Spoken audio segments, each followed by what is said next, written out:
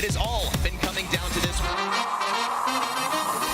We gotta turn big dreams into action. We gotta mix action with the passion. Oh my, what an incredible moment. We gotta turn big dreams into action. We gotta mix action with the passion. Time short, no time for relaxing. Be the first and last out, make it happen. We gotta turn big dreams into action. We gotta mix action with the passion. Time short, no time for relaxing. Without further ado, let's get rolling.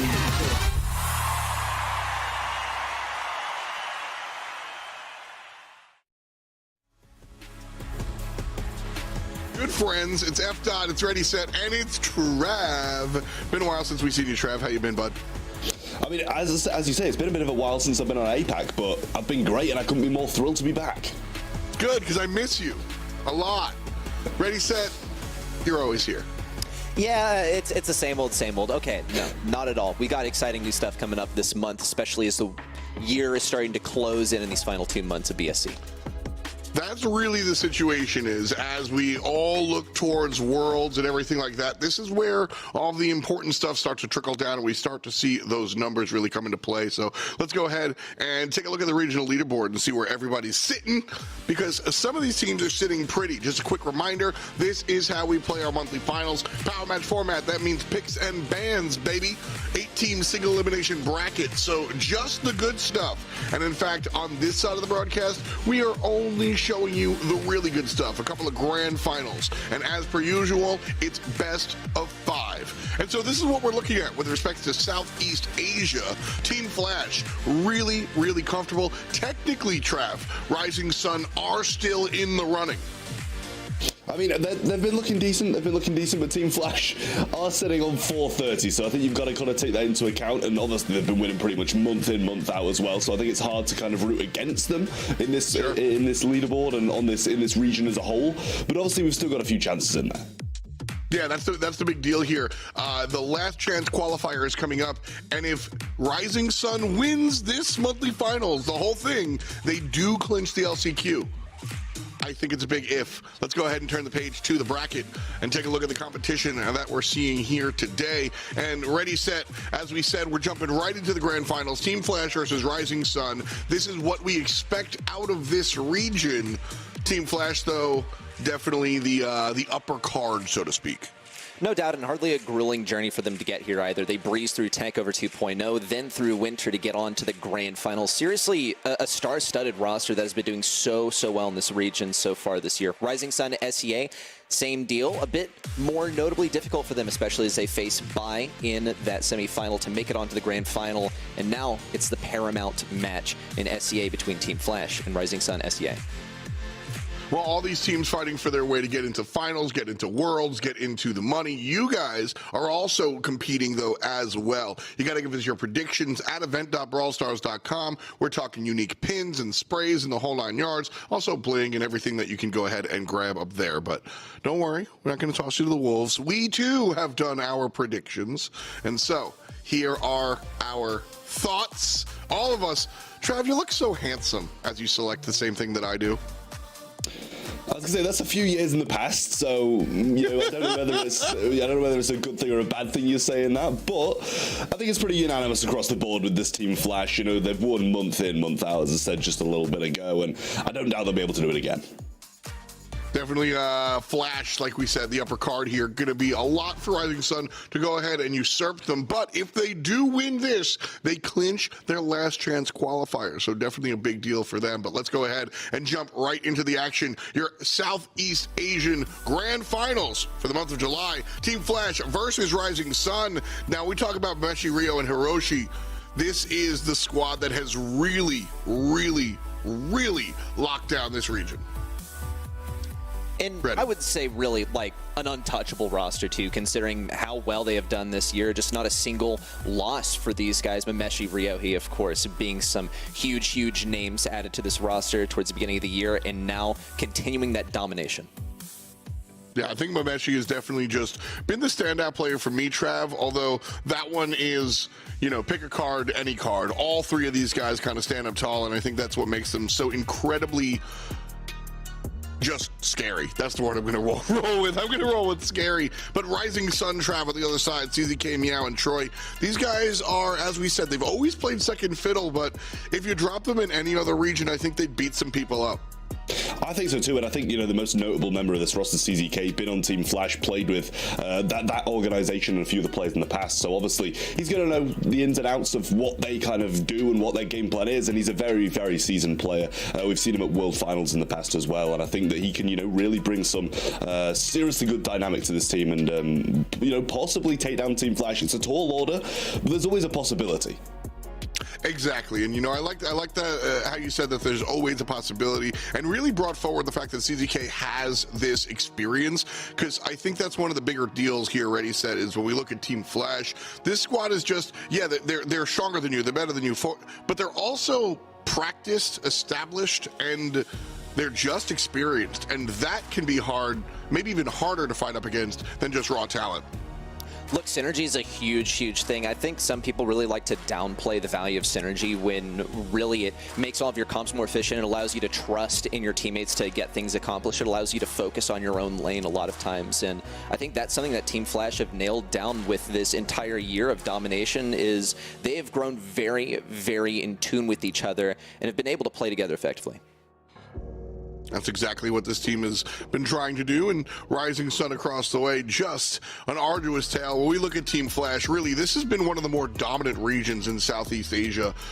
Later on today, we'll take a look at some of the stuff out of the Indian region, and even East Asia as well. And when we look at East Asia, that's really known as one of the more dominant regions, but other teams have sort of risen to the task of dealing with those. We come here to Southeast Asia, Team Flash, this team kind of on an island by itself. Ready, set, you've sort of seen the scene for a number of years now. What do you think the number one thing that Rising Sun and the other Southeast Asian teams need to do to really reach the level of Team Flash? Or is it just a time in the oven type deal? I think it's absolutely the latter. I mean, this is just more time that Rising Sun SEA needs to spend playing together as a roster. Something that I've seen really for the top dogs coming from this region in the past have been consistent members staying together for a very long time, and even for like a couple of years at a time in some cases. So just a little bit longer for Rising Sun SEA to, nail down some of those things and stay together as a roster, deepen those synergies, I think is really the name of the game for these guys. I've got to agree there. I think it's just, time together. Trav, as we've seen these international teams kind of step forward and step stronger, it takes a number of years, to really kind of become one of these squads that can kind of get together and then reach the level of everybody else. We saw it in North America where there was just one or two teams, and now there's a little bit more competition. We've obviously seen it in Europe where you do a lot of coverage of the international scene and just seeing how robust that scene is as a whole. Yeah, I mean, to be honest, it is difficult to get to that kind of level, and I think Team Flash have done a good job of it, considering how many roster changes we've seen them have. Mameshi slotting in, obviously coming in from Japan as well. So I kind of feel like they've not only solidified themselves in this region, but also future-proofed themselves for the LCQ and the possibility of Worlds later on down the line as well, if they manage to make it through that, by bringing in Mameshi from Japan. He might have a little bit of an issue with the server being locked away from his home, but later on down the line, I really think we're going to see him excel even more and even take on some of those international teams. I think that's one of the cooler moves that we've seen in Brawl, seeing sort of a region swap from a strong player coming here to Southeast Asia. And last month, we actually got a chance to interview Mameshi and ask him about sort of the idea of bringing in himself from a different region and if that elevates the region. And honestly, I'm not knocking it. He was just like, it makes my team good. I don't know about anyone else. And he didn't say this, but I don't think he cares about anyone else. And I like that style. I think that's definitely the move, right? I mean, you don't know how everyone else operates. You just know how your team operates. But at the same time, there are provable results. It has worked really, really well for them so far. And also there's a concept of, historically on the world stage, at least for the past couple of years, we haven't seen the most successful, I would say, representation from this region. Definitely would hope that these guys get a little bit farther on the world stage. And so bring in some stuff from the other regions, especially from East Asia, which has rocked those #1 spots for 2 years in a row now, can definitely bring some new blood, some new ideas to this region. Yeah, it makes sense. As we jump right in, Brawl Ball is going to be our first matchup here. And Trav, we'll talk to you after the jump. But ready, set, we're going to jump right on in here. And you can see it's Meow in the mid, trying to push up forward. And Rising Sun coming out of the top side of your spectator UI. And on the other side, Mameshi in that mid on the Max. But a win in the right lane allows Barley to step up. Max is going to push forward, gets punished for it. And now an open net, pushed in, and scored. Wonderfully played here for Rising Sun SEA. Love some of the draft selections here as well. That Barley's going to be incredibly oppressive for really anyone that faces it. A good move to switch Ryohi on the right side, though, to break things down. And some big moves around the left, too, as Troy has to fight right into that Tara. Just free supers all day long for the Tara. A 3v2 ensues with Rising Sun SEA on the defense. Another good kill on a Meow. And Rising Sun SEA looked like they might have been staggered for a moment, but Team Flash are sort of having to reel this one back. A lot of room opened up by Barley here, and Rising Sun SEA might be able to bring things out into the open again. Well, I don't even know if they're interested in it. So Troy goes ahead and trades out of the left-hand side. Always fun to see a Primo, the control tank, coming out here, doing job on the left-hand side. Mameshi hits go. And one kill is good, but not great. Not enough of a window to shove Team Flash up and to the left. As I said, Rising Sun cornered this ball, and they've got a long time to sit, 60 seconds about. But still, that seems to be the game plan. Just chill. And plenty of ways to defend, too, as Troy has that super on lock. Mameshi's going to try and get some speed here. Nice super there for Meow, and a takedown on the left side. Troy has that super. Wow. He's just flashing it, waiting for the perfect time to pop in, or maybe just playing defense. They're actually going to leave this ball in the back left corner as they gradually push things back. Speed on Hiroshi on the right side isn't going to accomplish too much, unfortunately. He has that super in hand, and a good takedown on the left side from Troy. It opens things up quite a bit as well. A self-super from Meow. Troy's got to play defense. Mameshi completely circumvents it. 20 seconds left. Got to see some kind of move from Team Flash. Well, it's not going to be on the left side. Meshi falls down left. Hiroshi falls down right. Ryo coming up on by himself, and goes the Weasel. We'll count it down from 5, but Rising Sun takes game number 1. I like the draft here from Rising Sun SEA. We didn't get to quite see how it developed brawler by brawler, pick by pick, and the bans for each side, but I really did enjoy that Barley selection. The Primo definitely, I think for some people, raises some eyebrows, but if you look just beneath the surface, then it'll start to make sense. Primo, he's like the tank that deals with tanks, and he definitely wasn't the final selection here. He was probably picked in advance to prevent another tank selection on the opposing side, and it didn't wind up working out for these guys, but they're still able to sort of secure their own fate with an early first goal that they look to develop once again. Barley was a big mover and shaker in game number 1, to be honest with you. Although the right side, the 2-on-1, works out. Well, I don't know if there's going to be a scoring opportunity for Rising Sun. CZK does secure the kill, but not a window of opportunity just yet. Respawns are out. It's 3v3, but we are definitely on Rising Sun's offensive push. CZK wins one, but so does Hiroshi. And Troy's got to watch out. This will wind up being a neutral trade, balls in the backfield. And so nothing doing for either team here. 1:40 to go. And Rising Sun, they're equipped to play defense, but they can't really do that just yet. They still need to secure their first goal. Ryohi on the left side, wall break and a takedown onto Troye. Things are wide open for them to get some good value with that super. Another double super for Hiroshi on the right side. Ryohi sent all the way in the back lines. Little self-destruction of the walls as well. And no value there for Troye. It's goal number 1 for Team Flash. Listen, I'm not the guy that sits here and tells you how hard our job can be sometimes, but that's the opposite. Sometimes it's real easy to figure out what happened in the play. Tara hit the double super and they scored off of it. That's all of the analysis you need, folks. Hero gets another kill, and this might be another score. Big play by Primo. Corners the ball on the left-hand side and finds the defense versus 1, 2, and 3. Buys enough time for his team. Troye with a huge play there for Rising Sun, keeping them in the game. It's going to be kind of oppressive, though, for Rising Sun. They're missing walls. Mameshi also can get a lot of value for them with some of these walls broken down, especially on the right side. CZK doesn't have a whole lot of terrain to play around. Hiroshi is going to be his ideal lane matchup, but he is at relatively equal range once the walls are down. Here's a speed. Could be a big move from Ryohei. He's trying to create pressure on the left side, but there's just not really much he can do. Just waiting for the clock to tick down. Hopefully they can defend for another 15 seconds. In goes Troy, CZK with the takedown on the right. Mameshi very, very low on health, but Hiroshi remains alive. It's 5 seconds left and no chance in sight. Rising Sun SEA bringing things back for a victory. It's a Team Flash W as we tie things up in set 1. Great job there by Hiroshi. Again, this one was real simple. They landed the super. They made the play off of it. Really, really good plays. But also, not to take anything away from Hero here. That's exactly what the character is designed to do. But you just can't clump up against the Tara with the super available. I mean, my thoughts exactly, right? As soon as you see 2 brawlers within that radius, you might as well assume that you're dead already unless you have some Galaxy Brain strategy in your back pocket. Well, Rising Sun SEA, they're going to get this done with early game aggression. Ryohei take down the left side, easy pass up to Troye, and he just walks it right up to the goal line. Well done for Rising Sun SEA, and that's exactly what they needed. They will have to play into the speed off that second pitch of the game, but still, they have the materials to make this defense work. As long as they don't allow those walls to be broken down, they should be relatively safe.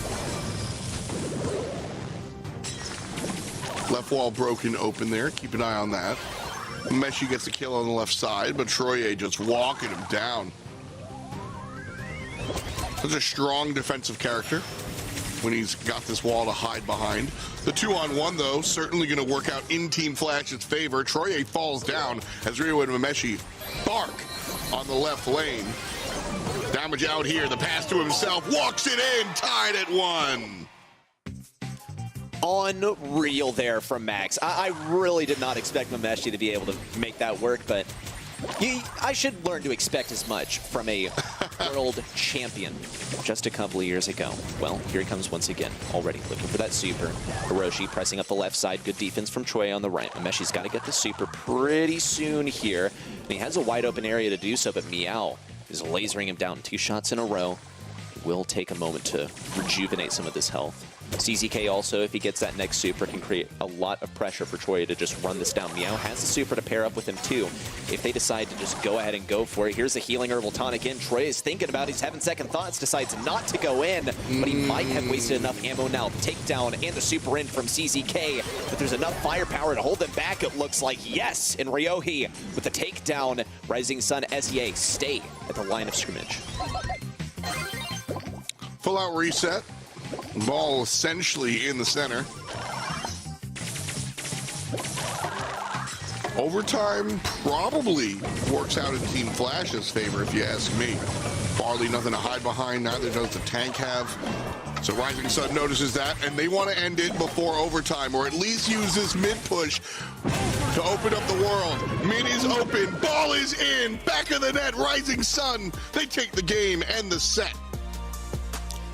Well played, just great positioning and amazing pressure there towards the end of that game. It's exactly what they needed to do, and just wonderfully played here from Primo. Keeping that positioning and making sure he's, oh yeah, that's kind of a glum expression, it looks like. just pondering the next set and how things are going to turn out. But set number 1, well done for Rising Sun.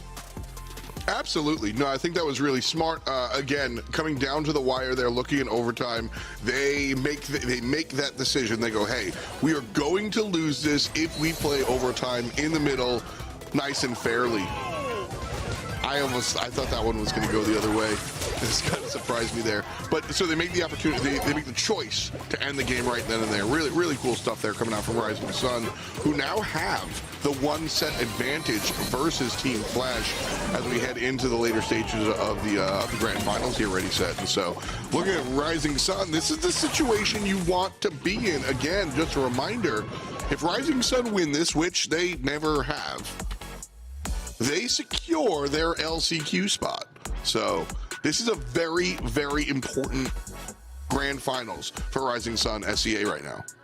Yeah, just get that second LCQ spot ahead and locked in. Team Flash, they already have theirs locked in, but Rising Sun, they found some good success in the region so far. They'd also be breaking the winning streak of Team Flash, so there's a lot more at play. It's a lot more than just going to the LCQ, even though that's really the big goal at the end of this entire road, also disrupting a reputation that has been earned in this region and starting to stir things up and make us question who is the strongest team in this region as we get towards the end of the year and even closer to LCQ. Yeah, I mean, and asking that question is really what we want to do. We want to create that conversation. Right now, though, we've got Hot Zone dueling Beetles in front of us. We'll go to Heist Pit Stop later on after this one. And we'll see what else we got a little bit later. But a spooky situation as we jump here into Dueling Beetles. The bands are in. Squeak is our first selection overall. And our bands do include Shelly, some Poco as well. Interesting. And the Stu band's unsurprising. Stu's just that guy. He's just good, right? All-round good brawler. It can be frustrating to play against a lot of times, especially if your enemy has low ping. We're all playing on the same server here in the monthly finals, but you never know if someone took a little vacation to sit right on top of the server. So play it safe, get rid of the Stu. And overall, once again, just to reiterate, frustrating brawler to play. But let's talk about the Squeak. Usually, at least if it were more than a couple months ago, I'd be very sort of apprehensive towards this first selection, but Squeak has gotten a huge buff. One of Squeak's star powers now gives additional, always gave additional damage, but now has 20% additional damage instead of 10% additional damage to those normal attacks. So I think that'll be really valuable. He's a good DPS now. The selections from Rising Sun are going to sort of play the range game as well.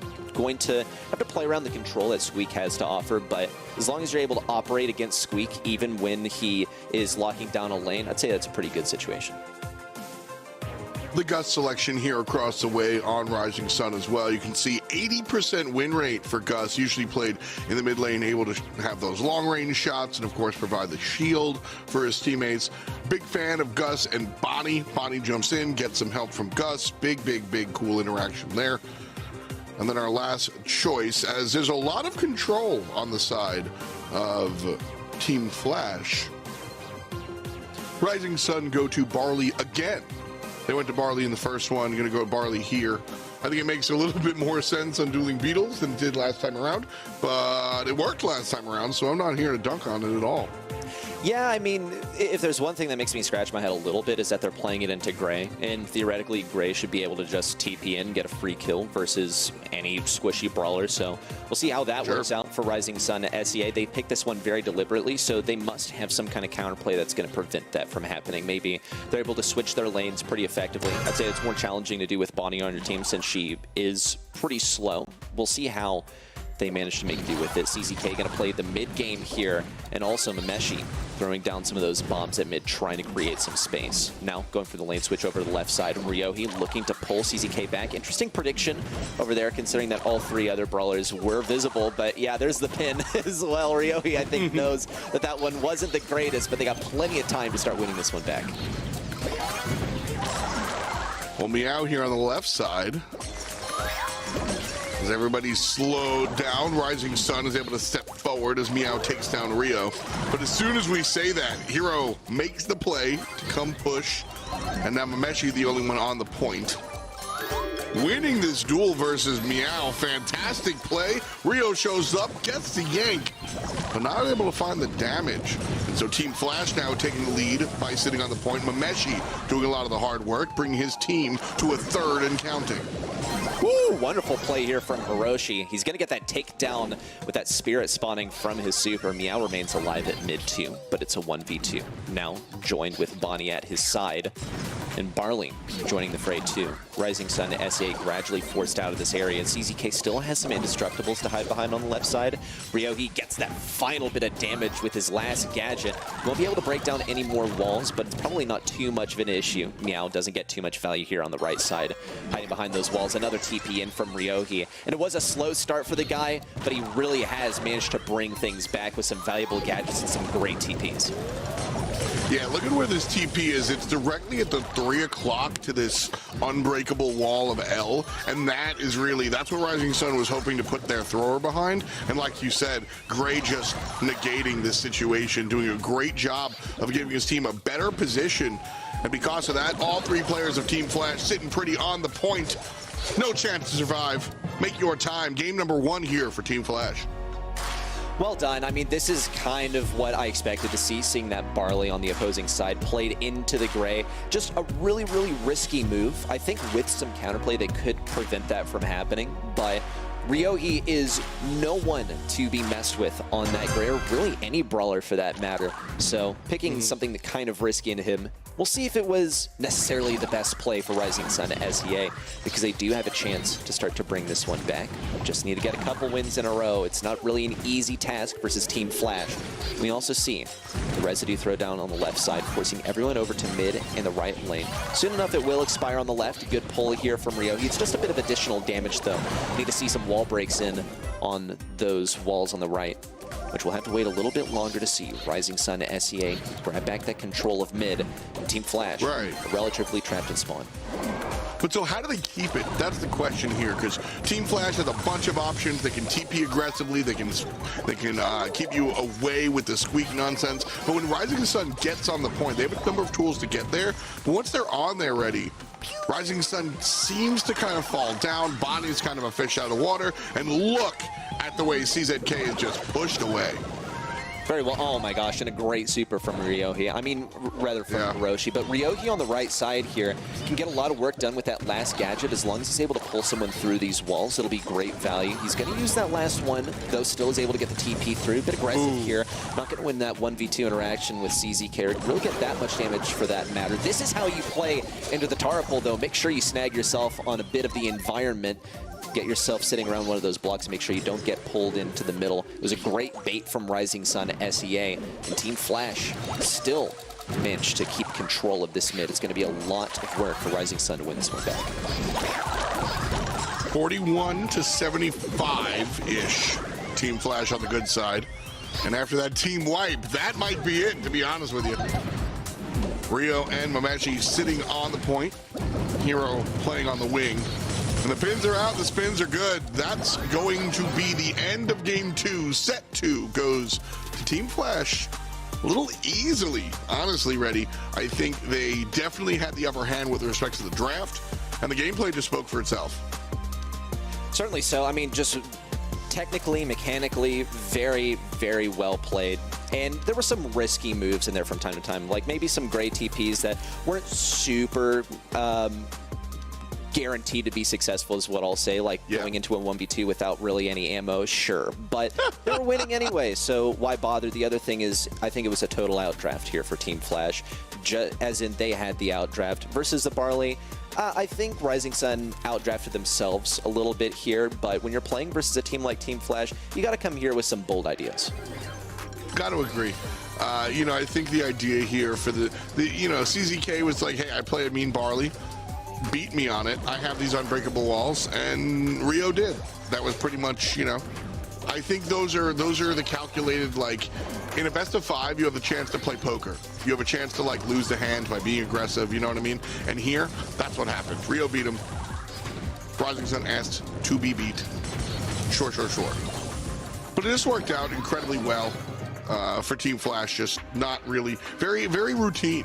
In fact, you take a look at these numbers, 11 kills for Rio, 239 DPS. That's a lot of potatoes for Team Flash. I mean, look, you're talking about Gray, a brawler who notoriously has very poor DPS, and he's getting the highest DPS on the team. When he has Tara and Squeak as teammates, Squeak especially, a brawler that a lot of people would consider to almost be a tank buster at this point, because he just does so much darn damage with that attack. With the recent buff, he does 20% extra damage by equipping that star power. So good stuff. Really a great display of skill from Ryohei. Dude's just teleporting all over the place behind you. Nothing personal, kid. I'll take you down. I'll see you in set 3. Yeah, beautiful, beautiful play there. As we jump into Heist, we're going to pit stop. And we will go to double swoosh after this. We'll see if we need Bell's Rock there for set number 5, rather. I I'm anticipating a friend, but I don't see any, and I'm a little upset. Ah! Is that friend Look material? at that big smile. I mean, I like the flight. I don't want to. I don't want to be his foe, so I'm definitely going to be his friend. Nita, first pick here for Team Flash overall. I want to touch on Cordelius real quick. Banned twice out. Do you think without a ban we'd see any play from Mushroom Man? Maybe I would. Well, okay, Team Flash, I think absolutely know what they're doing. Rising Sun SEA might just send it in case, but I do know that Cordelius is incredibly strong right now. He can actually stun lock you pretty much. He'll just take you to the Shadow Realm. Literally, that's what it's called. He'll take you to the Shadow Realm. Yep.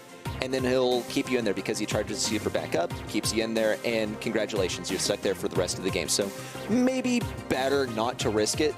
Typically also what we'll see pretty much for all of the existence of Brawl Esports is that when there's a new, really strong brawler in the game, the underdog is basically always going to ban.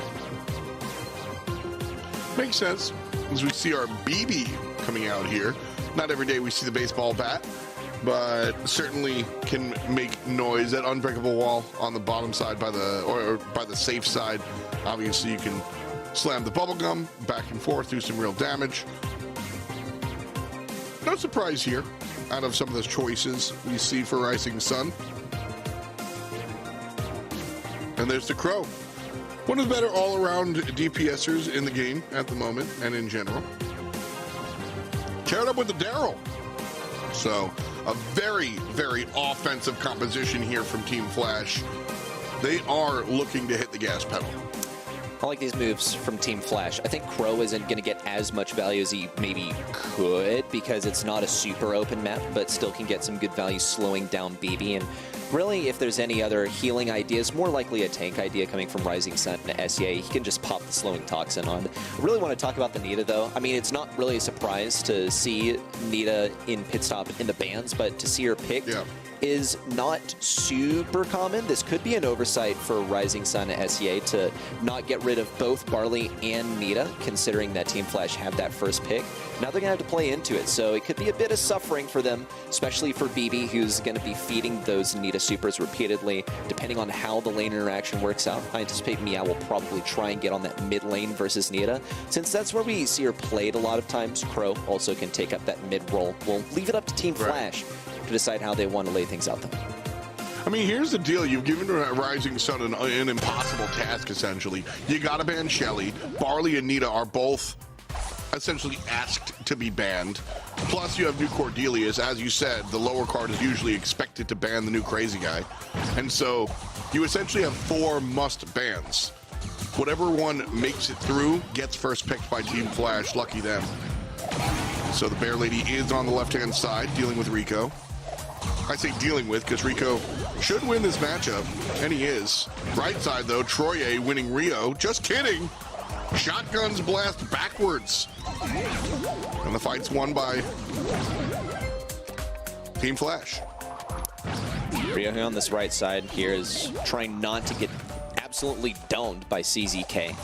Same here for Hiroshi versus Troy, just trying to get that super up. Troy is playing a dangerous game, though, getting pinched out by 2 characters at once. Ryohi with a takedown, rather getting taken down, and Meow finishes him off with a chain to super. Well done, Hiroshi on the left side, taken down as well. Meow now gets to advance. Ryohi still wants to send it up the right, but he's given no opportunities. Troy's going to keep on knocking him back, getting a lot of damage off of him. Ryohi tries to get some kind of stun here, but doesn't make connection with Troy. It's a good advancement here for Rising Sun SEA as Troy can maybe get it onto this safe. Ryohi still being a really stiff defender. Rising Sun SEA start to take the first bits of damage on their safe. Little trade out here too as Team Flash takes some damage on them. Both teams just tickling each other's saves at the moment. 25% done by Rising Sun and a little bit more by Team Flash. As ZZK puts down the barrel, 63% left now for Rising Sun. So Team Flash with a 10% lead. And with 40 seconds to go, still a ton of time. Check out Daryl right side. Troye just now notices. We'll try to keep him at bay.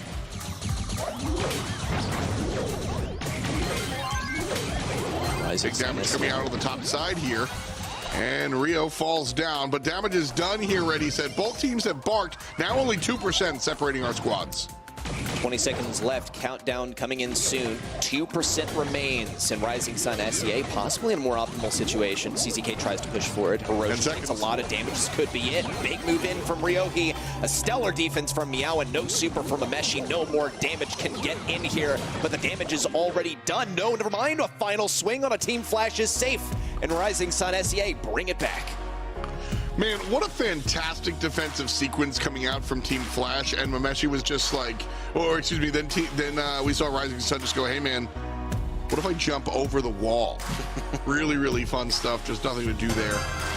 So game one going in the direction of Rising Sun, last moment victory. Fun stuff. Mameshi just coming through in the clutch there, or at least trying to. Rising Sun winning it on the bottom side. Pretty serious aggression here from Meow on the left.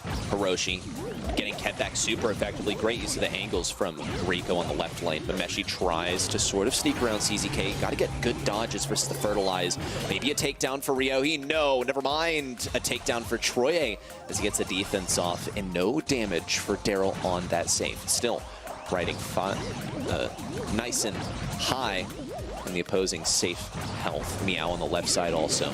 Good damage in. Ryohi tries to roll forward. Might be able to escape the clutches of BB. Lots of damage in. Just 1%. And that's all he's going to get as Meow continues to hammer down on Team Flash's save. Yeah, Meow has done about 18% now, as Team Flash has only gotten 1% across the way. So Rising Sun, again, the bottom card, doing the majority of damage here. CZK over the top. Gonna find the super on the save as well. So sub 60% here for Team Flash. Again, just a reminder, Rising Sun has never won one of these finals. Still a lot of Brawl to be played though, Ready. A minute left. Yeah, if they keep up this kind of aggression, they certainly can generate a victory for themselves. A minute left. Ryohi now looks for the roll in. Troye just keeps smacking him back though, giving him one concussion after the next.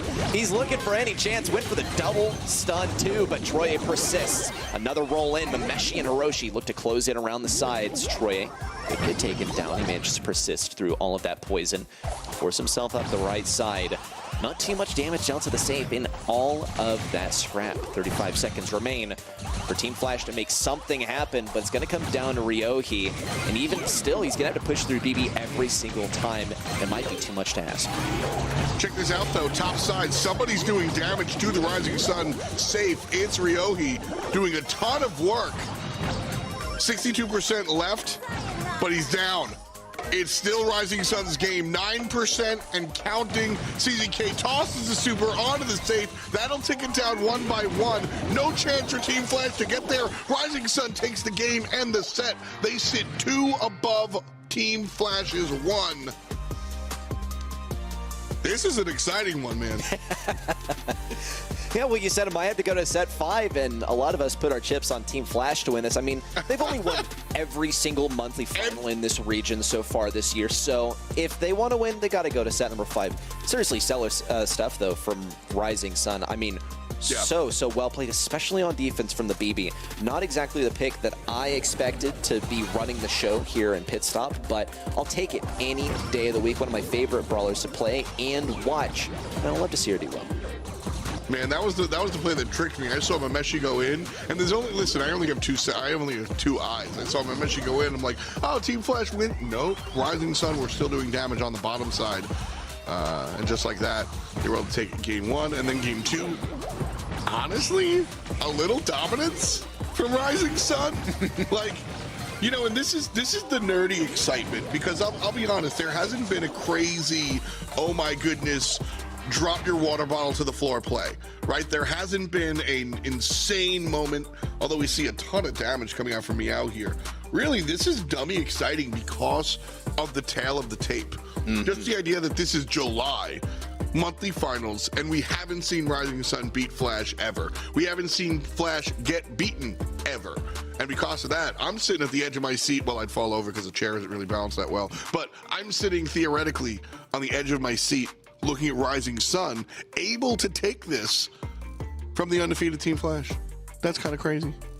It's a little bit crazy. And I mean, hey, can you blame any of us for making our predictions on the team that's had the winning streak for the entire year so far? But I'll always root for the underdog. And I'm always one to root for sort of the domestic threats, the scraps between the top two teams in the region that really creates more competition, propels these guys towards the big performance on the big international stage. And so far, Rising Sun SEA are kind of running the show today. I've loved their drafts, and they've made me question a bit of what I thought I knew about Brawl Stars, especially the Nita selection from Team Flash. I thought, okay, that's got to be it for sure. That has to be a blunder from Rising Sun SEA. But no, they're able to counter it. They're able to deal with the Daryl super effectively too with the BB. I just loved every single aspect of it.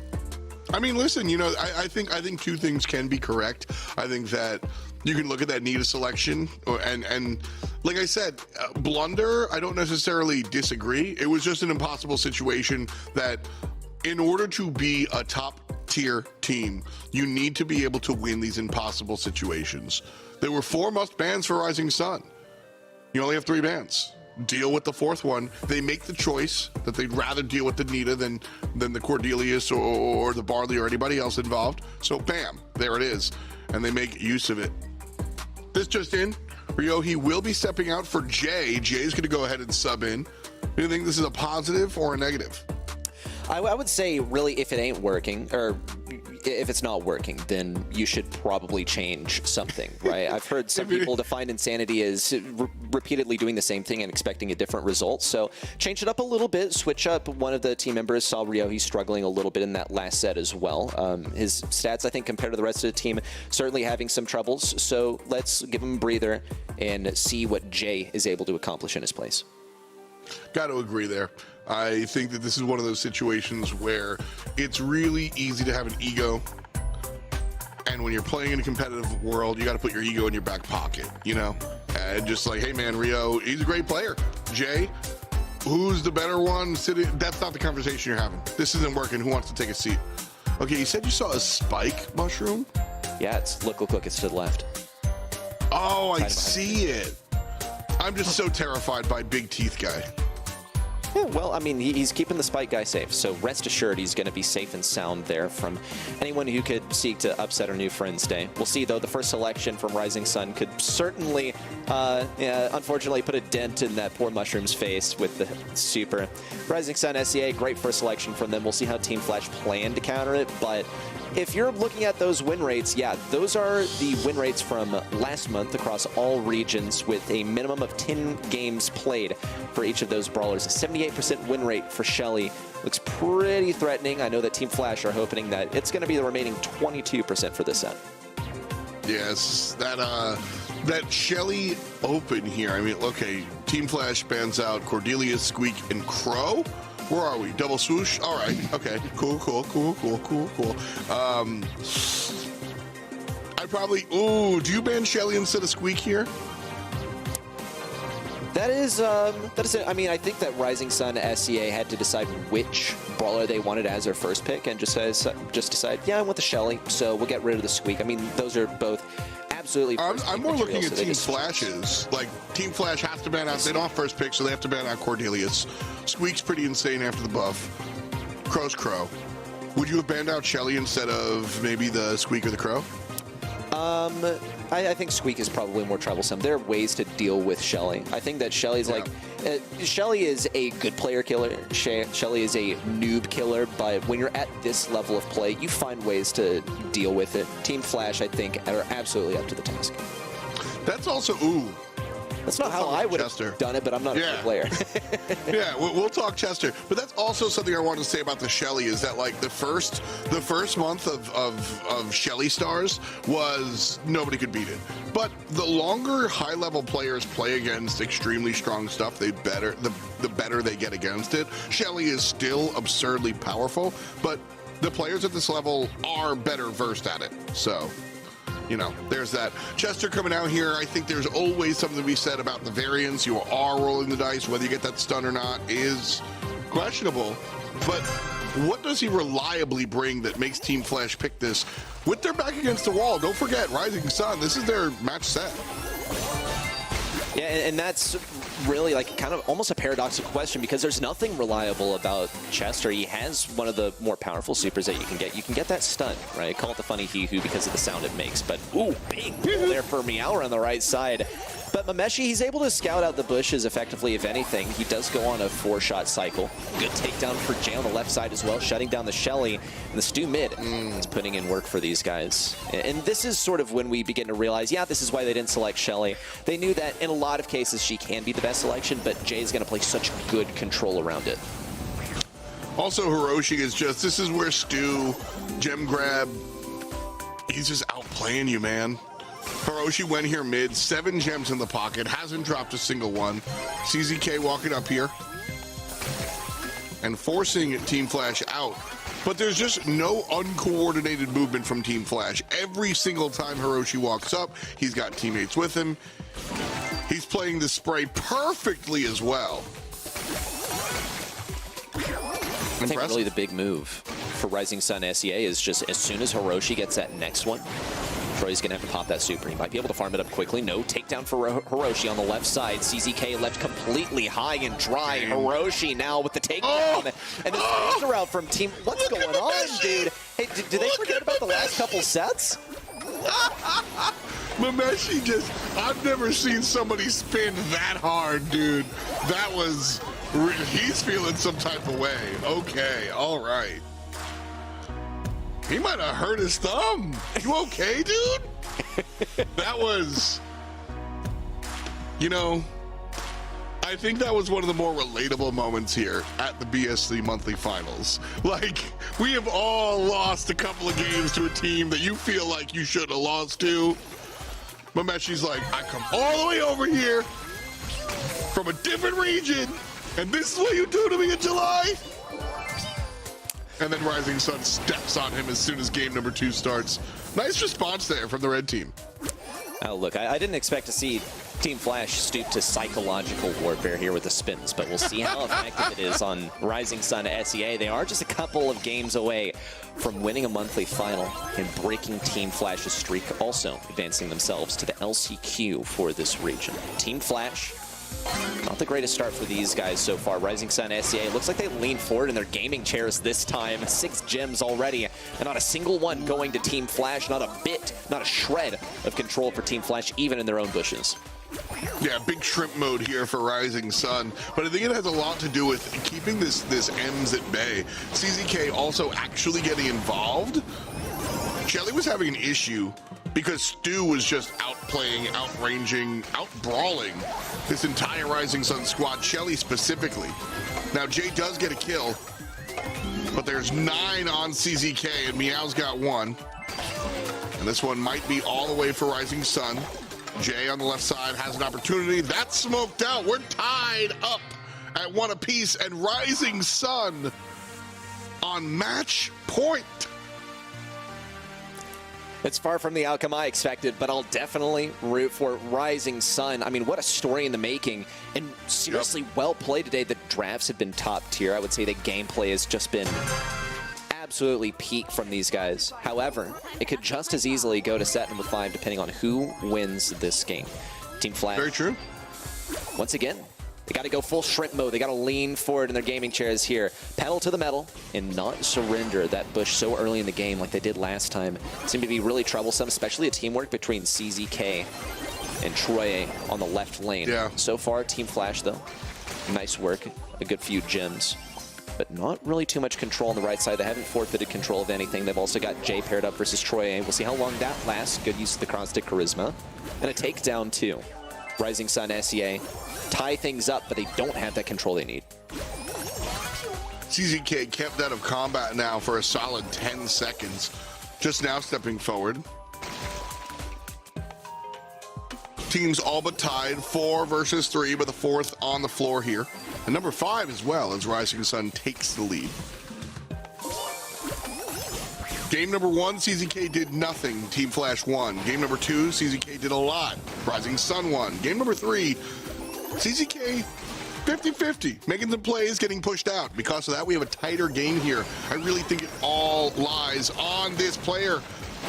Meow gets a kill against Mameshi, and Troye in trouble as well. But Rising Sun with this mid control, 3 gems above Team Flash. Rising Sun SEA just trying to hang on to this control here. An easy gem for Meow to hang on to. Hiroshi could get some serious damage in here. Jay has to push forward. He's got to get this super down. Troy, big damage on him. CZK also completely left open. Hiroshi goes for the shots. Good Huge take play from Meow. Mameshi with the final takedown, and Troye advancing, trying to keep these gems safe. An easy cache for them to grab when they so desire. CZK is going to pick up a couple of them, but decides to leave the rest in the back right corner. Easy kills for Jay versus CZK. It's a countdown for Team Flash as they start to pivot onto defense. 10 seconds remain. They got plenty of room. Just got to back up slow and steady to bring this one into set number 5. 5 seconds remain. No super for Troye, neither for Meow. Not a whole lot of mobility. A super for Jay around the right side too, and a nice clean finish for Team Flash as they take us into set 5. And they certainly feel good about that one. Great job there by Team Flash identifying, and I mean, like, listen, identifying the fact that Shelly is going to be a big deal. Certainly not the most difficult, brain-breaking puzzle in Brawl Stars, but that's exactly what happened. They noticed that they noticed, there we go, that CZK was the guy and kept him out of the game in game number 1. Game number 2, they couldn't handle it. Game number 3, they wind up putting him down. Because of that, Team Flash do find themselves going the distance, and now just a single set remains, or a single match remains. And it should be a tough one here. Rising Sun, I think they needed to win here, ready, set. I really think they had it. Me too, but I mean, slowly and surely I started to realize just how frustrating it can be for the Shelly player to go into that EMS. She's going to have so much area control. Really, the win condition for Rising Sun in game number 2 was that they managed to take control of the bushes. After that, it was smooth sailing. And that's kind of the way that EMS operates. Once she has control of like a bushy area, yeah, you're kind of never getting her out of there unless you have like a super duper pinch. So, well done for Rising Sun SEA in that one game where they were able to force her out. But for the other two, Team Flash, they just had EMS do EMS things, and it worked out in the end. We're going to set number 5. Again, I've said his name a heck of a lot, but I just want to do it again. CZK here, 226 DPS while being focused, pretty much. Impressive, despite the loss. So, Meow, Troye, and CZK trying to do it one more time, although the swap here for Jay certainly worked out. Rio sitting on the bench for set number 4, and Jay making an impact and bringing us to a set number 5. And a good one so far. As we said, these are the grand finals of Southeast Asia. If you're just joining us or haven't been around, Team Flash wins every single time like clockwork. And Rising Sun trying to tell us that the clock is broken, or at least needs to be wound up. Because this is one of the more competitive monthly finals we've seen in this region. Full stop. I would almost go as far to say like the most competitive monthly final that we've seen in this region so far, because we don't typically see a team go so far versus Team Flash. But I'll put my money on Rising Sun to make it work. We're going to Bell's Rock for a bit of knockout action. Slow down the pace just a little bit if gem grab wasn't tedious enough for you just yet, but I think a lot of different strategies that can be put to use here. Typically see that long range play. Of course, that's not Bell's Rock, that's Layer Cake. Let's get Bell's Rock up here. Squeak is the first selection as well, going to get some good control play, probably some decent DPS as well for Team Flash. Overall, strong pick. They get rid of the couple of throwers as well as the gray, which I'm definitely a fan of. Triple thrower ban as well for Rising Sun. I want to say this is straight out of the Stamina playbook, but they're definitely not the first to think it is. No Cordelius ban, first time all night. Think we see it in knockout? No, too short ranged. Agreed. Brock. Dude, an 82% win rate for Fang? That's got to be low pick rate, yeah? No, this is off of 10 games played at minimum. Usually a last pick here, so. And you know what? Potential. Like, yeah, Fang always just seems like, it's hard to say that he seems like an oversight because there are just so many better brawlers, but when you look at what he does and what kind of game mode knockout is, it makes sense on like in your brain. But then you go like, oh, but there's RT and there's all these other choices that I like kind of need to choose. So Gus chosen across the way and looking for a third and final choice here. Jay, Hiroshi have the squeak and the Gus. Man, that squeak change really changes the way you have to think about the character. Before he was, well, a high, like it was area denial, just don't get hit. Now he's just kind of straight DPS. He's able to do a lot of things these days. Used to be like a free kill for Carl, for instance. Interesting approach from Team Flash here. Usually, when you see the Gus, it'll be paired up with something that will benefit a lot from that shield. Maybe they plan on having Jay go super aggro. We'll see the Edgar final selection from Rising Sun. That's an interesting one. I see plenty of potential for Team Flash to play into this one effectively. If Mameshi can camp on that high-powered B, run the Honey Molasses as well to tank a bit more damage. Hiroshi can also get the knockback with the Cookie Popper. Jay is just a DPS machine. Rising Sun SEA, I mean, this is their time to make this streak vanish, to earn their first spot. The first non-Team Flash win in this region. I'm not sure if Edgar is the way to go about it, but they sure seem to think so. So we'll see how they operate.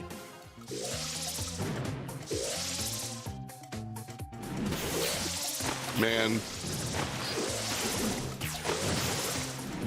Edgar into this composition is a little bit rough. Squeak is almost certainly not going to be running the slow, the super sticky star power because of the better one. But I still, with Honey Molasses and everything, Edgar's just not in a good position to do what he does. Now, I often say that I do like these jump-in assassins in Knockout because the penalty, the slap back, just doesn't really exist that much. But this still is an arduous composition to pick the Edgar into. And so Rising Sun, again, kind of sticking to their style, picking some weird stuff. We've seen them do it before where it worked out. And we've seen them do it before where it didn't work out. I'm thinking of that Barley in set number 2 or what it was. And Troye dies before he even gets started. Team Flash knocks the dominoes over. Easy game one, easy round one. In the industry, that's what we call it, dead on arrival.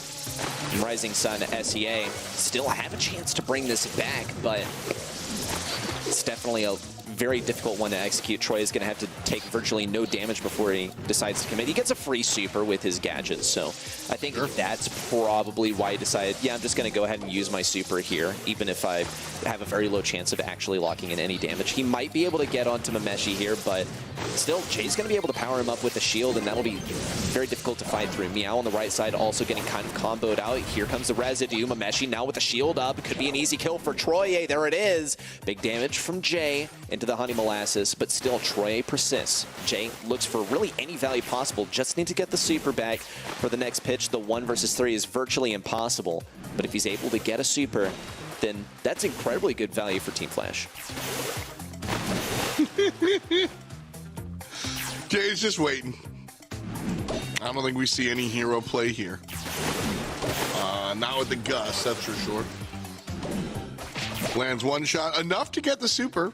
So Jay does get the super. That is something to note here at round 2. Troye actually able to play the game this time. So nice look there. Jumping on the 6k health Squeak, not ideal here for Troye, but Team Flash kind of forcing him in that position. And so a nice job there, kind of aiming the assassin. Still works out in the assassin's favor, but you know. This could be it. Mameshi on low health. Instant damage from Meow to keep him low, keep him from regenning too much. He's still forced to switch lanes around the right side. Not a whole lot of range to work with against Hiroshi. Troye can go for a big move in. Might decide to go on to Mameshi. He's completely left alone on the right side. A miss super from Jay, who's just out of range. And a 3v2 is afoot. Jump back from CZK, an ability he's been hiding this entire time. Jay and Hiroshi sort of surrounded the left side. Jay looking for anything. Another gadget from CZ. I'm telling you, he didn't reveal this entire time that he was running the rocket laces. He's just popping them off like it means nothing here towards the end. Hiroshi needs to stay alive. Good takedown with the 3KB. Another one, CZK dead as he lands. And Meow has to create some space here. Well done with that form down. Gotta avoid some damage. Looks for the final bit, but Jay persists in the poison. And the match point goes over to Team Flash. Oh, man, that one looked like it was going Rising Sun's favor, but Team Flash winds up wrestling control there towards the end. I'll just ask you straight up, misplay from Rising Sun or just great control from the other side? It's a tough one. I think in the final few moments, everything gets a little bit hectic, but Meow certainly could have ducked around that right corner. It came down to the last second. Jay dealing that final bit of damage, the tick before he went down to the poison. Well played by Team Flash nonetheless. They're at match point. Rising Sun SEA had the opportunity to make history in this region, at least for this year, but they still need to get 2 game wins in a row. Mameshi left all alone at mid. An easy kill for Troye. He even has a super to show for it. He's going in a second time. And this is what Rising Sun kind of wanted. They wanted this separation, and then Troye can jump on in there. Honestly made this one look a little bit easy. Do you think it's because Rising Sun got involved early? Yeah, and I'm kind of trying to work that one out in my head too, because Team Flash, it looked like in game number 1, they were able to play this effect. Ooh, Jay's not moving. Hopefully he's present in the game. Rising Sun SEA though, there we go.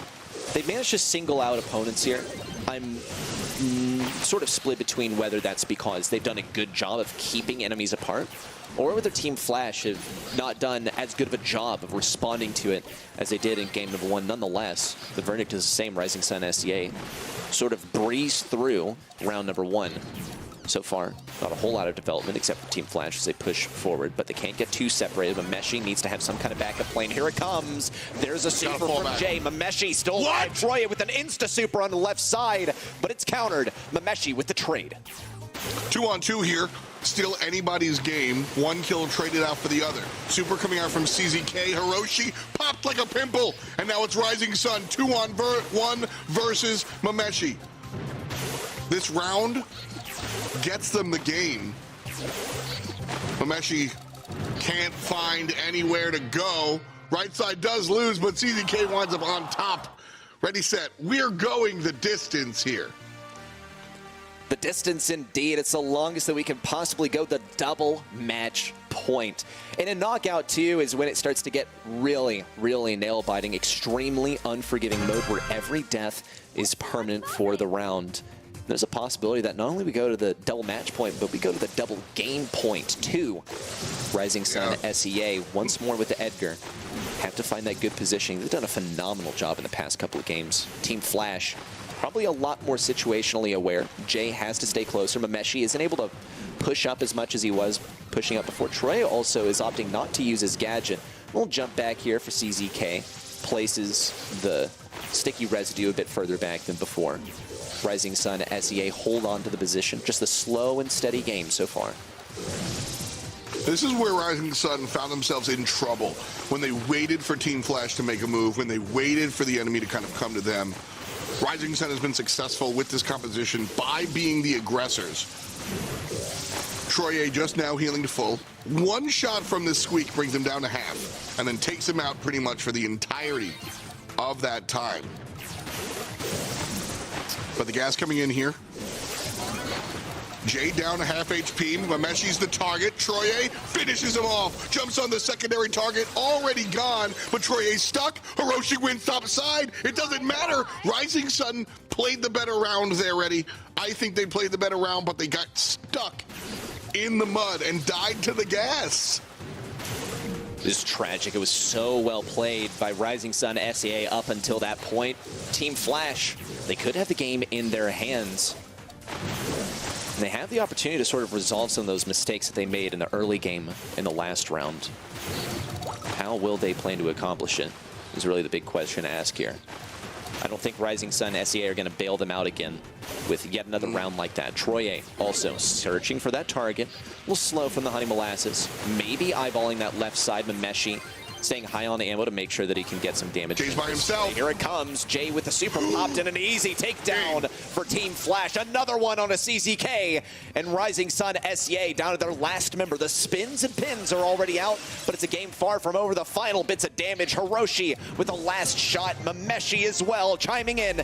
Rising Sun SEA go down. And Team Flash are your July monthly finals champions here in SEA. A sigh of relief as all things go as planned here for Team Flash.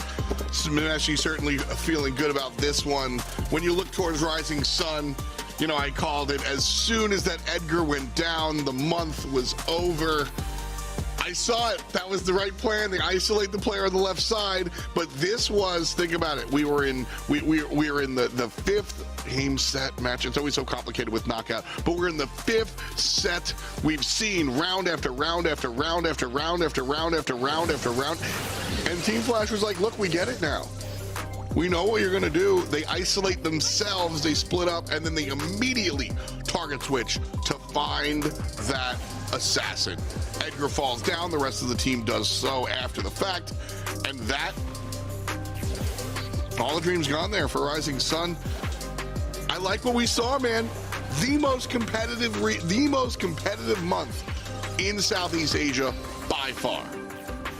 Certainly so, and I really think this is the rise of a new competitor in the region too, because Rising Sun SEA, they've done so well so far this year, but as you said already, and as we have repeated, this is the most competitive month it has gone so far. So if that's trending upwards, then we could be in for a pretty fiery August, especially coming from Rising Sun SEA. I was quick to judge the Edgar pick, and while it didn't win it for them in the end, I really think it was more of a case of, well, less of a case of the Edgar not being a good pick, because look at the stats here, and more of a case of them having some moments where, yeah, they get stuck in the mud. They make some great plays, but they all fall down in the poison. That happened not once, but twice. That's 2 rounds gone to Team Flash because of some misplays. So I still think there's some things to work out, some kinks to work out from Rising Sun SEA, but that's just part of growing pains, baby. Team Flash, they're top dogs for a good reason.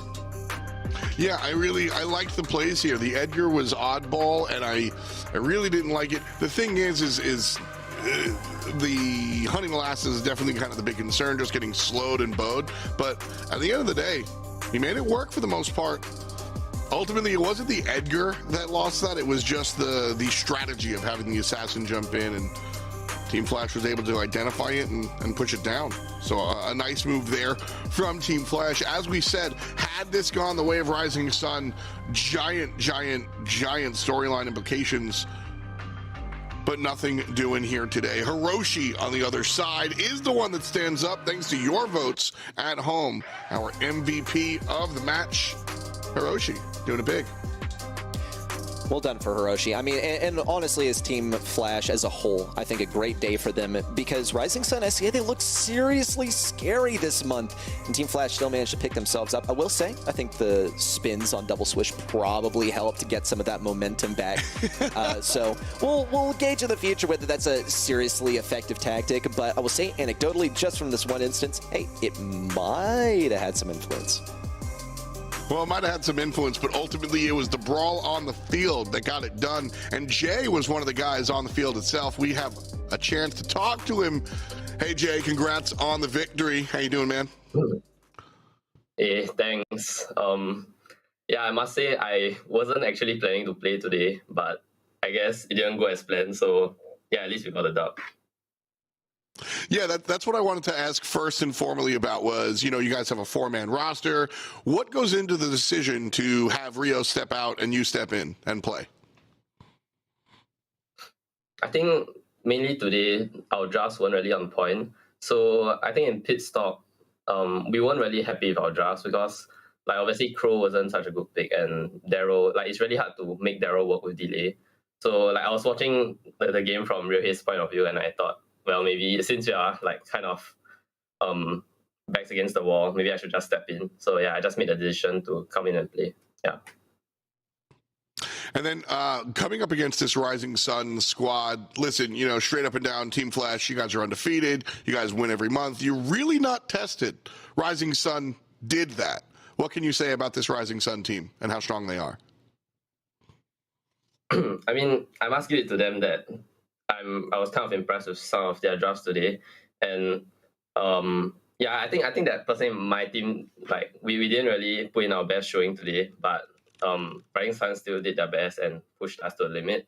So yeah, like condolences to them, and it was GG. Awesome.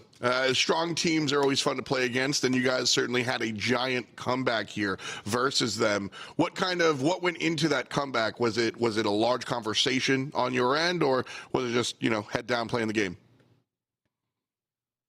I think that the reason why we managed to come back is mainly because of the mood of the team.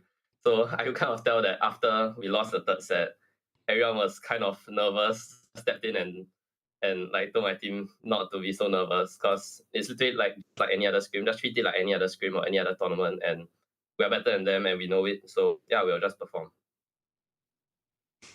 Well, great stuff, man. Again, like we always say, sports is a large percentage mental, so always got to keep that in mind. But congrats on the win. You guys stay undefeated. Any shout outs you want to give before we let you go home? Okay, shout out to Panda Cast for casting our region. So yeah, do check him out on Twitch. And yeah, shout out to everyone that's cheering for us and our fans. Yeah, that's all. Awesome. Thanks so much. Appreciate you, Jay from Team Flash. Always good to catch up and chat with the winners. Yeah, thank you. Awesome.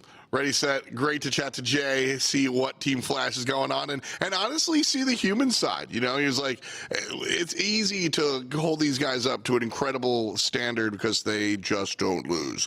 But even him saying like, listen, man, we were nervous.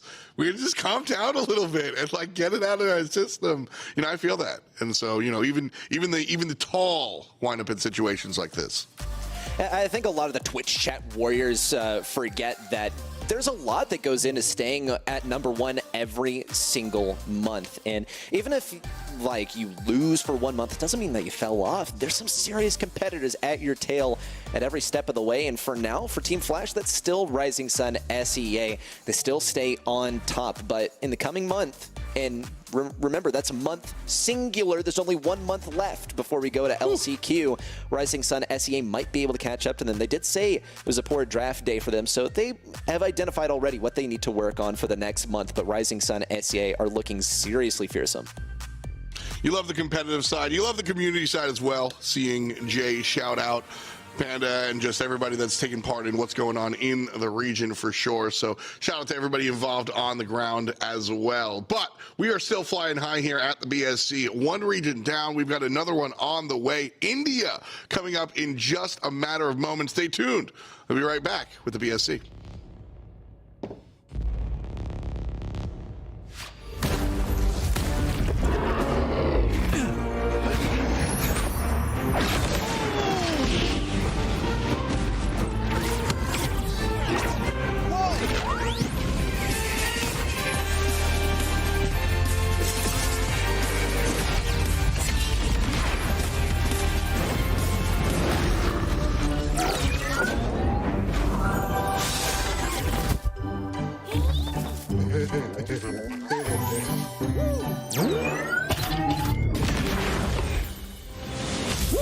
Let's go!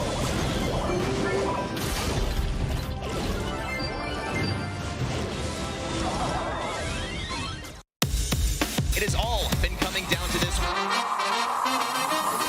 We gotta turn big dreams into action. We gotta mix action with the passion. Oh my word! What an incredible moment!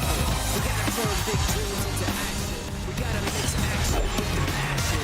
Time short, no time for relaxing. Be the first and last out, make it happen. We gotta turn big dreams into action. We gotta mix action with the passion. Time short, no time for relaxing. Without further ado, let's get brawling!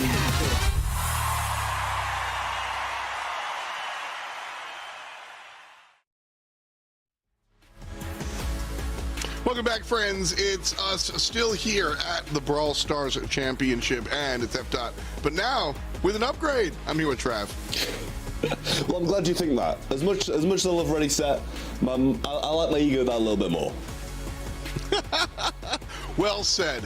Let's take a look at our regional leaderboard to show you how India has been going so far. Revenant Esports up on top, pretty secure. Marcos Gaming, though, a very strong team in their own right, kind of chomping at their feet. But here's the problem, though. Marcos has been one of the top teams in all of India. It was Marcos, Revenant, and maybe some other squads here or there. 4-button worth noting. I don't see True Rippers anywhere. But Marcos, they just haven't been that team as of late. Revenant and Marcos are the two squads in India. But these days, Trav, it seems to be all Revenant. Yeah, I mean, Revenant have just been on top of the world, and I believe they actually clinched that LCQ spot by just qualifying to the July monthly finals. So I think we can give them a big congratulations on that one. But at the end of the day, Marcos have been, their biggest opposition. But as you say, not performing as of late. Well, when it comes down to our Indian region, we only show you the good stuff, so we are jumping right into the grand finals. This is how they made it, though. Revenant coming through here on the bottom side, just 3-0ing all the clowns that stand up in front of them. And Marcos Gaming again miss the mark. And it's Southern Cross that's going to be showing up here, as they have had an arduous task to get here. Shafeen, Captain, and Pratik making up that Southern Cross squad. Whereas Revenant, we know those players. So let's focus a little bit on these guys. Pratik and Shafeen, though, we've seen them a little bit. The Southern Cross team, I think under a different squad name, if memory serves here, Trav. But at the end of the day, they are definitely looking up at Revenant Esports. I think it's hard to argue any other way, but these guys, they've been here time and time again. We've seen these names before. I believe we saw them in the Snapdragon Pro Series Masters as well, so they are some seasoned players. We've seen the names, and we know they can put up a bit of a fight, but just as it was in SEA with Team Flash, this year has just all been Revenant, and it's hard to really root against them. I mean, the players have been really stepping forward. I think that's one of the fun things watching one of these newer regions, because India is certainly being drawn on this scale in competitive Brawl Stars, certainly something new. But Sergeant, Prashant, and Response here kind of making up this Revenant squad. And honestly, getting a chance to talk to Sergeant and Trishant in Japan at Brawl Masters was a pleasure, because this squad knows that they have a lot to learn globally, at least with respect to how solidified the other regions are. But at the same time, they know that they're number one in India. They know that they have a lot to learn, but also a lot to just show the world. And watching these guys play has been a lot of fun for me. Yeah, and that's the thing as well. You say they know that they're not on that kind of international level just yet, but they did play very well at Masters, and I think that's something you've got to take into account, because these Revenant guys are improving month in, month out. They don't have the biggest competition here, so they want to get onto these worldwide stages, improve thanks to the scrims that they're going to get at those LAN events, and I think that's exactly what they need to do. Just qualify towards those, get the international level experience on the board, and they clearly use it against these guys in India, right? Because they've been dominating so much at this sub-region level, and obviously I think it's kind of fair to say that the community feels the same with that 73% prediction as well. Well, we're jumping in here to Pinball Dreams on Brawl Ball. What we'll do is we'll play Dueling Beetles and then Pit Stop, and if we need to, we'll go to some Gem Grab and Knockout as well. Should be the same layout that we saw last time around up in Southeast Asia. And so with the bans across the board, it's a first pick Bonnie here for Pinball Dreams. Gotta say, no dislike there, but then RT picked up across the way. Yeah, I mean, it's going to be that ranged affair in mid, probably through this Pinball Dreams map. And to be honest, I like the Bonnie. It's got that aggressive tendencies, jumping forward and going aggressive on that, but can play the range game as well, which I think is that balance that you need in Brawl Ball, especially when it gets further down the line to those overtimes. You can really use that to their advantage, make some passing plays. The RT, on the other hand, I feel like it's very good. I think at certain moments it struggles to keep up with the Brawl Ball speed. And I think El Primo's probably a good brawler to kind of make up for that in that. And obviously with Cordelia, Shelly, Nita all banned out, that was the route that they were going to go with the tanks. Got to agree here. I think RT winds up being one of the more impressive defenders in Brawl Ball, but I agree. When you're trying to push that advantage, being offensive, RT might be a little bit slow and leave some to be desired, but but Primo can jump on you. So I'm very curious as to the last pick here for SC. And that will really tell me how strong I think overall the draft winds up being. But Griff comes out, big DPS and some wall break as well. And they will team that up with the long-range Bonnie. Last selection here, what do you want to see? I mean, I think it's a tough one, but it's a pretty similar draft to what we saw in that SEA region when they played Brawl as well. You know, Griff coming in, it's not the most common of picks at the moment, but good against Primo, and a lot of those tank counters banned out. Then maybe they'll just double down and go for another tank counter. Yeah, they are. They're going to go with that Otis. Ability to mute him out. Fat Splatter's good as well, blocking off a few of these avenues through on the map, and then we're going to see Tara. So yeah, it's pretty much, you know, almost the exact same brawler pool we saw in that SEA region. So clearly a pretty similar meta across both of these regions here as well. But overall, you know, I really don't mind this Southern Cross draft, to be honest. You know, I said that RT might struggle a bit with the pace, but that's nothing Primo won't make up for. And obviously, I've got a bit of a soft spot for Tara. It's a bit all in though, is it? Like Captain Pratik kind of looking for this big group up and take them down. They don't really feel like there's a lot of secondary opportunities here, or am I wrong? No, I do kind of agree with that as well, and I think it's going to be just Primo getting that one opportunity maybe throughout the game, because it's playing against Griff, it's playing against Notice. The only real supercharge he's going to get is with being hit so hard, and already going to walk into that gadget, be knocked back, and Response is going to take advantage of this open left-hand side now as well, and Trishan going to have a bit of an easy right-hand side here too until Captain pops some of these gadgets. All it does take is one big play though, and Southern Cross can make that happen. Problem is, they're already on the defensive end. Response thinks better as Pratik respawns, and so back to the middle. Sergeant falls. I don't know if this is a big opportunity, though. Pratik jumps forward. Looks like Southern Cross wants to make it one, but I just don't think the window is open wide enough. Captain here brings out the shades. Shafin gets the kill. This could be it. Response doesn't have the damage. Shafin scores. I mean, that was nice from Shafin. You know, they just waited for their moment, and as you said, it didn't look like there was an opportunity, but they pried it open and made it one. A few more breaks coming in from Response as well with this piggy bank here. Got the supers widely available. They all pretty much show up at the same time. Oh, wow. And they're going to make use of it as well. Get two of them down. Just Response remaining, but that might be enough to hold them off and just until the respawns come through. So that was the type of play that Southern Cross, that's their sort of like ideal situation. Obviously, Griff wanted to fall down, but that's what they're looking for. That big moment. Southern Cross not out of it just yet. Still over a minute of Brawl to play. They did score early. It's going to be more about the defensive end. Sergeant jumps in, gets one, gets two. The ball's kicked out towards the left-hand side. Scoring opportunity is here. Trash points to Response, and Response points to the scoreboard. Tied at 1. Well, starting things from square one again. I mean, 40 seconds on the clock. I think we're going to need to see something fairly soon from Southern Cross, because this Primo's not going to have the best of times in overtime, but it looks like it's actually Revenant making the move, and they've got that mute, they've got the jump in as well. Sergeant maybe overly aggressive there, gets absolutely obliterated by Shafin and Pratik when he does land, and Response is trying to make the most of it now, but does actually get jumped on as well. Surely going to go down to the burn damage, but his star power might keep him alive. Does just. Trishan's still got his mute and does use it on Shafin there, and it brings him down as well. Captain the only one remaining, but got this jump now as well. The range is all going to be on Revenant's side through this overtime.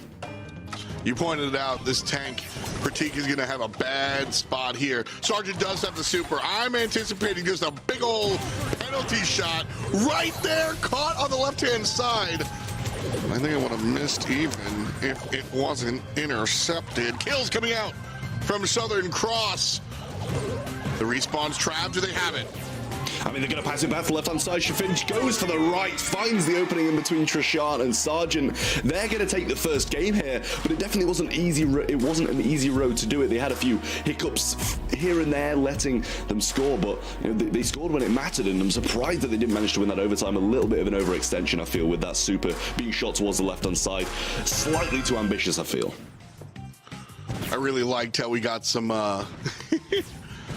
some good pass action up there. Love to see it. Pratik pushing forward now. Sergeant again. I won't dog him for being over aggressive, just forced into that position. Now Shafin pushing the ball up just a little bit.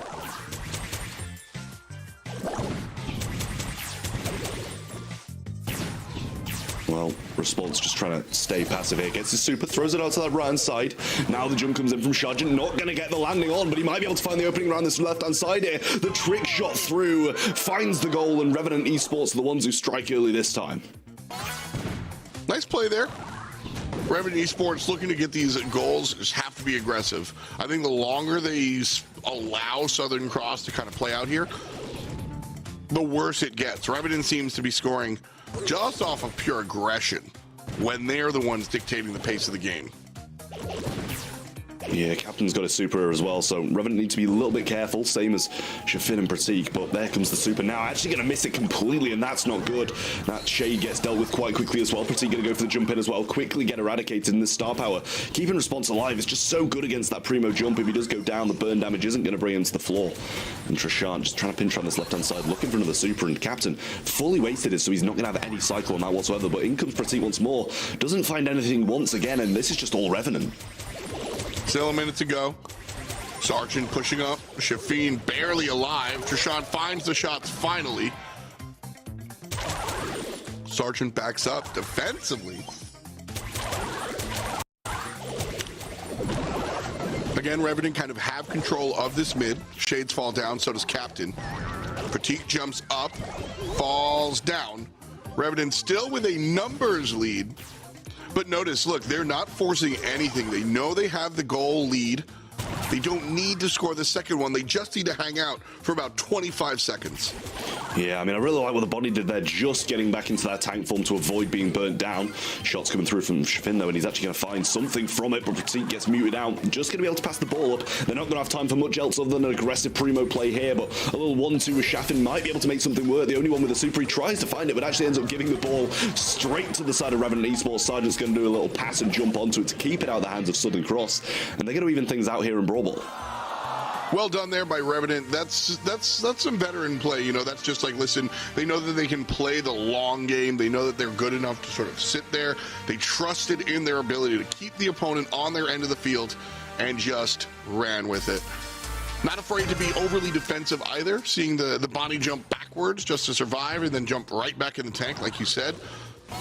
Survival on display there for Revenant. We were used to seeing them be aggro. Although I guess they were playing survival by being aggressive. But a game number 3 here nonetheless. Revenant starting things off again on Southern Cross's side of the field. Yeah, they definitely warmed up to what Southern Cross were trying to go for and just kind of stayed out of the way and let Pratik, you know, kind of kill himself by the way he goes so aggressive and just jumps in and doesn't really get a lot back from it. But Shafin gets an early super here as well. Captain not really finding the most connections, and Trishant with this control. I mean, Response hasn't done that much, but he's doing exactly what he needs to do. Break this map up, get the piggy banks down, and hopefully get a super at certain points. For when Pratik jumps in, he's going to be able to deal with them swiftly.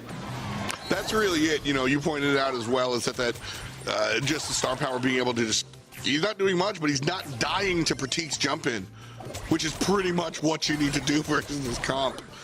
The shades are out. Captain again gets his hand forced. Shafin pinched here by 2, Sergeant and Response, but Sergeant falls back. And so ultimately it's Captain on the good side of things. This might be an opportunity for Southern Cross to get outside of their own front yard. They've got to make a move though, Trav.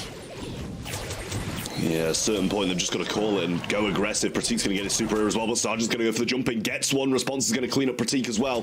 Trying to rotate around this left-hand side of the ball, but Captain does have this super to try and defend it. Going to hold it just for now, not overextend too much. And we do have these supers coming off spawn for Southern Cross, and they might need to use them quite quickly now as they have an opening down this left-hand side. Response has a super as well, might be able to get the defense, but the pass forward and the jump not going to be incentivized by Response. The ball back, and that might delay it long enough, but still finds the goal. Almost a big mistake from Southern Cross there, but the recovery might have just won the game. I think so too. You heard me say no and then stop halfway.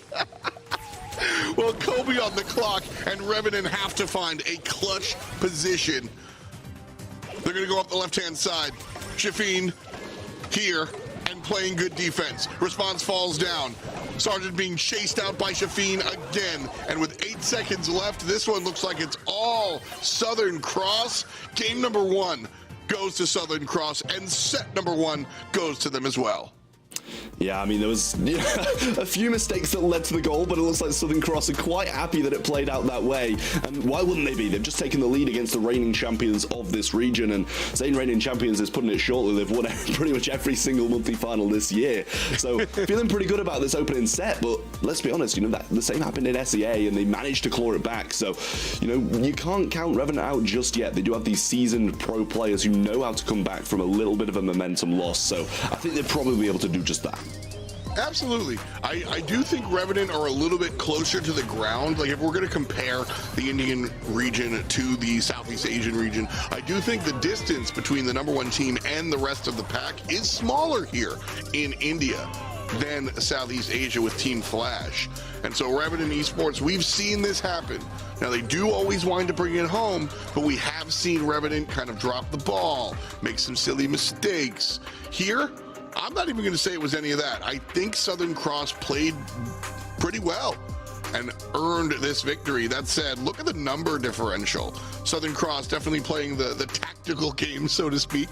Pratik, a stunning 86 DPS, as everyone else across on Revenant over 200. Yeah, I mean, just to eat up all that damage, he's probably provided all the DPS on the side of Revenant as well. But, I mean, DPS means nothing if you can't back it up with the wins, and I think that's clearly shown here by Revenant's massive out DPS and miles more kills, but they just didn't get the goals on the board, and therefore no wins as well. So Southern Cross come home with this first set, and they've got to be pleased about it. Going to be moving on to Hot Zone through the Julian Beetles maps, same maps as the previous series we just saw. We've seen pretty similar comps so far as well, and maybe something similar yet again on Julian Beetles. Should be interesting. I do want to get your take on right here. Wait for it. Come on. Very spooky. We get it. Yeah. Okay. Nope. Still not. Man, they changed the order of this. I swear. Every single flyover. We don't even get to see the big teeth guy. It's probably better that way. That guy scares me a little bit. But bans are out here. Kind of standard. Expect to see the Squeak ban. I'm surprised that we got to see much Squeak play in Southeast Asia, to be honest with you. Yeah, I mean, I kind of agree with you as well. Just the residue shutting off. So, here he is. Coming in, and that's going to be a big thing for these teams. And, both that and Shelly have been left in play. Yes, Shelly probably isn't that great on Dueling Beetles, but with the two best brawls in the game being left open, simultaneously, it could be leading up to something quite good here. Looking at the brawler win rates as well.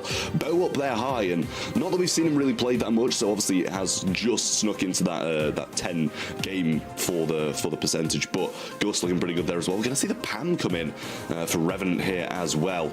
I like the pick overall, but it is one of those tanky units, and if Cordelius is going to get in range, they're going to have some issues, so it looks like they're going to try and keep him quite far away.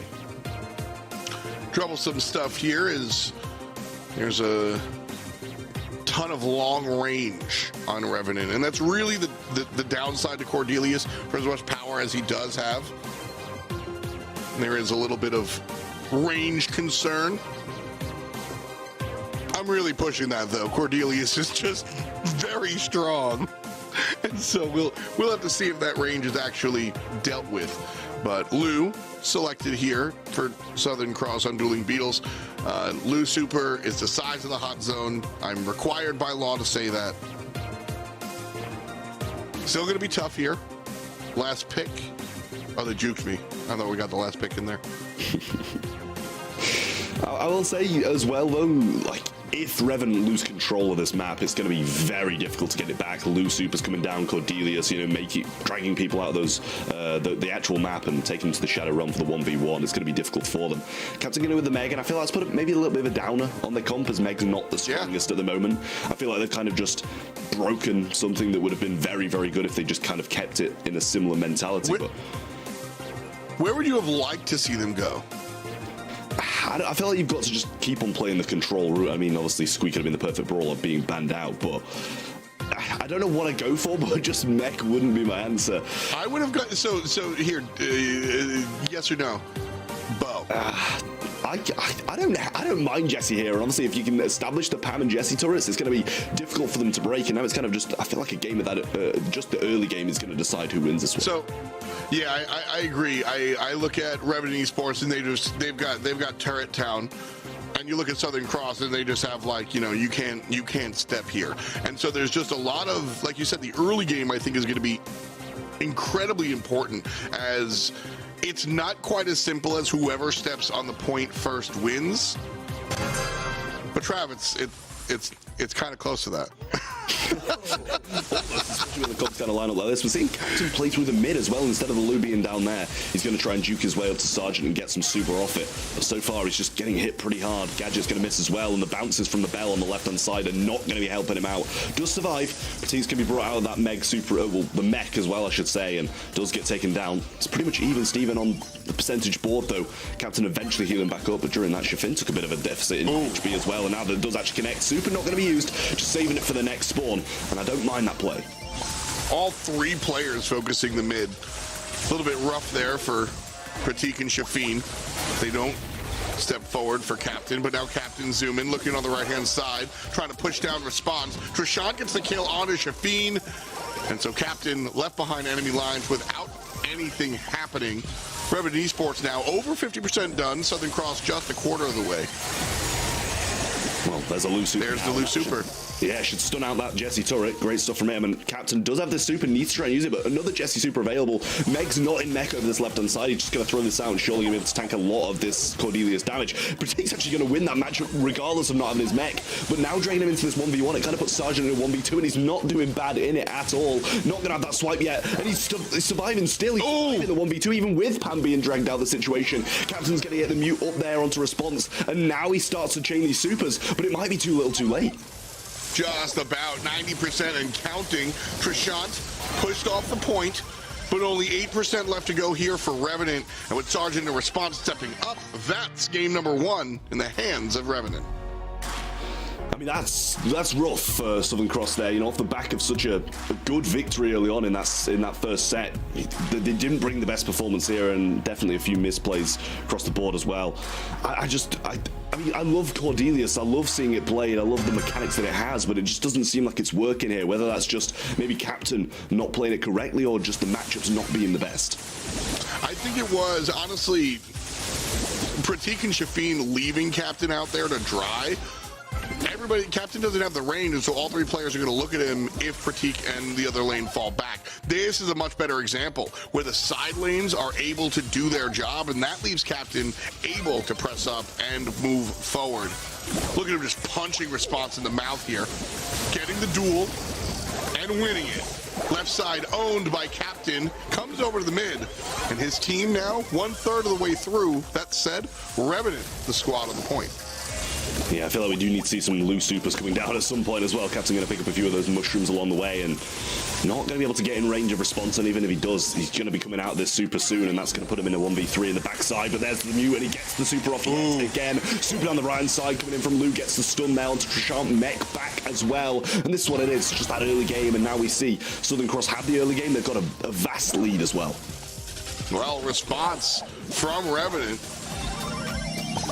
All three players step forward. Southern Cross have just everything they asked for. They had 2 ideal sequences in a row, and Revenant just sort of went, okay, and then came back and smacked them. Trishant landing these shots.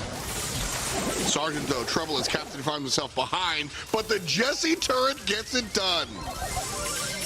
Jesse's a good pick, huh? I mean, I'm kind of liking it at the moment, to be honest. He knew that he was going to be coming out of that Shadow Realm soon. He was just spamming that super. You could see the ring around him just flaring up, and now they are in the lead, but quickly does get taken down. And Shafin, when he gets these supers, they start to make plays, but Captain not going to be the closest to his super, as he did just use it before he died and went down. He's going to fall as well. Pratik, the only one available and alive now, and that loose super completely gone to waste, really, and it's Revenant established themselves back on the zone. Should be evening out this in just a second. With this Jesse turret, I don't like Southern Cross's chances. It's going to be tough. 15% to go for Revenant, and with Sergeant getting a kill and Trishant getting a kill, that confirms it.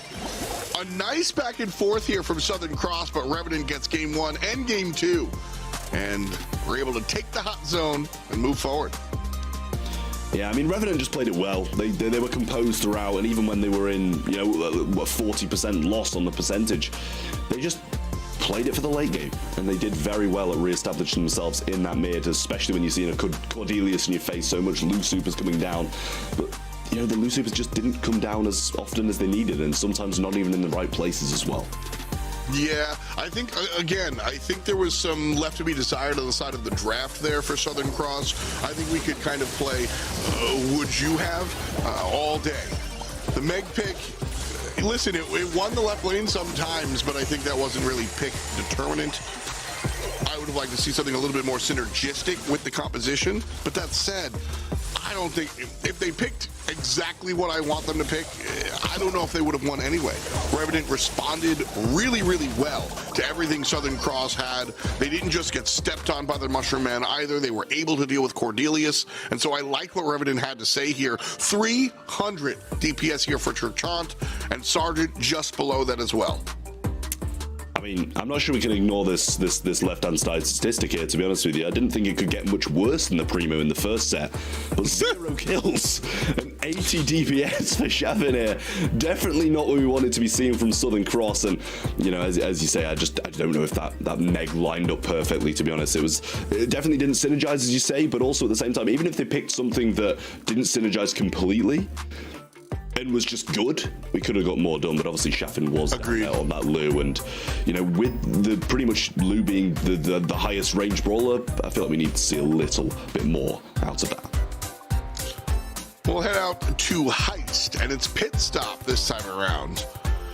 Oh, I think this is the map with the creepy mushroom with the giant teeth. I'm gonna see it in my nightmares, dude. This guy. Are you a fan or are you afraid?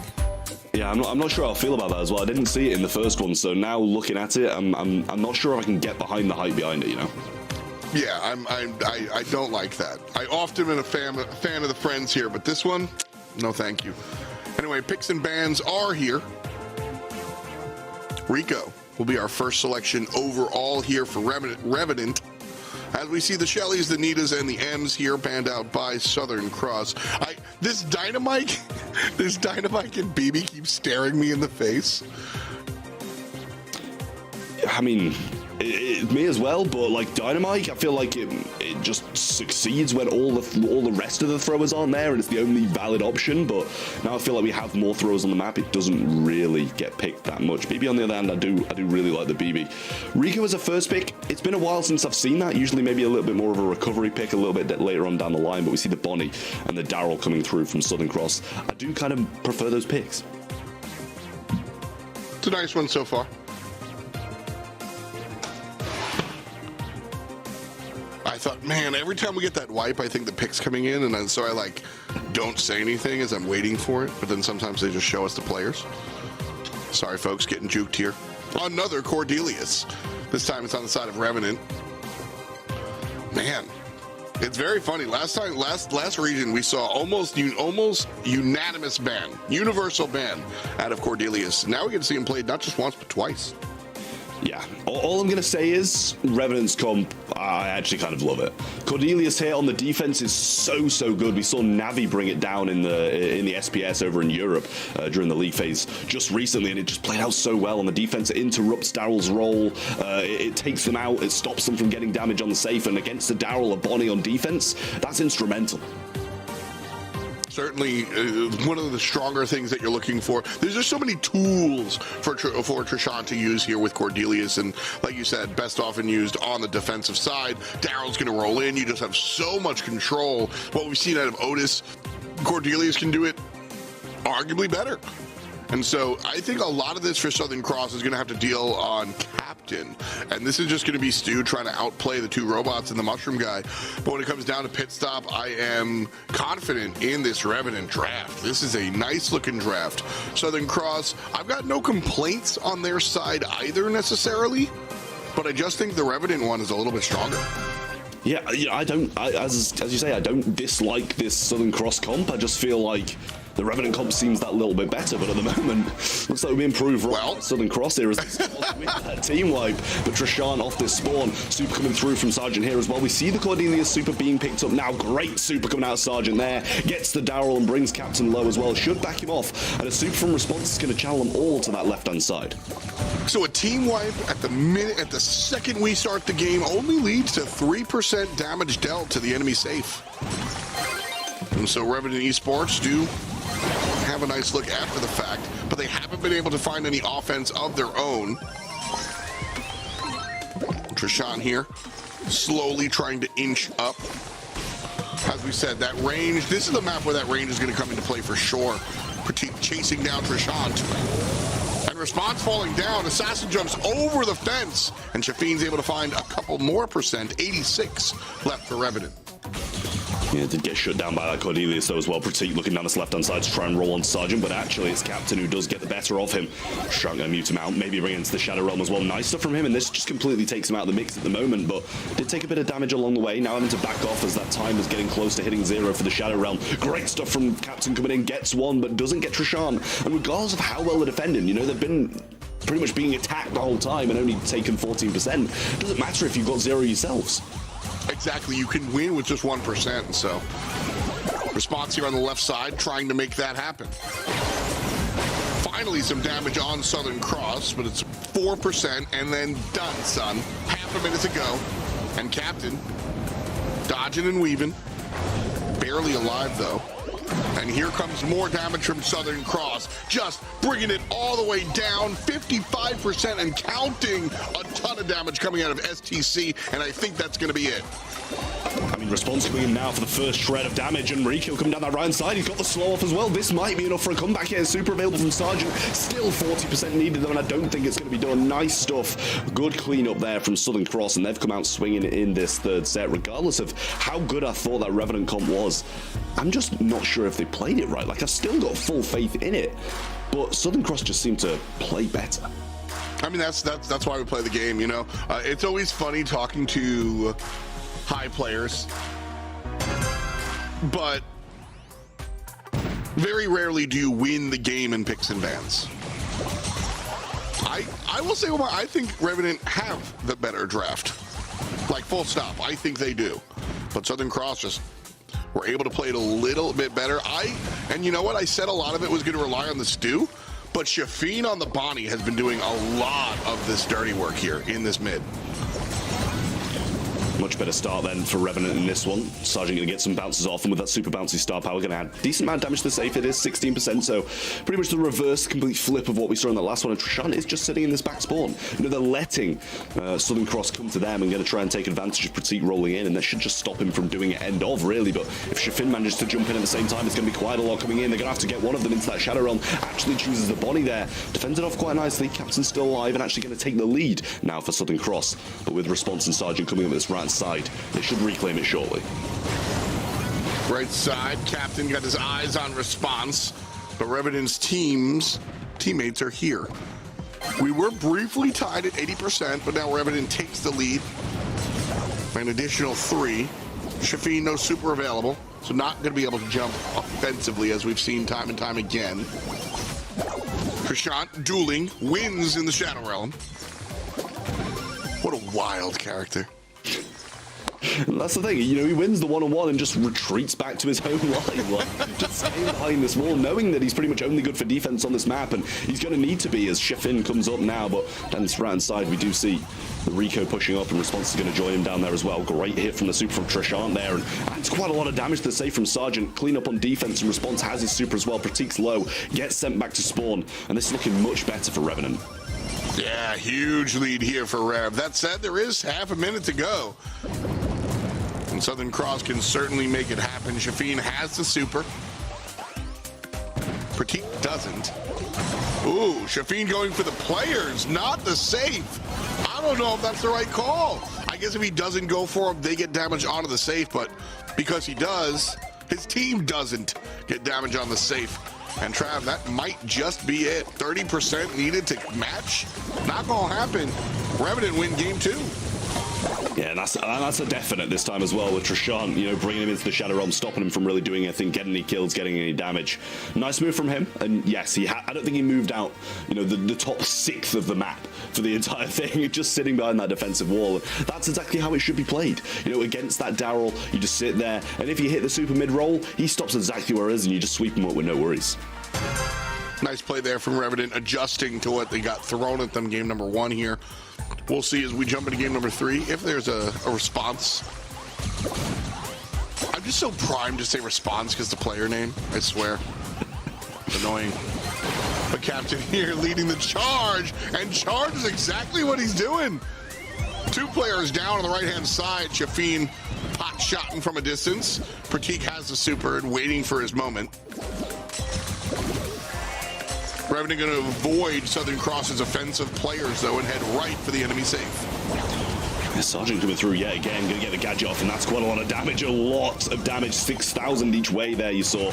And Sergeant now getting some shots off on safe. Does it again, 4,800 and another 6,000. Wow. And that's already 60% done just thanks to that gadget. And Trishant's defending well.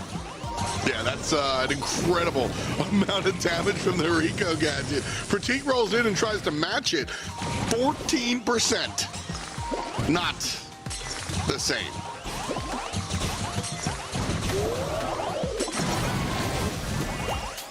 Shafin wins the fight. Left side there, yeah. And Pratik wins it again. Now Southern Cross with a team wipe on the offensive, pushing forward.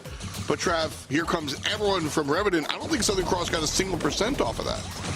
Yeah, well, Soup comes out as well. Great stuff from Sergeant now. Shafin in this aggressive form. Soup comes out there, and the defense is still good from Revenant. They got 30%, but still 30% behind with a minute on the clock.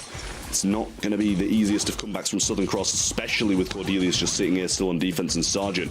If he gets up, still 1 gadget left, and that's going to add almost 10,000 damage to the safe. Just that. Soup comes out, and there does get some connections, probably fairly close to another super himself, but in comes the roll. Gadget's there. Maybe the super should have been as well to stop this from happening as they get some kills, and now Shafin on the safe. Captain trying to join him. Response, well played. Get taken down, but Trishant should clean it up. Actually, they're going to leave him and focus on the one who's going to deal with more damage. Right choice, but it's getting close. Down rolls there. If Bonnie can join him, maybe something can happen. That's what I was going to say, man. Just very unfortunate that Bonnie didn't have the super there. If Southern Cross's Bonnie has the super, they both jump in. A ton of damage gets dealt to the box. But because that doesn't happen, Sergeant wins left side as well. And that secures it. That definitely secures it. Revenant goes ahead and takes this one as well. Despite a push from Southern Cross, Revenant take game 3. I mean, that game 1, it was a little bit sketchy for Revenant, to put it that way. You know, we saw Southern Cross coming out swinging yet again, but then I think they just kind of learned how to play the comp. You know, it took them maybe that first game to adjust, to get ready to just play Cordelius on defense, and, you know, hands up, I understand it's boring. I understand it's very, very boring to sit in your home spawn and just play like that, but that's what's got to be done. But not only that, he's got to be relying on his teammates to get the damage, and you know, we saw a lot coming out of Response, and obviously the Rico in that one doing the majority. Sergeant absolutely performing so well and getting up the map to get those gadgets perfectly on safe. That's 10,000 damage each time. That, dude, look at the play right there. The Rico just going nuts. Sergeant, sometimes all you need is a moment. I think Sergeant left a little to be desired in game number 1, but at the end of the day, you know, gets it done when it needs to happen. And so the Rico pulls through in the clutch. Where is he? 305 DPS there, 11 kills for him, but 14 for Trishant. I'll say this looks good for all of Revenant Esports on that side. You know, they've all got very, very good statistics, and all of their DPS is better than all of that on the side of Southern Cross. And, you know, you need the kills to be able to get damage on a map like this, unless it's a complete base rage, which none of the maps and none of the games were, I should say. But, you know, you need damage. You need to be able to get the kills to be able to get up the map on this one. And that's probably why Revenant won, you know, a few more kills. Actually, no, actually less kills on the side of Revenant Esports. But, you know, they just played the defense on lock so well. And all it needs is a couple of moments. Well, that is well said. Just a couple of moments needed. Because of that, Revenant sits nice and pretty, 2 above 1 in the grand finals here in India. If you're just joining us, we just took a look at Southeast Asia. Team Flash winds up winning as per usual. And Revenant now in the driver's seat in India as they usually win as well. The top card for sure. That said, we've seen some good stuff out of Southern Cross. I don't know if they take it here at Gem Grab, though. Yeah, I feel like there's just too much of a secure game mode for Revenant Esports to really drop, and with Cordelius banned, Shelly banned, all of these really solid bans across both ways, Squeak, Cordelius, Ems from Southern Cross, and then Crow, Jean, and Shelly. I just don't think there's enough randomness for them to be able to win here. They're going to take the Stu early on, though, and we saw that work very, very well in that SEA region. Stu did perform amazingly through this mid, but Revenant Esports got the return 2 picks. First selection overall doesn't really tell us anything. A lot of times I like to look at your first pick and try to decide if you want to be aggressive or defensive or whatnot. Stu is just an evergreen all-arounder. Can be played offensively, defensively. Now Amber, Revenant, a team after my own heart. One of my favorite brawlers. She saw a big surge of gameplay after the oil change, but now has largely come back to where she was in the past, sort of a map-dependent niche selection. And Double Swoosh is certainly one that you should expect to see some Amber. And then the Sandy. Sleepy pick. Interesting. I don't hate it, but I will say at the same time it wouldn't be my 1 and 2.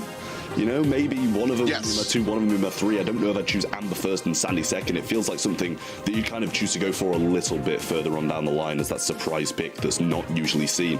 We saw Chester played out beautifully as well in that SEA region, and we saw it in EU across the SBS as well, so be intrigued to see if that does come back out. But Captain going to bring in this Bonnie, and obviously the ability to go aggressive on the Amber and the Sandy, being able to outrange them in this tank form as well. It's going to be a difficult one for them. Last selection here. Need to see some sort of utility. Double Swoosh. No Gus. Southern Cross locks in the Janet. Ooh, it's been a while. Haven't seen the other stunt sister in a minute. Pure DPS though here from Southern Cross. Are you concerned?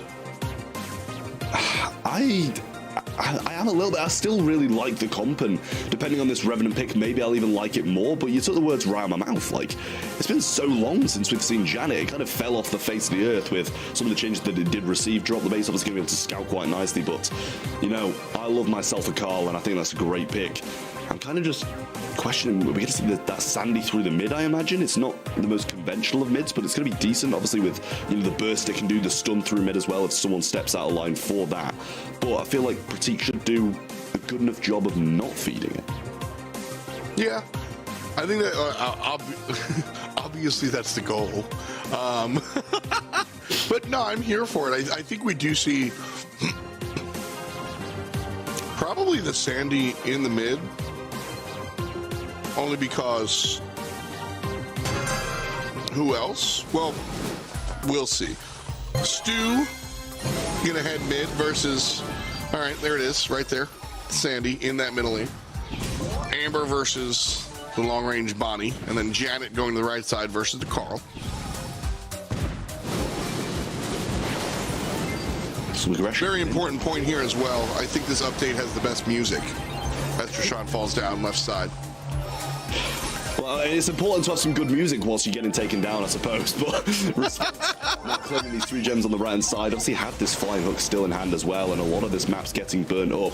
But to be honest, I'm not sure who that really favours, because we see quite a ranged approach from Southern Cross, and Response going in nice and aggressive there on Shafin, but Captain trying to bring him down now, and it's actually a defensive flying hook as his first use. Captain going to go aggressive for that as well. Gets taken down though. Response can't find anything, doesn't have a super to swoop in and swoop out. And obviously the flying hook will only take him one way, and it'd be pretty much a one-way ticket to death, I feel. Revenant, large mid-control thanks to Sandy. Sergeant actually gets a kill off of that as well, and so it's 7-4. Big play there from Trishon, bringing Captain down a half HP. Trying to fight Pratik as well. Next gem should pop out here. And now Revenant are 1 away from a countdown, split amongst Sergeant and Response. So 2 targets for Southern Cross to find the reset on. We'll count down from 15. Well, Shafin's got this flight, does get taken down. It's going to be Sergeant with all of the gems in hand. Response is going to go towards Pratik. He's going to go for the jump in, but he's going to tank that landing and possibly tank the damage that would have followed up as well. Sergeant not even Response not even needed now, so he does go and just kind of maybe BM a little bit in spawn, provide him with a few gems, give him a shred of hope for this next game, but I'm not really sure what hope remains after that convincing performance from Revenant. Man, Sandy showed up and just smacked those two players down. That really kind of let us know the style of this one. Revenant here on match point for their monthly finals for the region of India.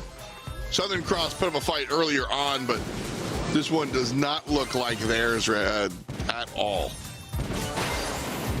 Captain sliding in for those first two gems, though, and actually do have the lead for pretty much the first time in this set. Sergeant looking for that second one now as well, but doesn't want to overextend. Don't really want to feed Captain Super just that quick, and he is not going to get it still. Pratik's going to go in for the jump, and Sergeant gets a few shots off. He's not going to complain about that towards the Sandstorm, and the Sandstorm was a big part of claiming pretty much all of the map now.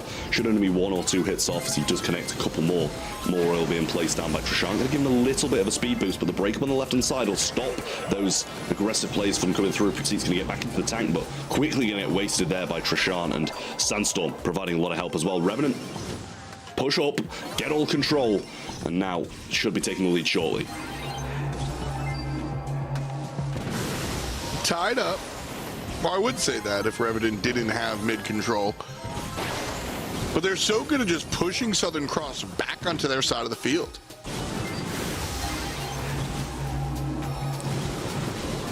The thing is now as well, they're going to have to overstep and kind of feed Sergeant even more by getting onto this side and getting their gem, but they are actually going to get it. That's what they needed to do. 1 gem is all they kind of needed off the other side to play this 50-50 game once again. Response is actually going to get taken down, or get a takedown there. Dude.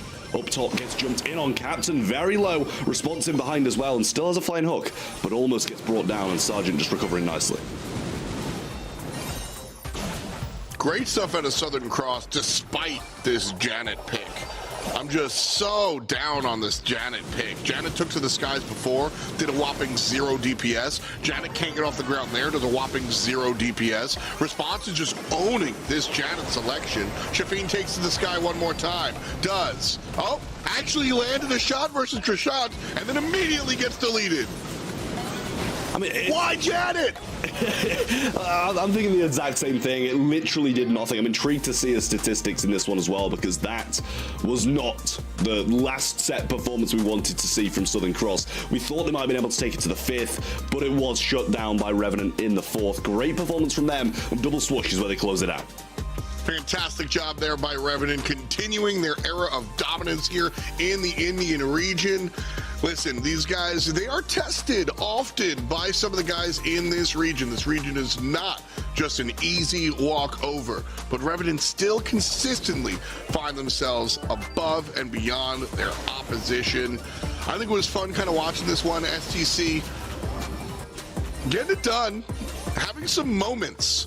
Captain really impressed me at times. Pratik had some good moments. Even Shafin, who, like, yeah, I dunked on this game, this set, but it was more about the pick. But ultimately, Southern Cross just won a day late and a dollar short. Yeah, it kind of just went wrong before we even got into the game, really. You know, they looked good. They came out really strong in that first set, won it, even though I feel like maybe they were countered. Obviously, with that Primo, they performed so well in Brawl, but from there, it was just all Revenant, really, and they did convince us quite heavily towards the end, and yeah. Statistics across the board not looking good from Southern Cross, but Shafin yet again getting least DPS and the least kills, but Revenant across the board looking good. Trishant, Sergeant, Response. Get used to seeing these names, because you're going to see them win here in the grand finals when you tune in to this region. You're going to see them in international competition as well. And Sergeant coming through in the clutch, being the guy on top, as voted by you guys at home. Shout out to Brawl Nation, bringing Sergeant all the way home. Love to see this stuff. A lot of interesting things going on here in the Indian region as well. Some Cordelius got to be played today. Fun to see the Mushroom guy show up. I'm never going to complain about Cordelius, right? And especially when we get to see it excel so hard. I mean, it had a little bit of a tough time there in Hot Zone, but in Pit Stop, I think it got its redemption arc and it just played it so well. I mean, a little bit boring at times, the way it's meant to be played, obviously, but still love to see a bit of Cornelius.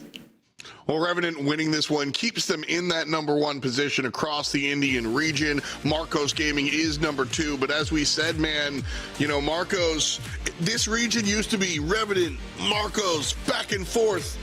But these days, it seems like Revenant, Marcos, Revenant back in position #1. Really tough for Marcos to find their footing here recently.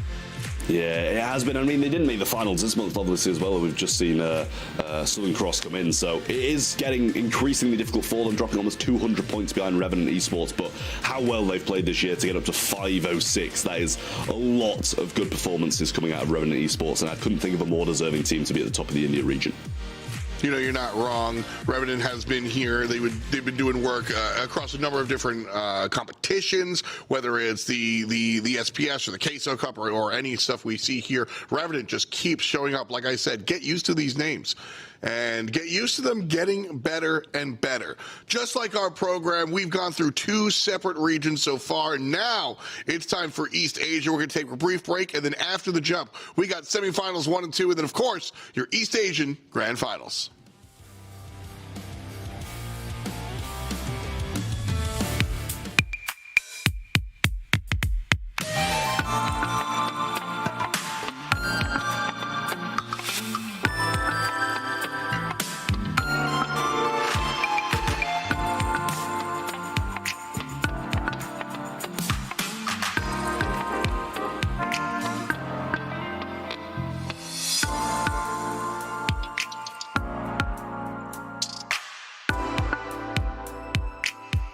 Just have to do stuff.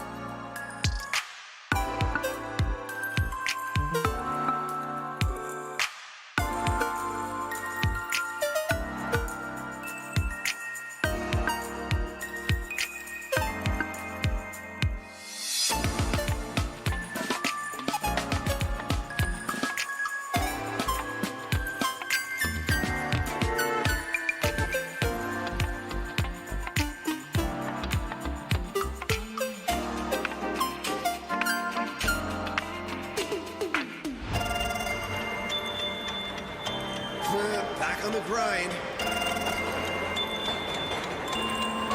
Boring.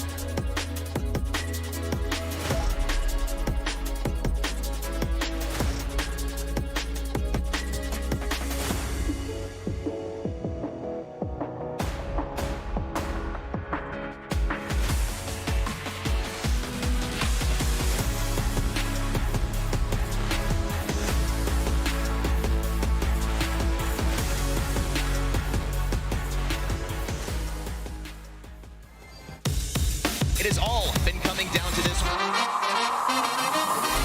We gotta turn big dreams into action. We gotta mix action with the passion. Oh my word! What an incredible moment! We gotta turn big dreams into action. We gotta mix action with the passion. Time short, no time for relaxing. Be the first in, last out, make it happen. We gotta turn big dreams into action. We gotta mix action with the passion. Time short, no time for relaxing. Without further ado, let's get rolling.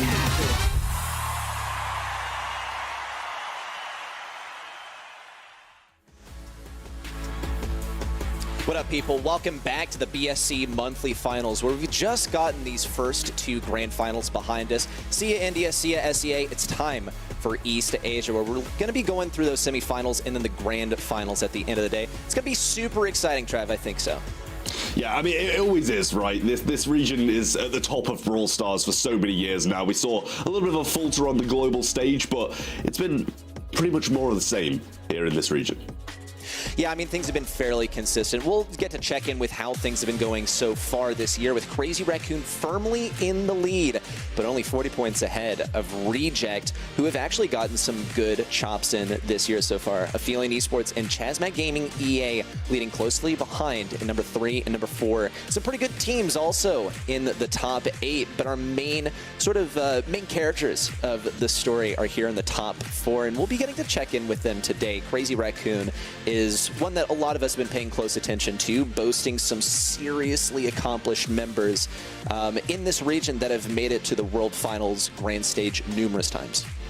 Yeah, and I mean, it's a big day for Chazmat as well, because we don't see Aphelion Esports here today in the top 4, and Chazmat Gaming, it's a tall order, but if they beat Crazy Raccoon, they're going to be getting some serious points on the board and possibly taking that number 3 spot, so they really do need a big performance today here against Crazy Raccoon to start things off. Right, well, that's going to be determined by their performance later today, but of course, there was stuff leading up to this point. We've already played the quarterfinals where we saw Crazy Raccoon, Chazmat Gaming, EA Reject, and 3R Gaming making it some good moves in their Aphelion Esports. Unfortunately, we won't get to check in with them today, and 3R Gaming will be taking their well-earned spot. But still, we'll see Crazy Raccoon and Chazmat Gaming EA up as a first match of the day, and this one, I think, is going to be a very entertaining match, Trev. Yeah, I mean, it's going to be, right. Like, Chazmat Gaming EA, they're sitting down there in 4th with Crazy Raccoon in 1st.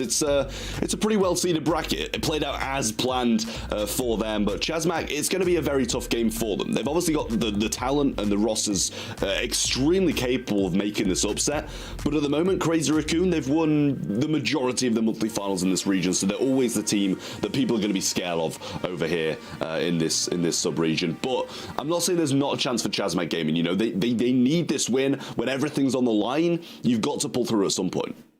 Okay, so a quick history lesson, and now the present. Now let's think about the future. Predictions time. If you want to submit your predictions, which you should, go to event.brawlstars.com, and we'll also share our predictions here to help you out with your homework just a little bit, but you can get some good rewards and goodies by submitting your predictions there on the event platform. Predictions for today: I expect Crazy Raccoon to go all the way, and I expect Reject to do pretty well too. I mean, clearly the front runners in both of their matches.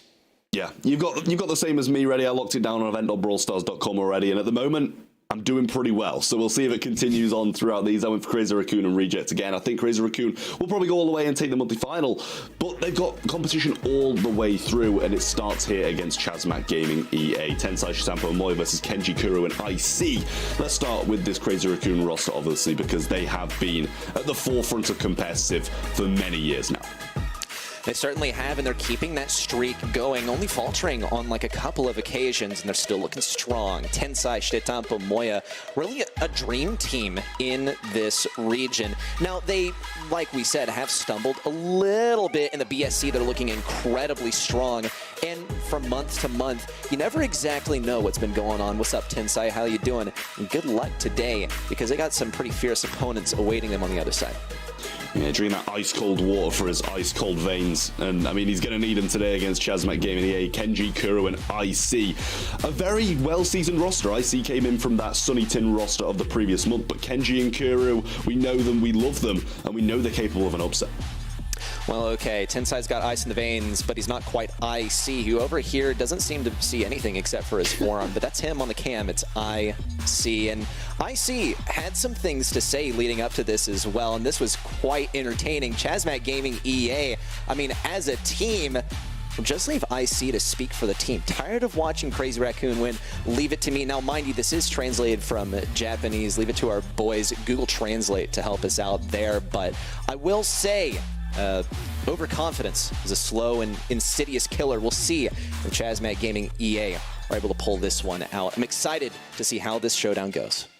I mean, the thing is as well, I'm excited to see how they do play, because confidence against Crazy Raccoon, it's a big thing. You know, a lot of the teams that face them coming into this one, and they don't really feel confident, and that definitely puts them on a bit of a downer straight away, and that's not what you want to do. You want to be coming in on a high against Crazy Raccoon, really playing the best you can with, you know, as Eftor said a little bit earlier, the mental is a big part of sports, and it's a big part of esports as well. So we'll see if they're able to kind of keep this this mentality that he did tweet out all the way through. I'm excited to see how things pan out for these guys today. I mean, confidence is absolutely huge. Whether it's overconfidence, we'll find out with the verdict of this match. But we've already put forth our predictions. We expect a Crazy Raccoon victory. But, I mean, this is very, very bold from IC. He's on the camera, and he's also the newest addition to this roster. So maybe he knows something that we don't, but it's got me real, real excited for this one to get started. He's definitely going to need to know something as well. That's the thing, you know. When we first saw his camera, he wasn't looking the happiest, but now he's starting to look a little bit better, getting into the rhythm of facing Crazy Raccoon. And, you know, as you say, he's the newest player to this roster. They clearly saw something in him when he played last month on that Sunny Tin roster. So we'll see if, you know, his clear abilities able to shine through this Chazmat Gaming roster as much as it did in the previous months. Well, of course, one of the first places that I look for Chazmat Gaming EA to take down this real roster of Titans has got to be the draft, because the draft seems to have a much, well, I think objectively, right? We've seen enough Brawl stars to know this for sure. It has far more weighting on the outcome of the game than the actual mechanics of the game themselves. Okay, predictions are through, and y'all voted 25% in favor of Chazmat Gaming EA, 75% for Crazy Raccoon. That's about what we'd expect. Chazmat Gaming EA, the clear underdogs here, but not in their own eyes, at least not IC.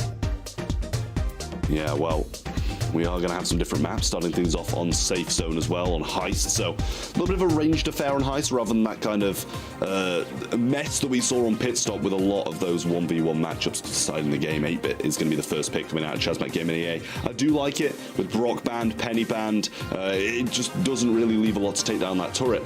And obviously as well, we did see that Bell Band, but we're going to see the Piper as a first pick. The 1v1 matchup against the 8-Bit is pretty good. When he gets the turret though, it can be done in pretty much one push, so it's going to have to be control all the way through from Crazy Raccoon.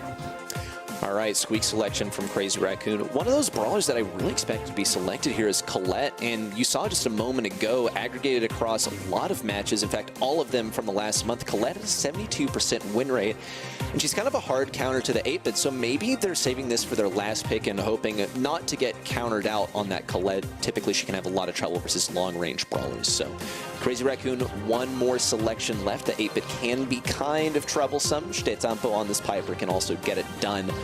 We'll see how they also put up some resilience versus Kuru on the Carl. Can be really troublesome. He only has 3 gadgets, but he gets the work done with those. Jesse, final selection from Crazy Raccoon. This brawler is seeing a lot more play recently, and I think sort of the idea here might be, let's make contact with the turret, bounce it off 8-Bit, or vice versa.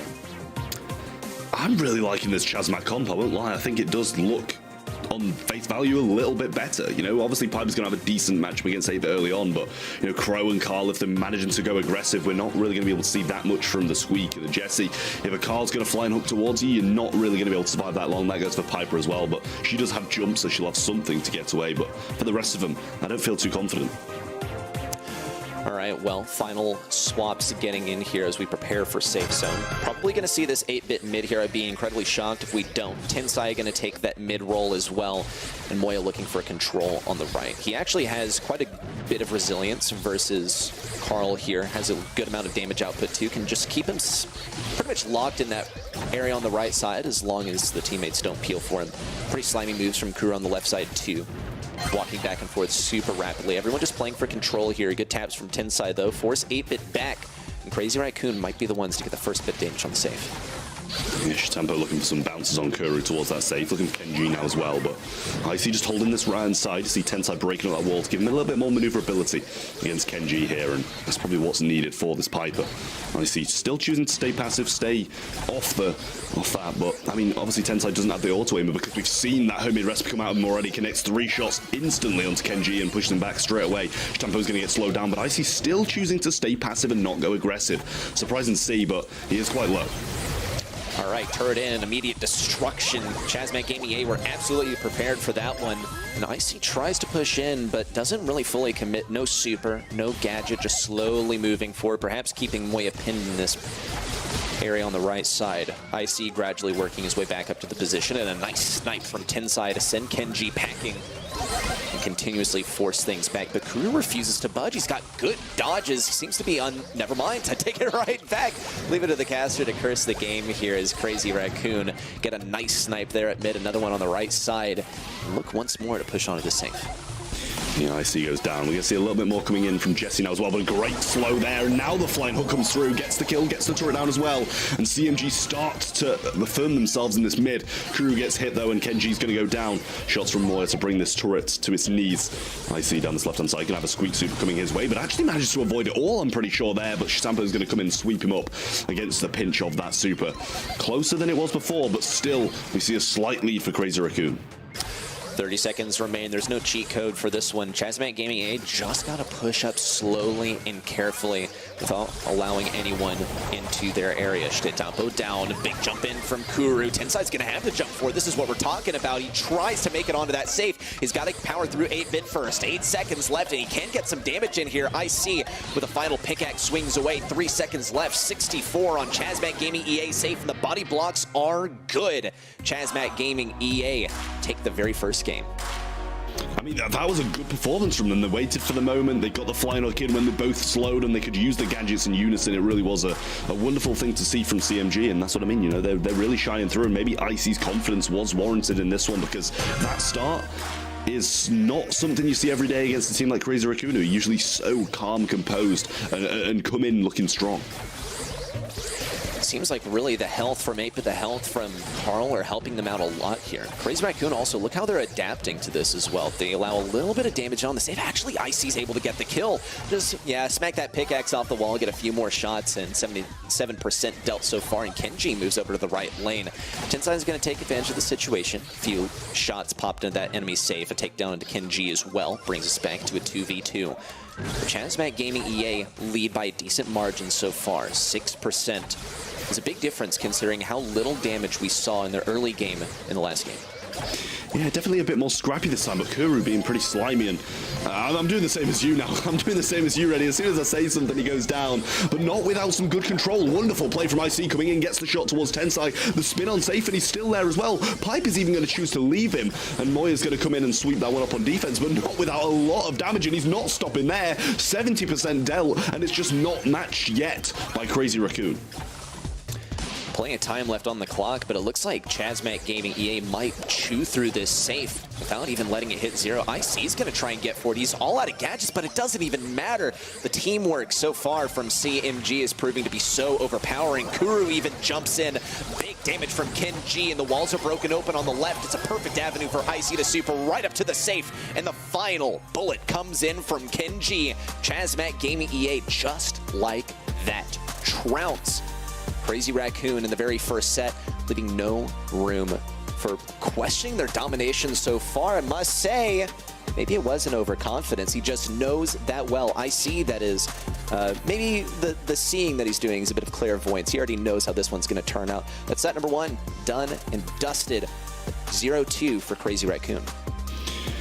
I mean, I don't know about you, Reddy. I'll ask you, do you think it was the draft? Because I just don't. I didn't really have faith in that draft coming in, and just from the start, Chazmax looked that little bit better, and I don't think that, you know, Ciara ever going to be out-mechanicked, so I think we've kind of got to put it down to the draft, right? I'm tempted to say the draft, too. I think that there were some areas where Crazy Raccoon could have decided, yeah, we're going to counter out some of these brawlers on the name of team, and kind of decided not to. The Piper is a big one for me, simply because Piper, she's not actually that versatile. She can get some wall break in there, sure, but in close range, she's not really going to do that much. I will say also, The 8-bit, it went completely uncounted, with the exception of the Jessie. Okay, I'll give kudos there, but I think something like Colette, which was not banned, was entirely pickable, was left open. Well, we'll leave it to the pros really to decide what they want to pick, but a win for Chazmat Gaming EA definitely suggests that something different needed to go on with that Crazy Raccoon draft.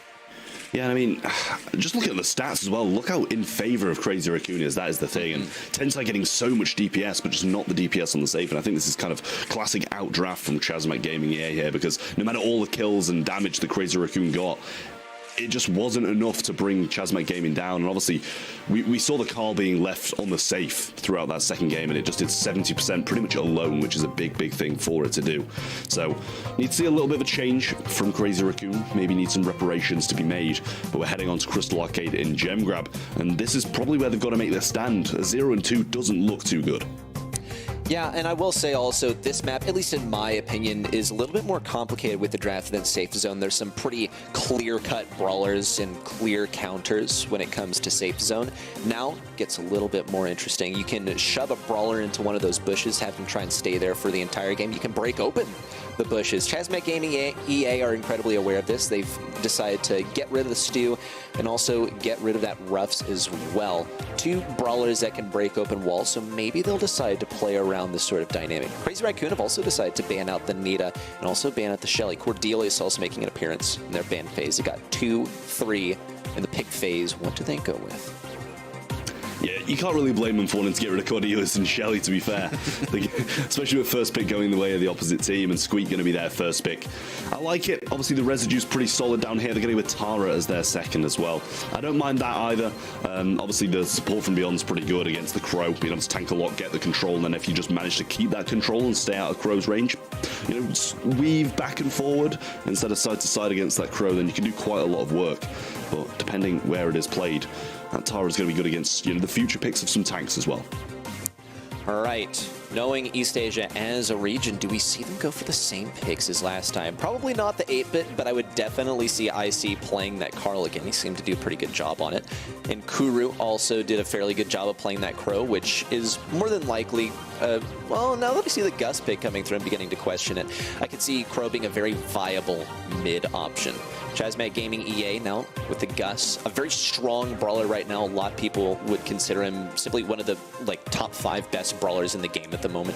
He's simply so strong. Paired up with the Carl, he could be a deadly force. Carl, I think, could also do well versus a Squeak and swing through some of the shades that Tara usually has to offer. Barley is their choice, though. Another good way of dealing with Tara, and I think also that versus Shetampo on that Squeak is going to be pretty effective. Just leaves them open to some counters.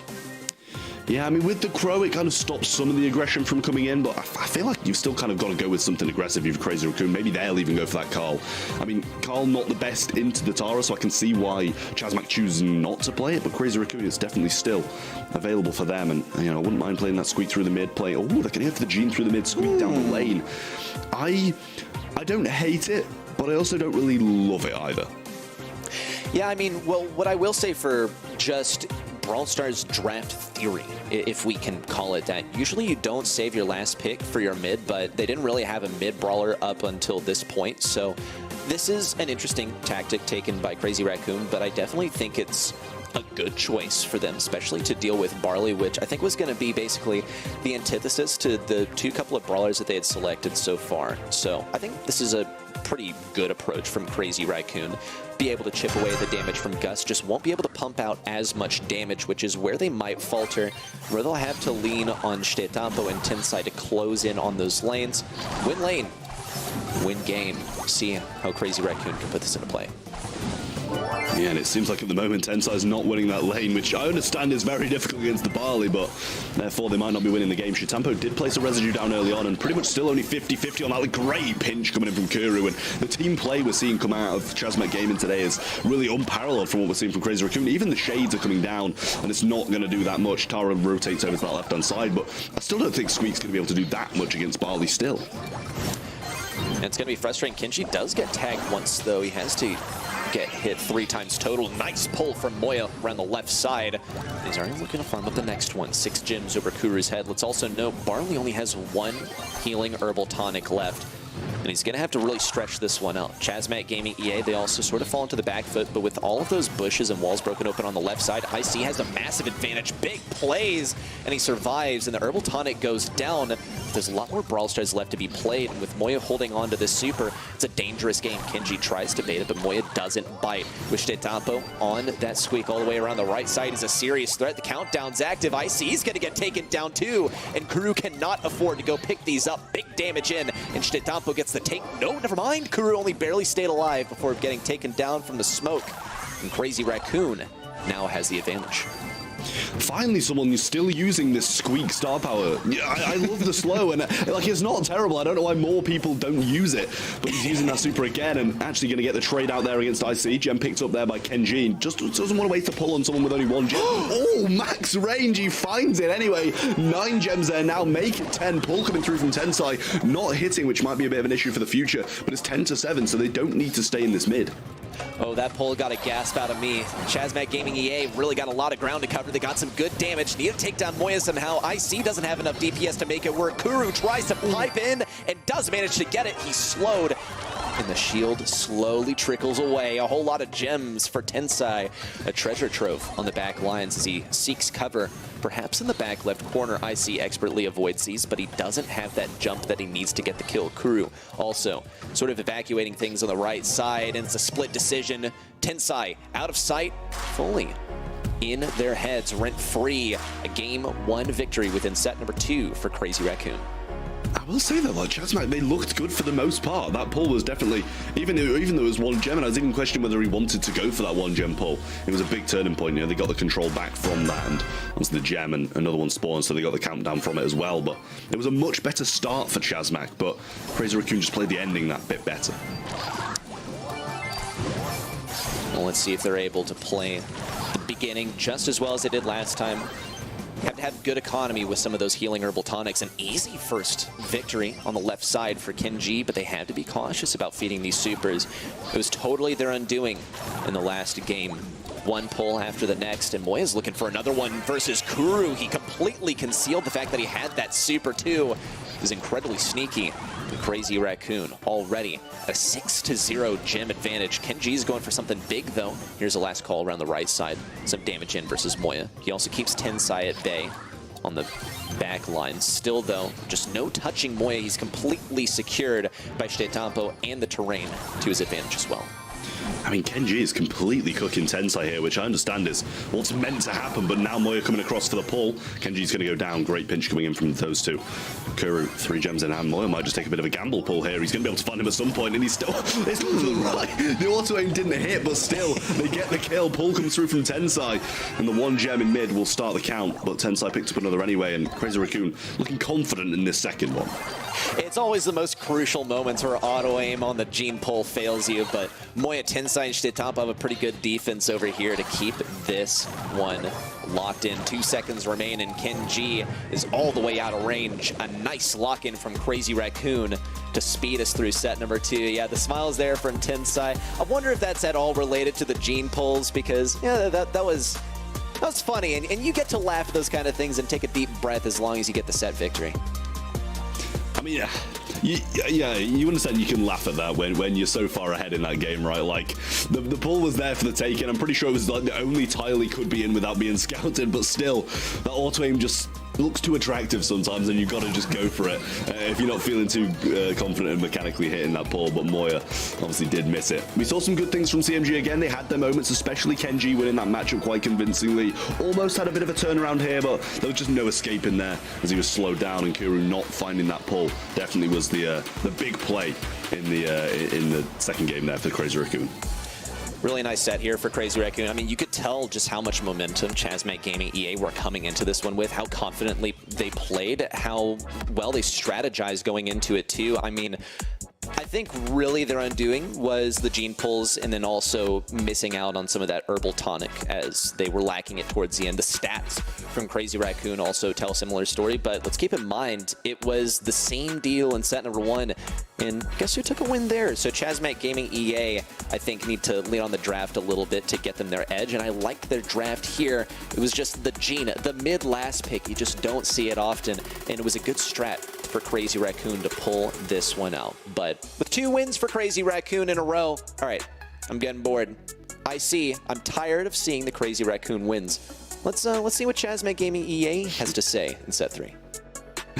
I mean, they're going to need to pull out something, or as I imagine he's going to get a lot of heat for that tweet, to be honest with you, because if you're that confident against Crazy Raccoon, you better believe you have something to back it up. First set looked like they did, but second set, not so much. Crow not having the easiest times there for Icy either, and I mean, it's pretty clear that Crazy Raccoon play for the statistics and play for the wins through that. You know, kills, everything are on their side, so they get the kills and then play it through that way, rather than just kind of a more objective-focused gameplay, I'd say, from Chazmet Gaming so far, at least, as they didn't have the stats on the side, even when they won the set, and still when they lose it as well. So Crazy Raccoon answering back quite nicely, but we're heading over to Open Zone in Hot Zone here, and I won't say I like this map, but it's another one where I feel like maybe Chazmet can pull something through if the comp's right. I mean, you're taking the words right out of my mouth here, because not only is this very comp dependent, as with any map, sure, but Hot Zone is also one of those modes where you can afford to have lower stats, but as long as you play the objective better, then yeah, you just kind of win. It's effective to win your lanes by eliminating enemy brawlers. Oh man, and the Pam already coming out from Chazmet Gaming EA. Maybe taking a tankiness approach, pulling out some of the healers here. I like the Bell response. Good for dealing with turrets as long as those aren't stowed nice and safe behind some walls. We'll see if Chazmet Gaming EA picks up yet another healer. That would make them extremely tanky here at mid. Yeah, I mean, I like, as you say, I like the Bell return pick. It's going to need some connections, but Jesse coming through again. Didn't work for them in safe zone. Maybe it will do in open zone now.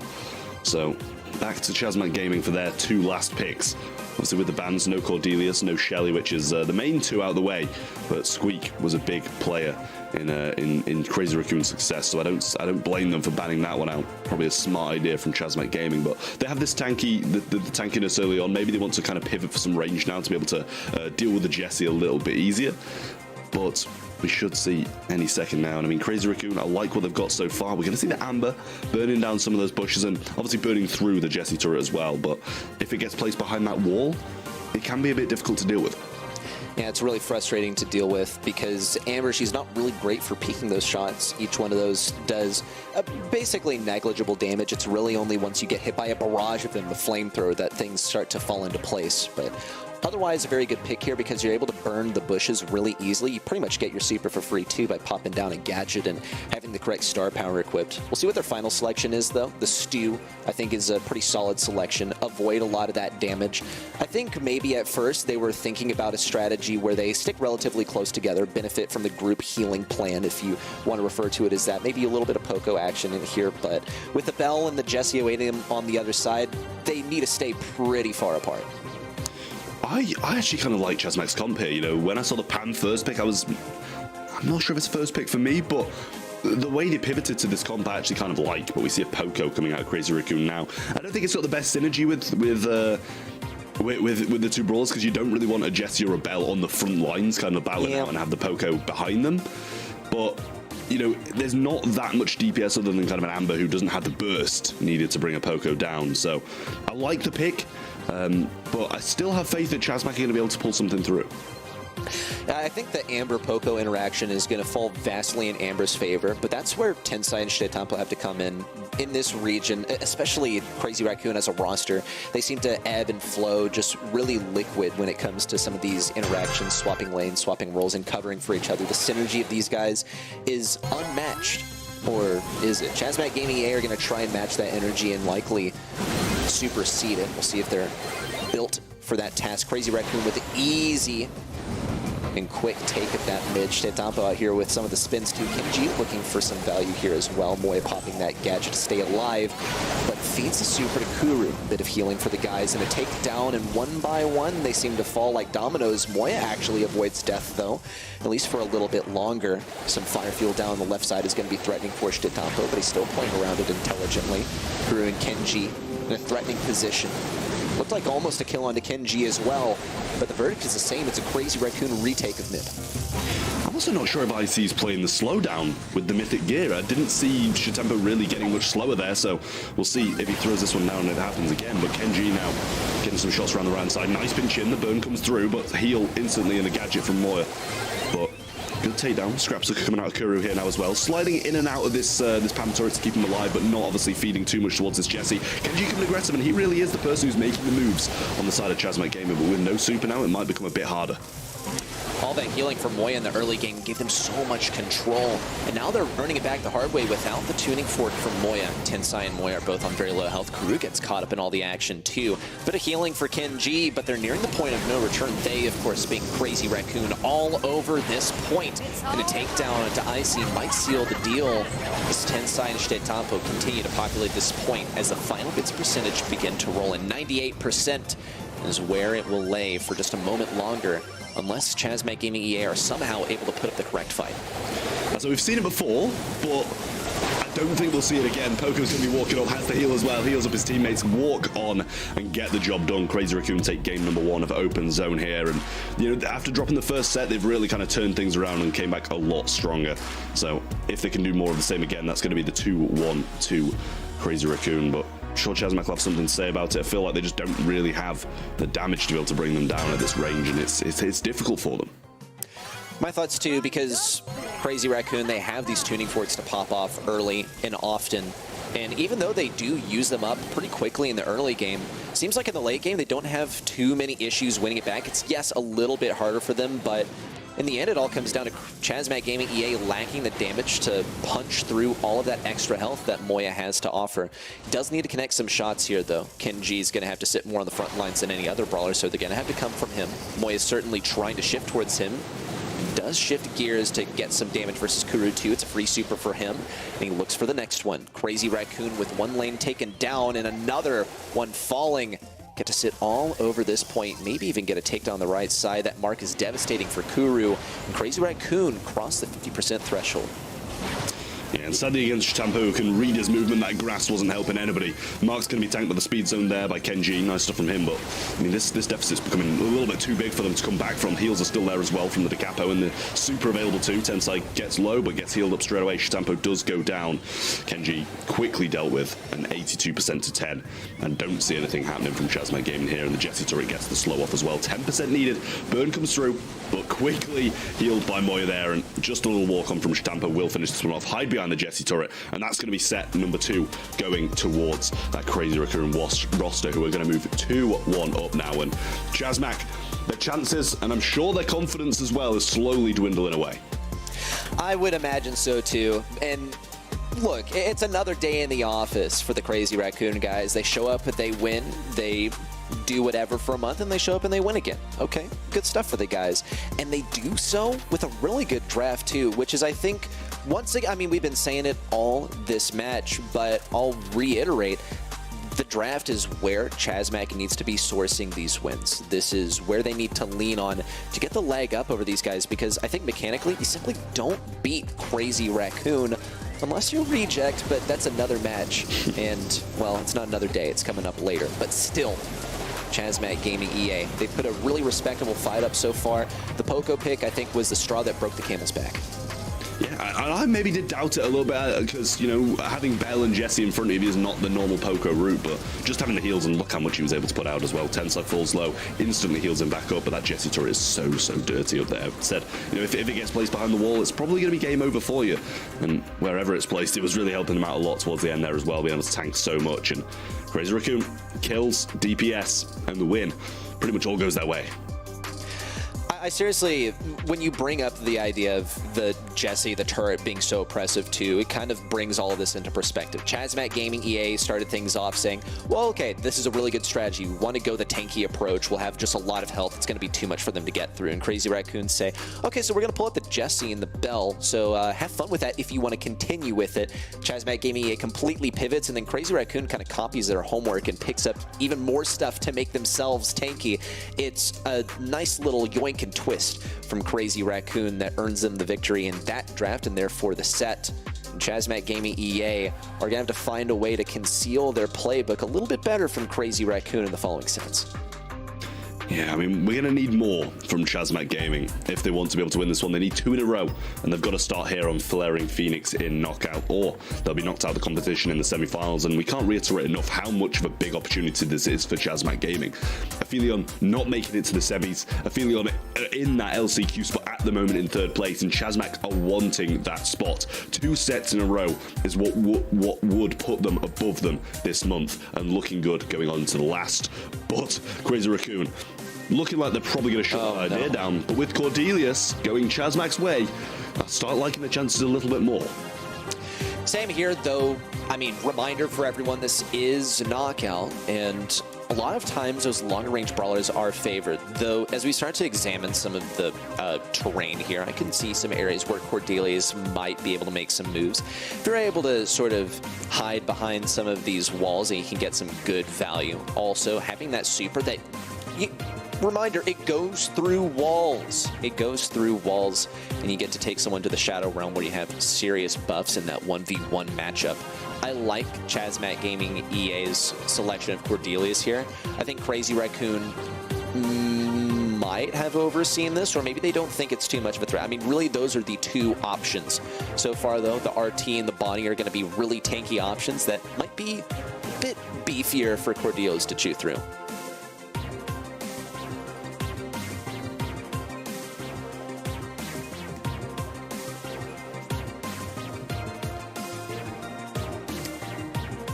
Chazmac Gaming EA have a couple more selections to go with here. Bonnie, RT selected on the opposite side. 2 fairly long-range brawlers with a whole lot of health. Bell is always an option. Tick is their selection, though. Might see the approach of a Thrower being picked on the opposite side. Can absolutely see the Grom. Can also see the Sprout selected on the side of Crazy Raccoon.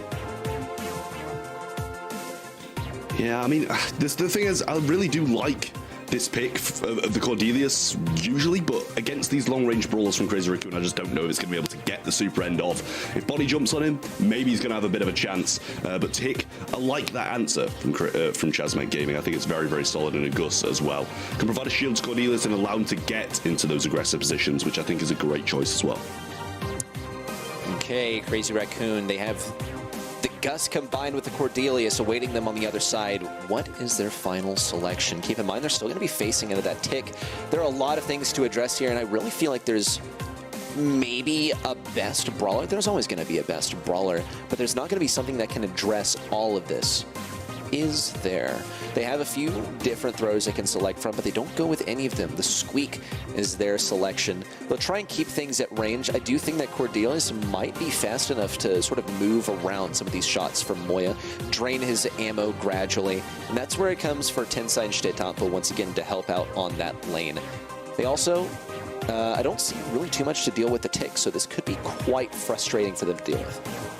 Yeah, there really isn't, other than that Bonnie, if she can get jump. And I mean, I imagine we're just going to probably be seeing Chazmac try to stay out the way of Crazy Raccoon until that late game starts to come in, and then we might see a little bit more aggression coming in from them. Obviously, Tick's going to be able to be quite suppressive down at least one of those lanes, possibly 2 if he can spam hard enough, but I'm not sure. I feel like it's probably Crazy Raccoon sided, but there's obviously some glimmers of hope for Chazmac if they can make the right plays.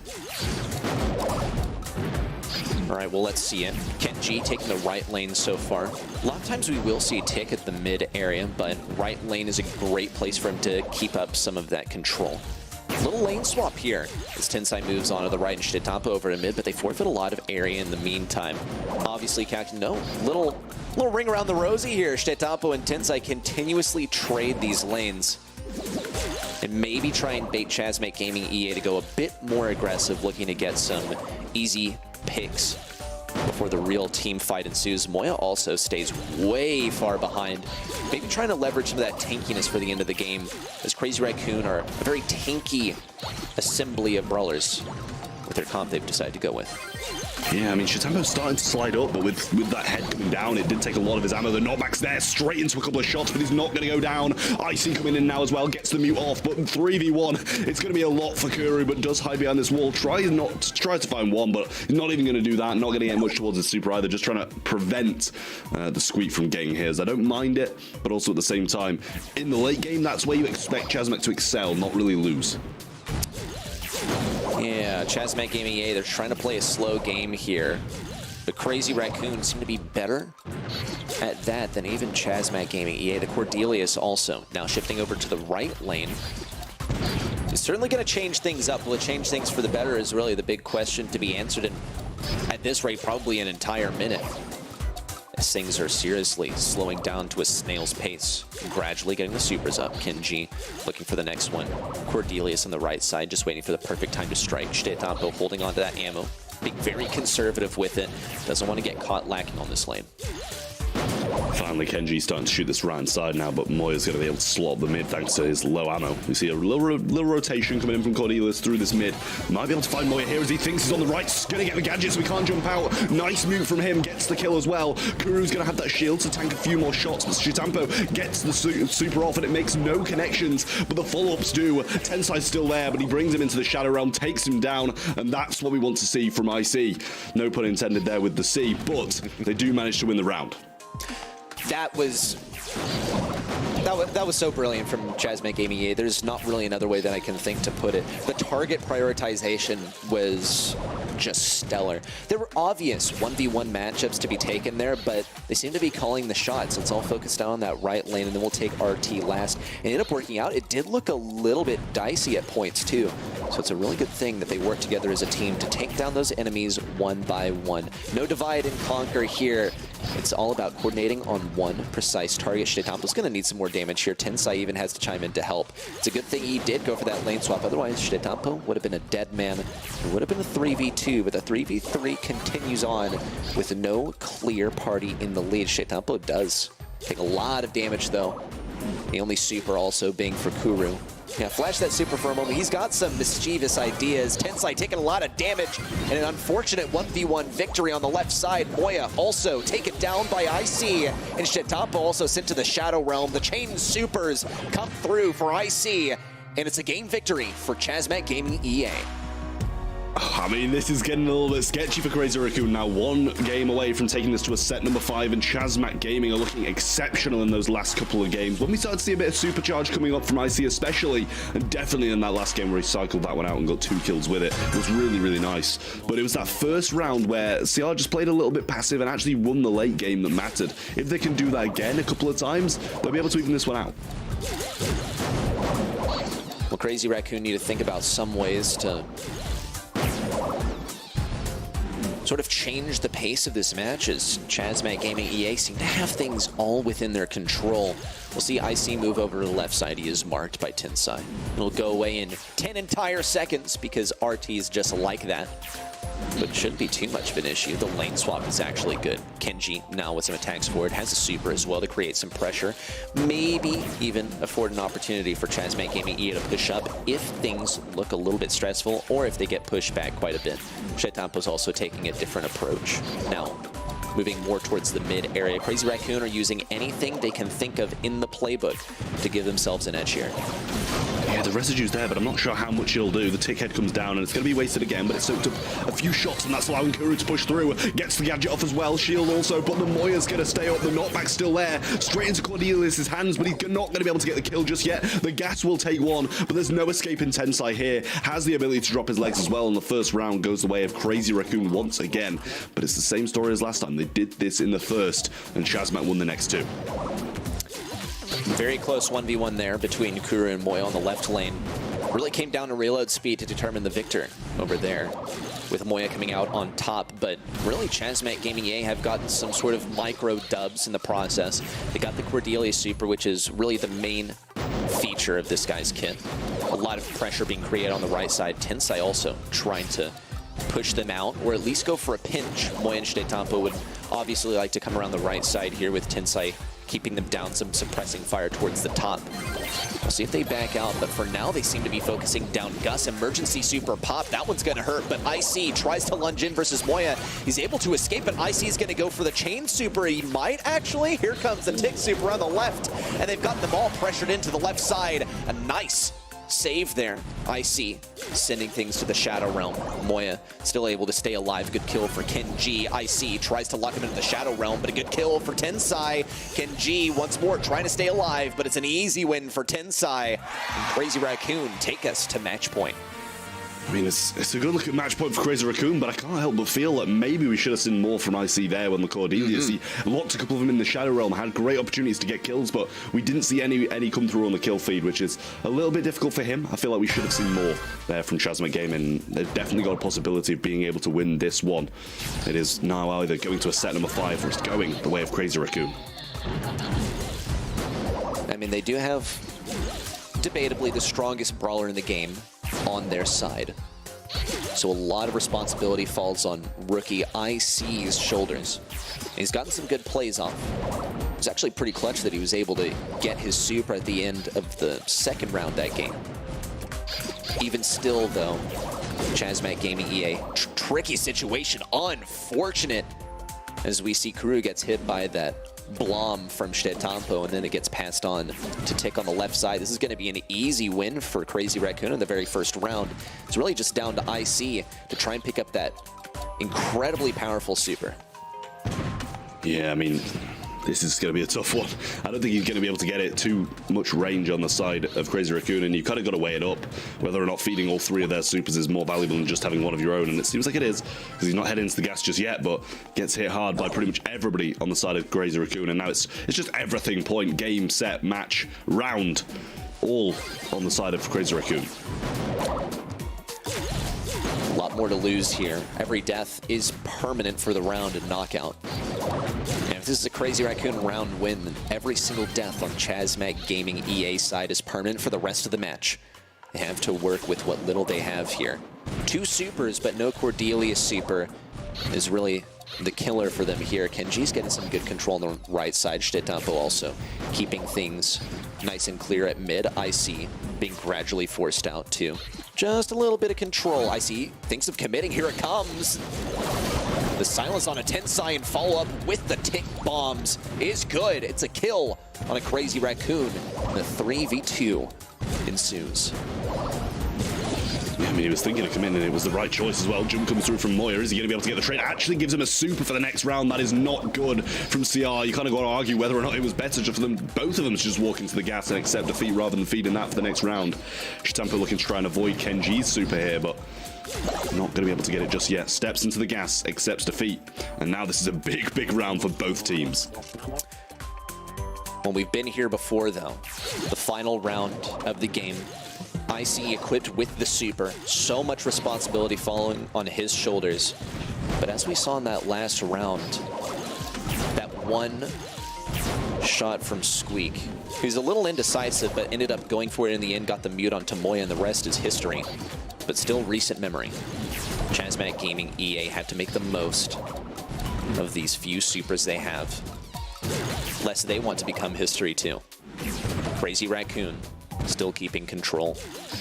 And a super for every single member of Chasmat Gaming EA puts him in a great position for the rest of this round. Oh, Moya stepped out of line there, and IC is going to take advantage of that. Gets the shots off, should be able to get another super, but only just gets the kill. Tensai should even things out, but not going to get it. The knockback stops him from gadgeting in. Nice stuff coming in from Chasmat Gaming. They sweep this one up, and they're going to set 5. Chasmat Gaming don't give up yet. Play it perfectly all the way through that last game. And now, Crazy Raccoon are on the ropes. Oh boy, this has me on the edge of my seat. What a match that we've seen so far. I mean, it's just stellar from Chasmat Gaming EA, and good stuff from CR2. But this is what we really expect from CR. Not that we don't expect greatness from Chasmat Gaming EA, but we don't, on a normal day, expect them to take down the titans that are Crazy Raccoon. What a match this has been, and I'm sure it's only going to get that much more interesting as we progress towards the final set. There's nothing beyond there. No light at the end of the hallway, just a winner and a loser, and the winner progressing on to the grand finals. But Crazy Raccoon, this has been a pretty good performance from them in every single set so far, maybe except for that very first one. But Chasmat Gaming EA really did pull all the stops out towards the end of this set. And we've got to remember as well, it's not just, Chasmat who are going to benefit so much from this, but Rejects are going to be dreaming for it as well. They want this to go the way of Chasmat Gaming, to keep on the heels of Crazy Raccoon and not have them kind of run away with these points. So it's big for both of these teams, so influential here, and lovely plays coming out of Chasmat Gaming in this last one here. They just seem so composed, and I mean, you've got to give the MVP to IC. But at the end of the day, you know, it's kind of just the patience. 8 kills going towards that man, and that's just the patience we see coming out of him. 94 DPS with 8 kills. That's massive, but I mean, to be honest, Crazy Raccoon, their DPS is a little bit worse, and obviously have less kills as well, but that is massive coming from IC there. That is so huge. I mean, obviously a very good pickup for the roster. And he's on cam too, just nothing seems to phase this guy. But we're going in a pinhole punt as the very last set.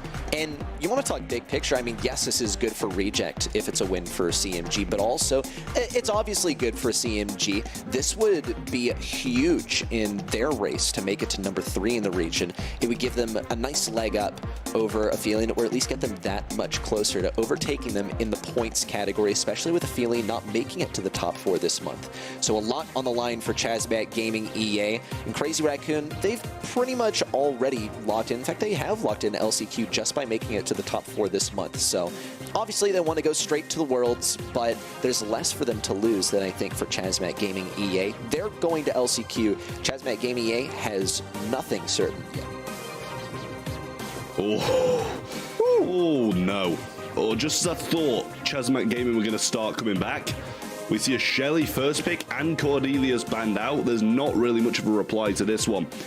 Looking very good for Crazy Raccoon now, and that just shows how good Shelly is, having this kind of reaction off one pick and not seeing the rest of the draft. But I mean, just because of that, Crazy Raccoon have instantly got a bit of a leg up here.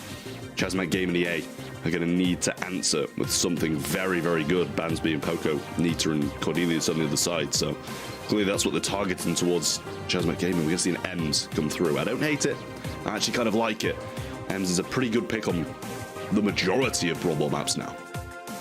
And Ems is actually exactly the response that we saw into Shelly earlier on in the day, and it seemed to be pretty effective considering that, well, the Shelly team didn't take a win and the Ems team won. So I think Chazmat Gaming very deliberately left that Shelly pick open, if not just banning out stuff that they thought was more worthwhile to get rid of than the Shelly. So Crazy Raccoon, also look at this. They've pretty much not gone all in, but they've committed to the possibility of getting Shelly here. They've gotten rid of Cordelia's. Okay, yeah, but they also got rid of Nita, who is a big problem for Shelly to deal with. Chazmat Gaming they also have gone for the Otis, yet another Shelly counter. You have that mute, and all of a sudden, Shelly is just a moving target and a free super battery for you to charge your next mute off of. Yeah, it's going to be a tough matchup for Shelly there as well, but the last time we saw these two brawlers face, obviously the Ems and Shelly, it was on a bit more of a favourable map for the Ems. We'll see what Crazy Raccoon go with next. 2 seconds until their next pick. It's going to be Stu. I like it. Bit of manoeuvrability there, and obviously able to do pretty well against the Ems, weaving in and out of those shots, getting close and taking less damage, or just staying at that max range and staying out of the damage altogether. It's obviously a pretty good pick from Chazmat Gaming as well. Kind of shuts down the possible future for any tanks that Crazy Raccoon might bring out, but also I don't think they really want to take any tanks, even if they didn't have those counters. So we'll see what this last pick is going to be, and then we're back over to Chazmat for their last 2. Okay, Crazy Raccoon, final selection coming in just a few seconds. The Tara from Crazy Raccoon. So this is really a tall order. You got to have something that is able to pierce through those shades. Looks like Ems is already able to do that, but a bit more versatility across the team would certainly help. You don't want to play musical lanes if you're picking up what I'm putting down throughout the game. Also, who is the mid for Chazmat Gaming EA? I would definitely put my chips on Ems taking that role, and Crazy Raccoon are probably going to have a nice time firing down upon her, lest there be a pretty optimal brawler as a last selection. This is the big ticket item for Chazmat Gaming EA, and Sandy is the approach that they take. Now, we've seen Sandy go up in popularity a decent amount recently, especially because Vision Gear no longer affects his super. That's been in place for like a couple of months now. Really, the big thing that holds Sandy back is his range. In fact, I believe he's outranged by every single one of these brawlers, but it's the indestructibles and the regular walls that are going to be a big advantage for him here, as long as he's able to use them effectively on the lane. It's going to be very tough for Atara here against Ems, Otis, and Sandy. Those shades are really going to not be doing too much, and she's just going to need this big explosive play, and I think we need to see a lot from Shelly, even though she doesn't have the best matchups either. CMG not looking bad right now. Clay pigeon off the start, not finding any shots at the moment. Eventually one onto Kenji, but Shitampo almost burns down straight away. He's not even using the shades. Gonna be taking that vision. All right, seems to have gotten them some decent control of mid so far. Moya and Shitampo combined forces. Easy takedown on the wall and a kill finished off with the Clay Pigeons. Kenji also with no super to shut things down versus the Shelly. Isn't too much of a counter. We'll see IC be able to shove that ball in the back right pocket. And Chazmat Gaming EA need to regroup, reorganize the lanes, and somehow figure out a way to punch through these bushes at mid. As long as Kuru isn't fed a super, then Crazy Raccoon are in a great position because no one will be able to get visibility on these bushes. Even Kenji throws down that fat splatter to try and get some value, but it's just not going to work. A missed super for Kenji too is also going to hurt, and it also affords a little bit more aggression for Shitampo should he want to go over to that right side. I mean, it was a bit optimistic, that mute, I feel there. You know, Moy could have dashed out the way even if it was coming towards him, and that's going to be a goal there for CR. Difficult stuff for them now, and once they lose control, they're not going to be able to gain it back, especially with that Tara super looming in there. Moy's going to dash forward early on, get the super back. Vision popped as well to keep them out of this grass. And IC just waiting it out, trying to get value off his super against Shitampo here, and he's really going to need it as they need some play here. Can definitely see this ball being supered straight up mid, so Chazmat Gaming EA got to find a better place to stow that Tensai. Goes for the pull, no value there. No value off the Caustic Charisma on the left side from IC. He's going to get in close quarters, some close combat from Moya and Shitampo as they look to keep these guys behind the obstacle, or at least want to go for that kill. Good stuff from Kuru, though. He's even got the super, and he thought about using it, but they might be able to get the goal the old-fashioned way. Kuru has a nice stun if he wants it. A lot of damage in from Kuru, but it's not quite enough. Moya taken down. And an easy goal for Chazmat Gaming EA, though definitely earned the hard way. Good visibility for Tensai, everyone visible now in the midst of all of this sandstorm. 25 seconds remain. Kuru and Kenji combined on the right side. Not too much value so far. They look to be out of their depth. The way being cleared by Tensai. An easy goal in with a team wipe. And Crazy Raccoon take us to match point. I mean, I thought we were going to see more from Chazmak as soon as they did save that sandstorm, got the goal anyway. But that vision from Tara definitely coming in clutch there. Great decision to bring that in. The shot, the shades would have got no value anyway. So great choice to bring that through and kind of completely negate that Sandy super. And they did a great job of scouting through it anyway. We'll see if Chazmak Gaming have got an answer, or if Crazy Raccoon will take this as they're on match point. All right, well, early aggression from Tensai isn't going to pay off, at least immediately. They'll be a bit closer to getting that super, maybe getting some better control of mid. Good use of the super from IC around the left side. Shitampo going to get taken down. Moya also at risk of falling. Kuru goes for the stun. There it is, an early goal from Kuru. And Chazmat Gaming EA lead the score on Crazy Raccoon's match point. Much better, but look at the supers ready now for Crazy Raccoon. They've got the Tara super, they've got the Shelly super. Scouted out, though, by IC, and he's actually going to find Tensai and get the kill, traded at least by CR. Fat Splatter comes down on that left-hand side, but the mute is available as well. Shitampo going to walk back onto that and actually pop his own Band-Aid. I'm not sure if that was kind of intentional or not, but mute's there, and vision is as well by Tensai, and he's still got that super. Muted out, though, and stops that Clay Pigeon value all in all. IC's going to go down there and retreat to the back lines now as CMG not in the best spot. Moya's going to break down those walls. Kuru's still got the mute. The stun, he can't get it off. Shitampo gets the ball and evens it out, and now one goal is all the Crazy Raccoon needs to take the game. It's huge for Chazmat Gaming EA to possibly grace past this match as a victor and earn a lot of points and shut down Crazy Raccoon. An unexpected underdog victory. The Crazy Raccoons still persist. Moya looks so strong on the right side. Shitampo powers through on the left with a super. Tensai has the super in tow. Here it comes. The double suck. Kuru and Kenji fall 1-2. And Moya has the super up the right side. It's good. And Crazy Raccoon are going on to the grand finals. I mean, congratulations to them. That's absolutely devastating for Chazmat Gaming. They came into this one as the heavy underdogs, even though they were very confident, and sad for IC that he didn't pull through with his confidence. But at the end of the day, they took Crazy Raccoon to a set number 5, and not many teams can say that they've done that at the end of the day. Well, if you were tired of seeing Crazy Raccoon win, then I've got some news for you. They did take the match, but we saw them fall numerous times in a couple of sets, in a good number of games too. So I'll give CMG EA credit where credit is due. Good work versus Crazy Raccoon, but the story continues on for Crazy Raccoon, and the journey of CMG EA is cut a bit shorter than they'd hoped for. And that's just so difficult for Jasmine Gaming to accept this defeat, because this was their moment. This is what they needed to be able to pull through. And now it's all coming down to the last month for them, and that third place battle against Aphelion Esports, who in the future might do a bit better than the fourth place that they did get this month. But in the end, Crazy Raccoon come out on top yet again, head to the finals, and are in the contention for winning yet another monthly final. Jasmine Gaming defeated and out, but I do think it was deserved by Crazy Raccoon at the end of the day. As much as I hope to see Jasmine Gaming pull off a bit of an upset, the stats back it up also. Stats certainly scream a Crazy Raccoon W here, and, well, you'd be correct there if you were just going by the stats. But for Chazmat Gaming EA, we still see IC in the lead here. Now, not a whole lot of data to go by here, since collectively it's only 6 kills for their roster. But IC has definitely been the guy to keep your eye on today. And we did literally earlier, he was the one on the cams. Really brave stuff to do here as a rookie on the roster. Make such bold claims, back it up almost 100% of the way, and still manage to pull off a serious performance. But unfortunately, not all of that, even in sum total, gets you the victory. It's still Crazy Raccoon in the lead, and their MVP, of course, is Tampo. It's got to be, right? That's just how it is. It's the main man. On a roster of main men, he's the main man.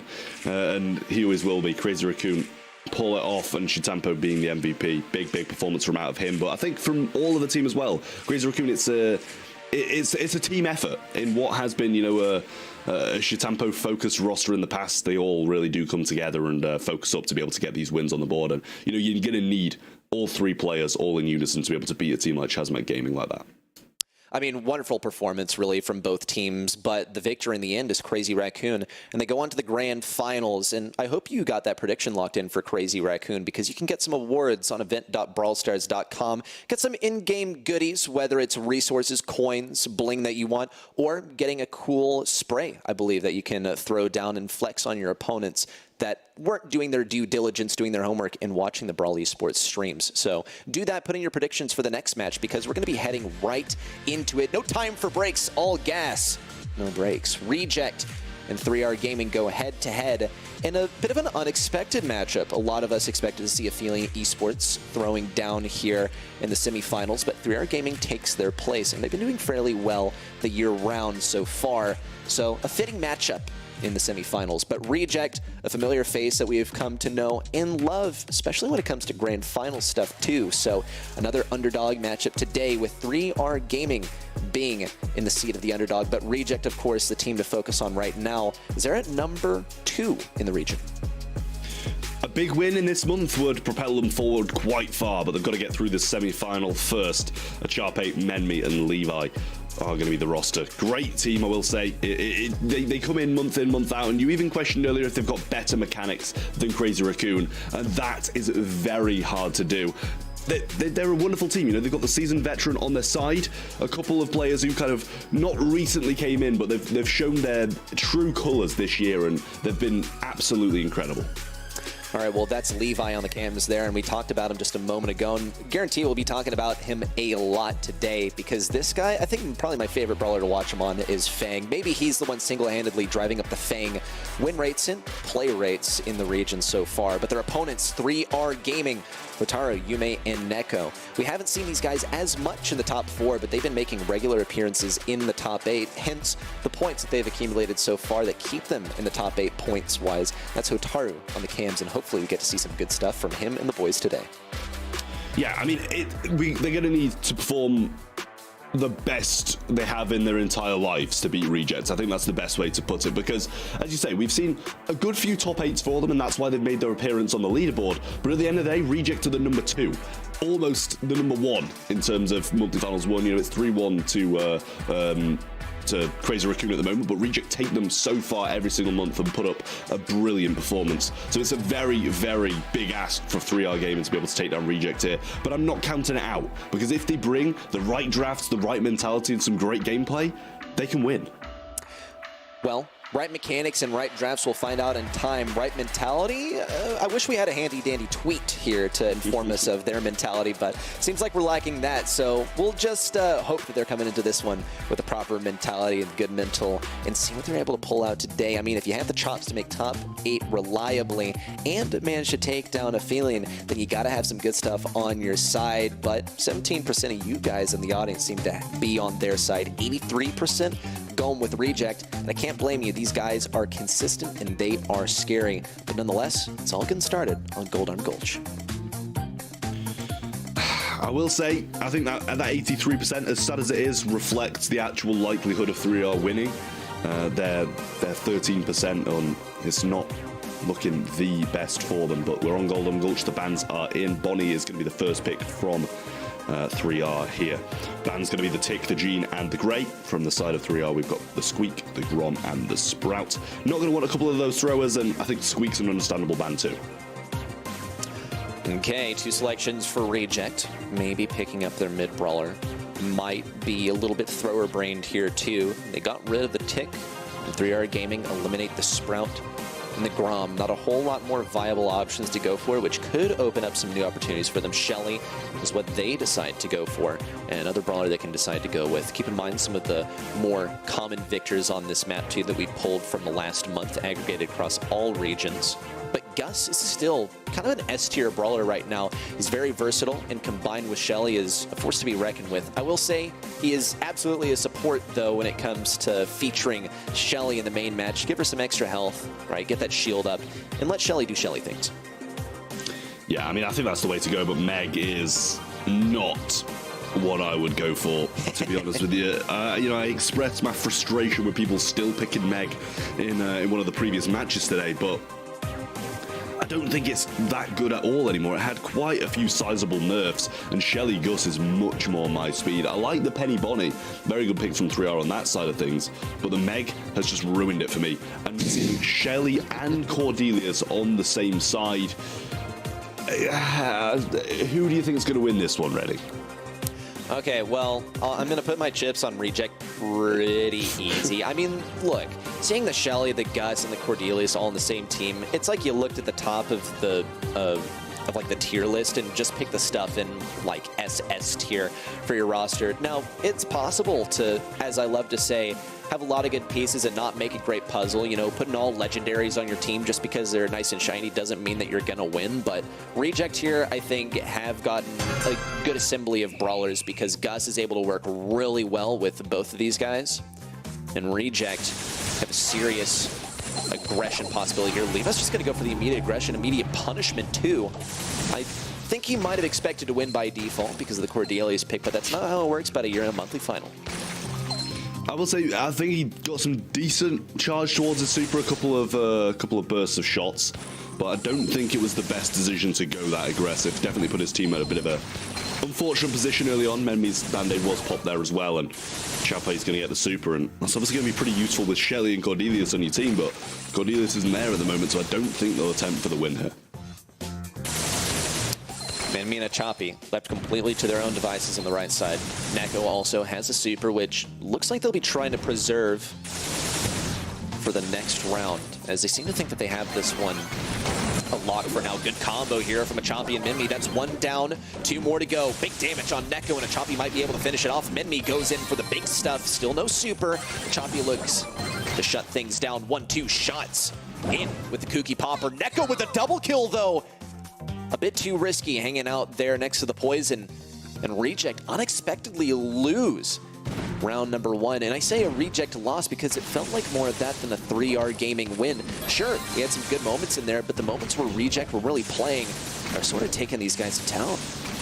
Yeah, and I mean, I think the gas is Penny's biggest friend there. Took one of them down, and they couldn't really do too much. I think they kind of had to accept at that point that one of them had to just be hit by the Penny, and one of them had to try and get the kill. She couldn't multitask and get both, but the gas definitely helps out quite a bit there. And Penny turret is down as well, so it's going to be tough for them. Jump comes in down the bottom now, and the Chape's going to go down. Great play coming in from Hota there, and Memmi now trying to focus down on Nico, and does get the shots off. Not going to find the kill just yet, but he actually gets him in the realm. Great stuff from Levi, but he's not going to go for it. Memmi's just being chased down by Neko in the Shadow realm, and this is a tough position for Reject to come back from, and I don't think they've played this comp very well whatsoever. It's tough because they don't have the range, but with the quality of Brawler on their side, I still think they should win. Yeah, that's pretty much what I'm thinking. Like, you have 2 aces, and I don't know how you fold there, but I think really they came into that with a little bit more confidence than they should have approached it with. Really unexpected here from Reject. 3R Gaming obviously playing their best and a well-earned victory for them. But Reject, what is their approach this time? Levi, once again with the immediate aggression. It's not going to earn too much for him and the team. And 3R Gaming stands strong with a 3 versus 2. Well, Sharpie and Memmi almost made it happen last time. Will they be able to bring something this time without Cornelius on the side once more? And at this point, I think, you know, he was going for a super again, and he just got punished in the same way, and he needs to learn. Memmi has the super, though, and might be able to make something happen, but at the moment, like I said last time, I don't see them being able to win this 3v2 unless something miraculous happens. 3R Gaming looking alive and healthy. Memmi does have the super, so once we see a super go to Gus, it'll pretty much be at least 1 free kill for Memmi, unless 3R Gaming find a way to play around it. The Shelly playstyle can be frustrating to deal with. A Choppy and Memmi, okay.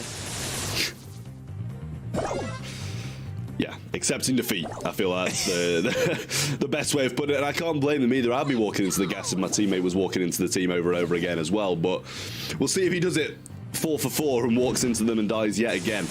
But he does need something. Super comes out, follow-up Clay Pigeon, not getting a lot from it. The Gus shield was behind them as well. Levi surely got to be fairly close to a super now, but they're doing a good job of staying out his range. Achape trying to aggress on the right-hand side onto him, but actually the gadget gets it.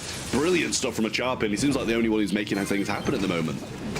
Well, it took them a moment to get the ball rolling, but they now seem to be steamrolling the enemy team. Yume on the backside is going to get forced out of that mech. Easy kill versus Hota. They do lose Memmi in the process. Yume might be able to farm the mech back up. Just wait in time. Levi also waiting around the edge. It will probably end up feeding that super, but it doesn't really matter versus Yume. Both Choppy and Levi have their supers. It's good business for the next round. They might try and run it down. Memmi has the super, so they have all the tools in the toolkit necessary to make this work. Unfortunately, it looks like they chose the wrong side. All 3R Gaming are on the right side, and they have a bit of ground to cover to try and surprise these enemies. Oh, Levi has the super, didn't use it there. Could have used it on Nico to be able to get something happening, and just choosing not to. They have the supers available as well, so they're going to be able to Gus shield up and get some stuff down. There it is. Gets it off now, and needs to try and find something onto him. Almost getting taken down here. Very, very low. Has a super cycle as well, but it's not going to matter if he goes down in this round because it will be where it decided. But good job he has that super back, or that could have been an extremely big wasted opportunity. Neko still on the back left side, looks to get that super for free practically. Memmi also staying behind some of these obstacles. If the poison closes everyone in, they're in a pretty good situation. Levi is also able to force things into the Shadow Realm for a good bit of control. Now the jump in from Hota, Choppy and Memmi trying to fall in turn. Levi forces things into the Shadow Realm. And it could be an easy kill versus Yume. They're going to let them out of the Shadow Realm first. And a takedown of the poison gives a win to Reject. It ties us up in set number 1. That's about the sort of skill expression we'd expect to see from Reject. I'm also not that convinced, though. That's the thing, right? Like, as good as it was that win, they're convincing in the second round. A couple before that, not as convincing, and I am still a little bit scared for Reject that they might still lose this set, but they seem to be getting a better grip of this comp now, and knowing that they need to play it for the late game unless someone completely steps out of line. Levi choosing not to go directly down the left-hand side and just walk in a straight line this time. He's going to be able to find Hota here, and might be able to get super off it as well. Does bring him into that round, gets the heals off as well. Not the best cycle, but they're not going to complain about making it a 3v2. I think Reject came into this one with the mentality that they could end this one off really, really fast, and in the process, really just made it take longer. So now that they've decided to slow down the pace a little bit in game number 2, collect themselves, they precisely know how to play it more quickly come game number 3. Reject, it's pretty much a free win for them here. Memmi with some spins and an easy takedown to Yume. Like we like to say, psychological warfare, spin on your opponents, get them a little bit tilted. They're going to rush down the right lane here, hopefully. Everyone goes down the right lane for them. Looks like they took the bait. 3R Gaming now have to abandon ship and move back. Take down onto Levi. It's already a 3v2. Not again. It's just never ending at this point. They get a leg up and then instantly knocked back down again. Levi falls in the early seconds of this round, and now it's down to a Charpe and Memmi once again to make something happen. Looks like Yume and the boys over on 3R are just staying a bit passive this time rather than trying to force something into happening. But I'm not counting out Charpe and Memmi because they've definitely got the skill to be able to win a 3v2. But without that third member, and especially when it's Cordelius, it's going to be very hard. I struggle to see the merit of ending the round off so quickly because they definitely are capable of winning this towards the later stages with the 3v3 comp. I mean, they did in the last game very consistently. The speed with which they're trying to finish this one out is really dragging it on a little bit longer, but Reject absolutely can do this in the 2v3. Minmi has that super. It's not going to do much for him. Neko also firing at an enemy that's long ago dashed into that poison. It's now the final round to determine the outcome of this set. I mean, if Reject lose it, I'm going to feel a little bit betrayed by this competition, yeah. I feel. Because, I mean, it's just been walking a straight line and kind of costing the games from Levi here, and it's not the best for them. But now Memmi has the super. Levi playing it a bit more passively, waiting for this late game, and as you said, that's where they're going to excel the most. It's just a question of whether or not they're going to be able to get there. Well, with things developing on the right side of the map, it's now becoming more evident why Reject might have wanted to end this one quickly.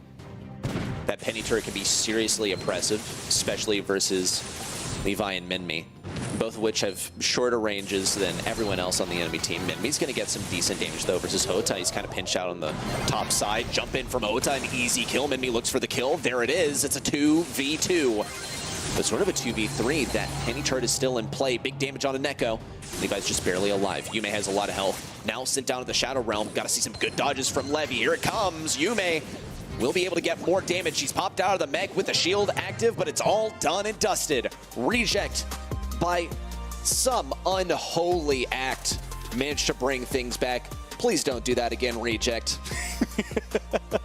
All is forgiven for the Cordelius after that last play. I mean, I don't know if it is technically, but like that last play, it was very good, was very low, needed to get into that Shadow Realm, pick up those mushrooms and carry on going, and that's exactly what he did. Played it pretty superbly there towards the end, and it's a great little clutch up there in the 3v2. Managed to equal out to a 2v2 quite quickly thanks to Shelly. So great place. I won't say, I'm not even gonna say great place from Reject because it really wasn't. That was 3 S-tier brawlers taking it to the final round. I mean, if their draft's worst, I can see 3R winning. Yeah, well, I mean, this is one of those moments where, like, there's got to be a moment where we can speak to some of the players and go, like, so, respectfully, what were you thinking? Like seriously, what was going through your head? Because I wonder why, respectfully, again, they felt the need to end things off so quickly. Was it the penny turret that was going to be really troublesome? Was it that they didn't want to feed super to Hota? Because we saw in moments he was able to get that super onto Gus and take Gus down almost immediately. Maybe that's the idea, but I think more than anything, Reject just knew that they could plow through the enemy, and they managed to do it 2 times in the entire span of that set. So maybe Reject take that one back to the drawing board. Maybe it works on other opponents, but not 3R Gaming, which could give us a good idea of maybe what Reject seem to think of their opponents here and how good of opponents 3R Gaming really are, because they were able to put up a very good fight, take it all the way to the very last round.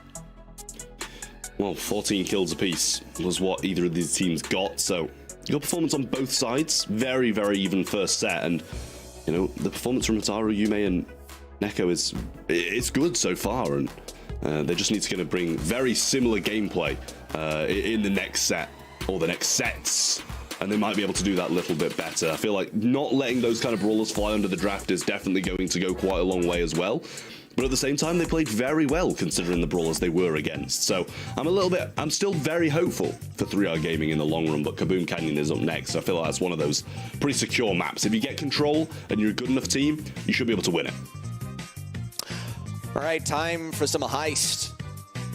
as we now... Oh, that's a cool skull with the hat on it. Okay, yeah. So super ADHD moment here, but let's get into this draft. There's plenty to focus on here, so that'll keep us all occupied. 3R Gaming with the bans already. Cordelius, the Crow, and the Bell banned out. Reject now with the Tara, the Bell, and the Bonnie banned out, and they had the very first pick here. Kaboom Canyon, Trav, what do you think are some sleeper picks here?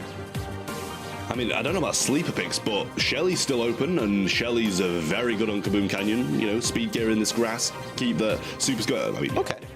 I mean, they've gone with the Shelly, they've picked it up, and, you know, I think it's kind of expected for the side of Reject. As I said, speed gear in this mid through the grass can do very, very well. But now 3R, I think they've kind of got to go for a bit of a ranged approach, and even, I was going to say slide the Crow in, it's got such a good runway, but it's actually going to be banned out, so... Maybe they're going to have to just break up the grass, go with like a Brock, something like that, just absolutely tear it up, tear it all down. Yeah, well, we see some of the high win rate brawlers mentioned here. Brock, definitely one of them. Amber also with a pretty good win rate. 8-bit, one that we see appear from time to time, but can be difficult to execute. You need to have those walls up to make 8-bit work. We'll see Eve as a selection as well. This is an interesting one. You'll be able to get some good spam out here, deal with some of the long-range brawlers. Some of the better ones have been banned out already. I think also with the prospect of wall break from a Choppy, it's going to be kind of troublesome for 8-bit to keep this alive. I think more than anything, 3R Gaming know that they can get just like one decent push onto that save, and they can win this. And now it's going to be Reject's job to play control and make sure that they never advance beyond there. Squeak could be one of the brawlers for the job. They have to think about how they're going to clear out the grass, though. Well, the return of Jesse once more in this region never fails to amaze me. I like the Jesse. Going to be able to bounce off a lot of those Eve spawn-ins and the 8-bit turret and slowing things down, getting decent damage with the turret as well. I do like the pick, but I feel like they do need something with a bit more range now to be able to fight against this 8-bit in the early game, fight against the Eve when going to be able to levitate over the water. So we'll see what they do choose to go in with. Whether they're just going to go with the call. Okay, I don't mind that. Obviously going to be able to fly and hook over the water, try and fight Eve in the early game and not let them get that early control. Final selection, how do you deal with all three of these brawlers while still getting some good control for yourself? I mean, Colette is always an open option. They didn't go for it earlier when they had the 2-3, so clearly they weren't really worried about playing into it on that 8-bit. It's a classic 8-bit counter.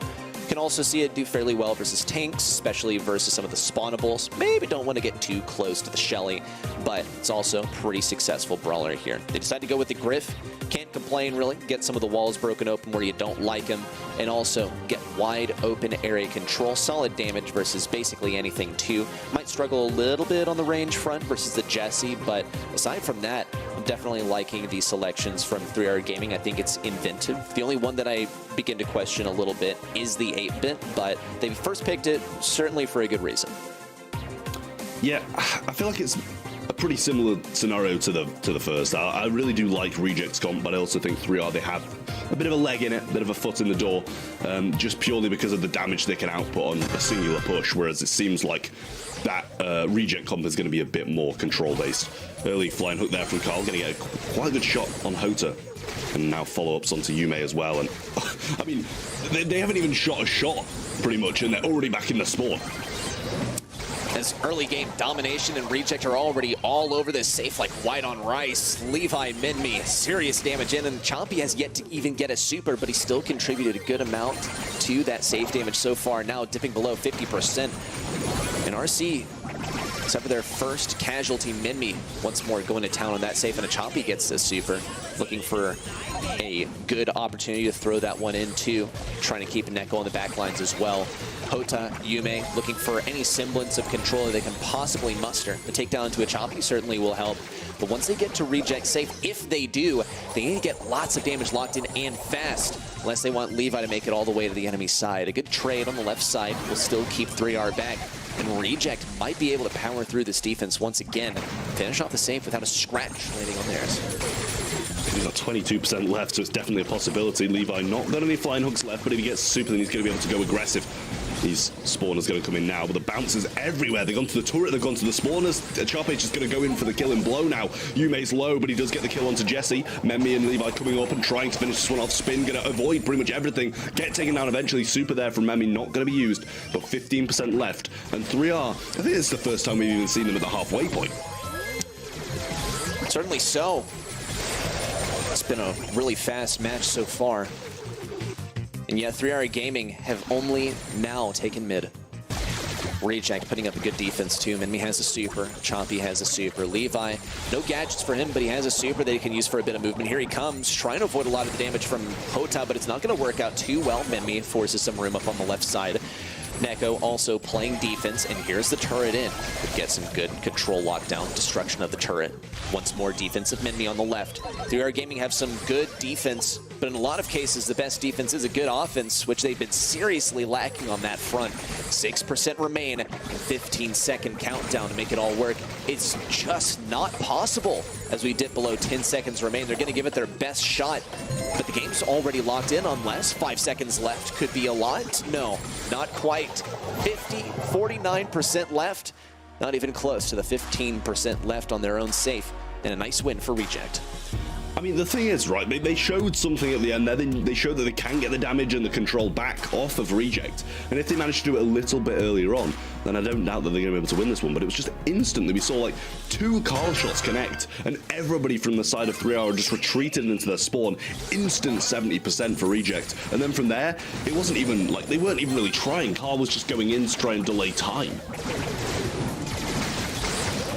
Well, he's going to be accelerating the time this time, it looks like. He has some gadgets to work with. 3R Gaming, though, are already in defensive formation. Levi now with a super forward. Not even a protective pirouette to cover his tracks, but it doesn't even seem to matter. Neko, Yume go to town, get the destruction. They seem to abandon Minmi on that enemy safe. A lot of damage locked in already. 6K.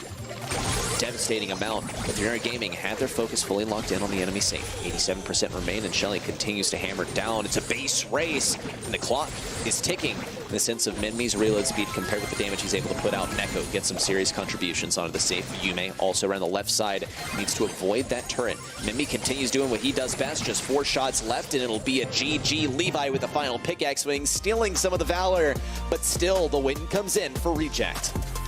I mean, that was just perfect. I mean, you can leave a Shelly, but to what extent? You know, when do you start thinking, oh, that was a bad idea, let's go and get her, rather than, okay, maybe we'll be able to get this damage done when you're so far behind. It just doesn't really look likely, and I think it was a good choice from Reject to stay up there, and a very good start once again for them, because they just instantly had them on the back lines once again, and we saw when 3R managed to get Reject on the back lines, they do so well. They got 50% in like 10 seconds in the closing seconds of the first, but in the second, we just saw them get dominated again and just leave someone on their safe to finish it off.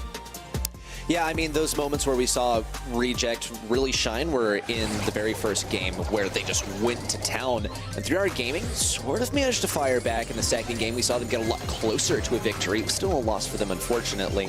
But abandoning Shelly on their side got them a lot more damage locked in. It seems that, yeah, fighting the 3v2 is a lot easier for them, as it should be. It was just the metaphorical timer was ticking. How fast is Shelly going to be able to fire off that damage and make their safe expire, and we'll see how close 3R Gaming got here. Once again, a lot closer. 23% remained as that safe percentage hit 0.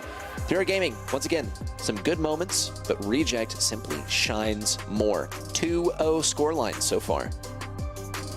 I mean, the kills, though, it's not looking bad for 3R. Obviously, it doesn't matter in safe, but I'm saying at least it can get some kills, you know? Like, they've got a bit of a chance.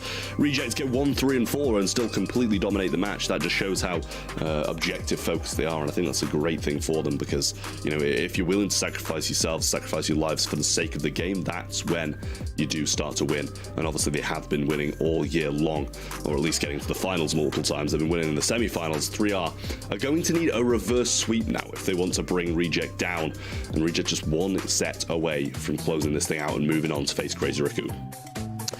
Hard Rock Mine could be the final stand for 3R unless they somehow manage to pick up the pieces, but you got to pick up at least 10 gems to get that countdown started and make it happen fast, because Reject has been sort of taking these sets as speedruns. They tried to do it in set number 1, and they only barely managed to make it out of that one with a W. But now on a gem grab, a little bit slower, not possibly as fast as Heist. We'll see how Reject operate as they do have that first pick once again, 3R. They could go for the 8-bit once again. If they're particularly partial to the 8-bit, they can make it work. But Their bans so far don't exactly have 8-bit written on them. Well, Stu's going to be the first pick there from Reject, and looking at the win rates, we've got Shelly open again, I believe, actually. I didn't see it on the bans. Mr. P going to be a first pick. That's a little bit wild, but RT's going to come up after that, and I do like that a little bit more. See quite a lot of range coming out of 3R right now, and not the same story for Reject. Still do have the possibility of just doubling down on the short range and going aggressive with something like a Shelly, or if they kind of pivot off that and try and match some of this range in mid. 8-bit still available through the mid, Gene still there as well. Okay, Rico from Reject, one more selection on their side. I like the pick of Mr. P into Stu, but I don't like that they picked it so early because he's such an easy brawler to rush down. His DPS is really, really not good. He only gets value from that turret, and aside from that, he's not really that strong of a brawler. So we got to see some sort of rush down. Max is going to be Reject's choice now. Max has fallen off a lot in popularity and a lot in strength. I mean, she already didn't do that much damage with her main attack, and now she's a little bit weaker, but this region's pretty partial to her, and this will allow them to rush things down pretty effectively. They're just not doing it with a whole lot of health, which would be, I think, the usual approach that the rest of the world would take. But, well, this is East Asia, and they are kind of the most winningest region of all, so I'll trust them on this one. Yeah, I mean, you kind of got to, right? I mean, as you said, Max has definitely fallen off. Maybe not in popularity because people still love it, but definitely in terms of how good the actual brawler is. And a Grey coming down in Hard Rock Mine. It's not something I've really seen. I don't know about you, Ready Seb, but I can't say I've really seen Grey at all in Hard Rock Mine, and I'm not sure. I mean, yes, it's going to be able to TP onto Rico, right? But I don't know if it's really going to be able to pull through. I might be able to tell you more about what 3R Gaming dislike than what they like. I think they really dislike DPS because that's sort of what the Grey and the Mr. P have written all over it. They might be able to get some good value here, but they don't really put up a great fight versus the speed that Max has to offer. Then again, I don't really see Max having a good combo with the Rika. Actually, never mind. Now, the more that I think about it, it can be pretty fearsome. Levi's just going to beam things down at mid. The suppressing fire is out, and Yume's looking for that very first super. Perhaps a kill onto a Choppy could make that Grey seem a bit more threatening. Hota also looking for the very first super. He'll be able to take down that turret nice and easy, but he's got to be able to hit that shot, and he missed his chance just a moment ago. That speed zone's going to be open up for a bit longer, and a Choppy on the right side is giving a real hard time to the Grey. Neko and Hota also really locked in here on the left side, but the turret's down. Levi with 5 gems in hand, 0 to the other side. Put Reject in a pretty strong formation. Yeah, now push back quite hard, but they do have a little bit of a leeway with this 4-gem lead that they have. Made that 3 now as a couple are picked up from the mid on the side of 3R Gaming. Speed still available from Levi, but they've always got to be scared of this TP coming in onto a Sharpay, and I think that's what they're kind of backing off for. Speed pop there by Levi. Not seeing a lot of movement down here though, but now he eventually comes up and gets hit quite hard by Neko, and TP almost used there as he was considering it. Now goes past, but the gadget used, and he does fall quite low, but gets the kill. Memi going on a bit of a tear, left, right. Now going forward a bit further as well, but does eventually go down, but not without Levi swooping out with another couple of gems. Okay, powered up turret. Hota has one more of these left. Choppy on the right side has a super, tries to beam him down, but misses unfortunately. Didn't have the intel that he was a bush more forward than he expected. In the meantime, 3R Gaming are slowly catching up to Reject, now picking up the 7th gem of the game, or perhaps not. Good peel there from a Choppy. Levi, the suppressing fire again, and the final phase shifter from Levi may be a bit risky because he doesn't have one in his back pocket for that 10th gem, but a lot of area control forces 3R Gaming out of the area, and they won't be able to catch up within this timer. They gotta get a kill onto Levi, and he is pretty slimy with all that speed and the speed gear active, but he doesn't have a phase shifter. He's not uncatchable. 5 seconds left. He's seriously out of range. Here's the teleport in from Yume. Levi has to dodge it out. There it is. Yume almost managed to pick up some of those gems and get out of there, and a Choppy has too much health to get taken down. He's the gem carrier now. Levi and Minmi get to make do with some of the speed and some of the DPS. I mean, talk about a ridiculously strong gadget. He just got a kill, and another one just randomly didn't even mean to get a little bit further on. Choppy's going to go for now, but he's actually going to be quite out here. Mr. P might be able to bring him down. Going to miss a few shots. No! Maybe even auto-aim one on Levi there, and he survives it out. We're seeing a match point go the way of Reject. He looks pretty pleased about it. I saw a little bit of a smile smirk up there below the hat, and there you go. And it shows his face now. He's actually going to stop. He's going to stop smiling now, but still, match point. They're going to be pleased about it. Show no emotions. Keep that poker face on as well. I mean, you can't really reveal your secrets to anyone. But Reject now have poised themselves for match point. Just one game victory away from going to the grand finals. I love that play from Achapi towards the end of the game. I mean, was it really necessary? No. Was it incredibly risky? Yeah. But did it matter in the end? Not really. I mean, Mr. P fired off 3 shots, and Achapi either dodged them all, or Hota was under a lot of pressure. And I would expect just as much from 3R Gaming, as they're on the cusp of defeat after working so hard to take down Aphelion in the quarterfinals. With a 3-2 victory, they now find themselves versus the second strongest team in the region in the semifinals. And so far, Reject, once more, just taking these guys to town. Achapi on the back lines is a serious threat. Levi sitting nice and pretty with 6 gems, looking for the 7th, trying to dodge out the brawlers at mid. And only a single gem so far for 3R Gaming. Yeah, Levi under a lot of pressure, but not off his own back. His Memmi's not doing the best against Mr. P, which is understandable. Tough matchup, but they are going to need to win it. Rico still sitting strong up top, and now eventually we get a bit of speed. We might see some more push out from Reject. I mean, look at Rico up top. He just hasn't moved, and I mean, Neko's not really pinching him, to be honest, but the suppression that we're seeing from 3R Gaming down the back, eventually Achapi's going to fall, and now 3R might be able to establish themselves even more. Well, takedown of the gym carrier, it's Minmi's responsibility now, and he's all marked up by Neko. Yuumi and Neko both try and get some damage versus him. He went for a massive risk, and Yuumi needs that teleport. He won't be able to get it. And all 8 gems go back to Levi's possession. Another takedown. Another gem picked up. 9 gems so far, and just one more is all he needs. A free one for Neko as it appears on their side, and Choppy rolls up to the Brawl once again on the right side. Big pull versus Levi. That phase shifter came in real handy. Good teleport in from Yume, but the takedown on a Choppy is not there still. Neko makes away with 11 gems. Gotta see some kind of takedown onto him to reset that countdown. Reject simply don't have enough gems to stall it out on their own accord. Neko still alive on the back lines, plenty of health to work with. The insta-kill there with a Gadget 2, a team wipe, and 3R Gaming take us to yet another match point. Yeah, it's not going to work out then for the side of Reject in this game, but they still have the capability of bringing it home in the 3rd set here. 3R looking to try and extend it to the 4th and possibly even the 5th after that, but still have to win this game to even start the possibility of a reverse sweep. Now, we need to see a little bit more, I feel, from Memmi, possibly wanting to swap lanes and allow Achapi to be on that Mr. P, as I feel like that matchup is not great, but it's a little bit better. Well, now once again, Levi at mid under a lot of pressure. Yume and Neko now. Oh, and even Hota. Musical lanes, everyone trying to switch onto their optimal matchup. And the same exact thing for Reject. Minmi now over the left side. 3R Gaming, they go for the lane switch again. Hota on the left side in the midst of all of it. 4 gems. Ooh, 5 gems on the ground. Minmi picking up 1, looking for more. He needs that super so badly, and he finally gets it. But he had to forfeit a speed zone in the process. Yume on the right side also deep in enemy territory. In these bushes with the TP ready to go. Levi and Minmi very aware of his presence. Minmi tries to get some value off of him, but won't be able to. Good use of the Gadget, too, from Yume. And a great teleport in. Might be able to get out of there. Levi has to have the dodges. No, Yume's able to teleport back. Heal up 1,000 health in the process. See ya. And 8 gems for 3R Gaming.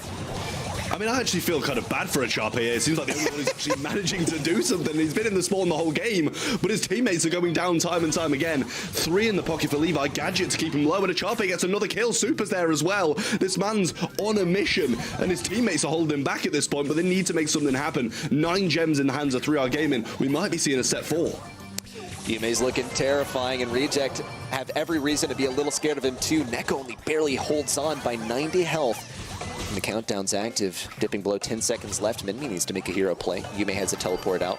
Neko can't get too close to this guy. 5 seconds left. Levi, Choppy has the super. Here it comes. Maybe some damage. No, nothing there. The teleport in. A kill to finish things off with a bit of flourish. And 3R Gaming. The 3R doesn't stand for 3 rounds, folks. They're not going down in just 3. We're going to set number 4. Take a breather real quick. Man, what a doozy. I mean, he's reacting so well, and this is just after winning a set. Imagine if he wins the game. Imagine if he wins the game, we're going to see him do a flip. He's going to get up and, like, he's going to be running down the street if he wins the game. He's won a set, they're 2-1 down, and he's throwing up some love out, smiling his face off. It's brilliant to see, and this is the kind of mentality we see out of this region so much. Even when they're down, they're happy, they're smiling, and it's a good thing. You know, I'm not laughing at him for it. It's a very good thing that you can be this happy in defeat. Oh, I mean, seriously, I mean, wonderful, wonderful, wonderful here. 3R Gaming, wonderful show from them so far. Reject, what a performance too, but the verdict is for 3R Gaming. Well played. They kept their cool and put so much pressure on Reject. Once again, I'm proven wrong, but isn't that kind of my job, to be proven wrong and keep this meta interesting? 3R Gaming, bringing the gray. A lot of DPS lacking, but it's really the flashy plays that keep us entertained and also keep 3R Gaming in the game and send us on a set 4. Yeah, well, we'll see if they're able to do it again in set number 4, if they can manage to take this to the 5th and final. But statistics-wise, I mean, you've got to be looking at 3R here. They've been in the... I mean, actually, no, let's take a look at Acharpy first, because I was singing this guy's praises. 10 kills, 234 DPS, overshadowing anybody on the screen. Obviously, Yume's got 10 as well, but nowhere near the same amount of DPS. And to be honest, he was playing so well, but the Mr. P on the other side as well was playing the exact same game, just on the flip side. I mean, there was something for everyone here. If you're a Reject fan, they might have lost a set overall, but if you're an Acharpy fan, I mean, this dude is incredibly accomplished. 2 World Finals victories here. And yeah, he's kind of taken them to work. I mean, 10 kills on that Rico. So much work put in there. But still a win for 3R Gaming gets us even more action. Yeah, that's the thing. I mean, if you're a Reject fan, are you really upset that you get to see more of them playing? Well, we'll get to see how they navigate Infinite Doom. Sort of a new map introduced to the BSC. We've seen a little bit of it here and there, but now we get to see it on the big stage in the monthly finals in the top 4. How do 3R Gaming and Reject draft this one? I'm going to be honest, I think it's pretty well known that I absolutely hate this map. I'm not the biggest fan of it at all. Didn't like it in Wipeout, don't like it in Bounty. But I think it gives it a different aspect competitive, you know, little bit of a different meta. It kind of brings the Snake Prairie vibe without the Snake Prairie of having all this grass, but it obviously has the opportunity to be broken up as well, and Squeak being that first pick. It's good when you have the residues and you can block off avenues if you've got control. But if you don't have control and you're walking into a bush unknown of who's in there, I don't think Squeak's going to be, like, the best of picks. Obviously, it kind of backs it up with the win rate, but just off, like, pure feeling, I feel like Squeak can struggle sometimes.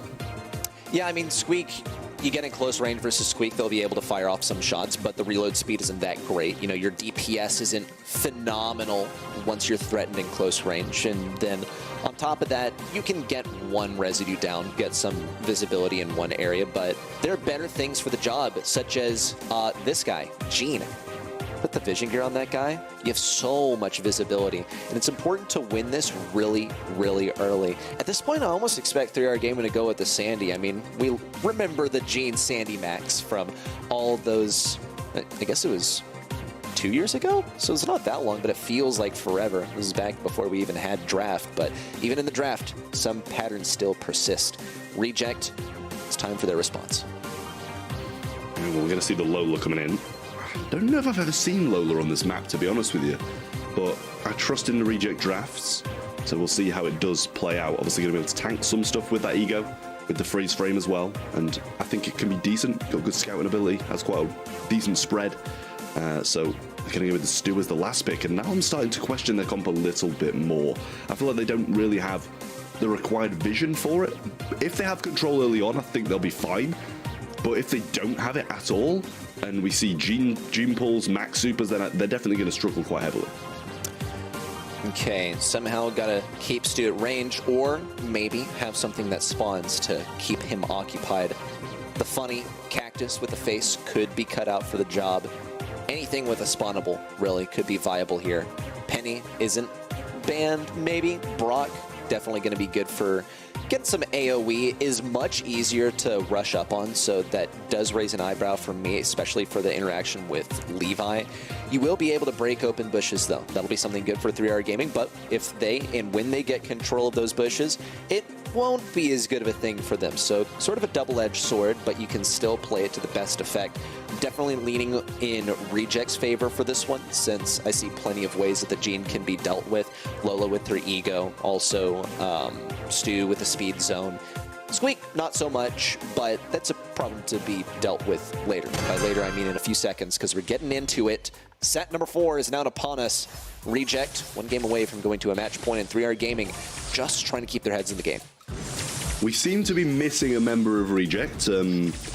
Not sure what's going on with Levi, but he's probably back in the spawn. And to be honest, Reject are doing well with just the two of them. Now he comes out and he's going to be a bot.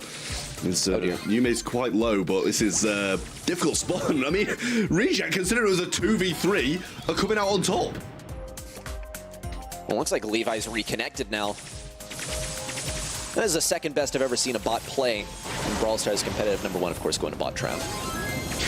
Not to gas you up too much. We'll see what the gas heal can do on the right side, though. Levi now moving over to the left. Choppy trying to get some good damage in here. Yume's going to fall.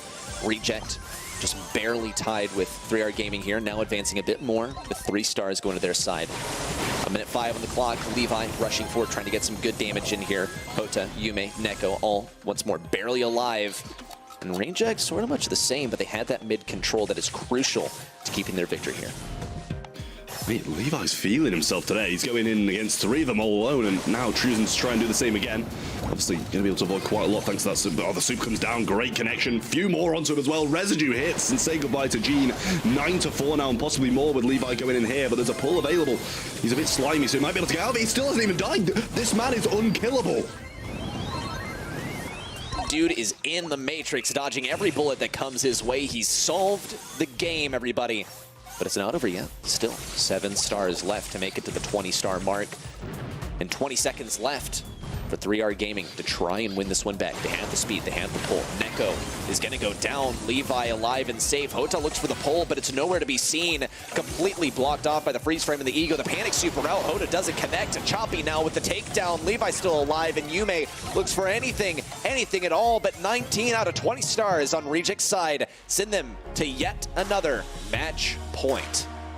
The question is, will they be able to close it out this time, or will we see something different? That seemed a bit more convincing than their win in Gem Grab that put them onto match point, so I believe that they might be able to do it, and they looked extremely confident in that one, even with a 2v3 off the start and Levi in spawn. As soon as that man sprung out, he really sprung out. We'll see if any trouble spring up for Reject this time. 3R Gaming need anything that they can get. And while they did have sort of a leg up at the beginning there, the blue star has already gone over to Reject once more. 1 star and a blue star lead for Reject. And 3R Gaming playing around these bushes as much as they can, looking for whatever control they can get. It's a tall order, though. Hota especially trying to scout things out. Minmi now coming in with the pressure on the left side. Very, very low health for Yume. He's trying to dodge out the shots, but it's so tough to do versus Lola. Her shot has such a large spread. So far for Reject, collectively, they've earned 7 stars. Only 13 more stars to victory, and they're sort of farming things in the back lines. 3R Gaming, they don't have more than 2 avenues out of spawn. And each one is almost completely locked down by Reject so far. Well, the pull's there. Good connection by Hota there, and does actually get him down. It is 10-5 now. Shut that gap down a little bit more, but instantly Memmi's going to extend it once more, and now just trying to use this ego to his advantage. Has another one in hand as well, so if that goes down, don't fret, we've got another. Uses the freeze frame too, tanks one of those block shots, but a squeak super still available. Neko's going to go down, and Levi's going to pick one up too. Yume's the only one surviving left. Should be dead as well, and he does go down. One more left, and Reject take it. They do shut it down in a 3-1, and they come out on top. Move them to the finals once again for the El Clasico of this region, I'll put it. Crazy Raccoon versus Reject in the finals, and what a way to move on with that dominance. El Clasico is absolutely correct, but look at the smiles as well from 3R. I mean, yes, it's bittersweet. You never like to be defeated, but to get that win over Reject, I think, has to be a pretty good accomplishment for these guys. We saw the smiles, we saw some of the joy coming off of their screens, and I think well earned for them. At the end of the day, though, you're playing Reject, man, and some things just are always going to go about the same. Reject, see in the finals, they're going to be playing versus Crazy Raccoon.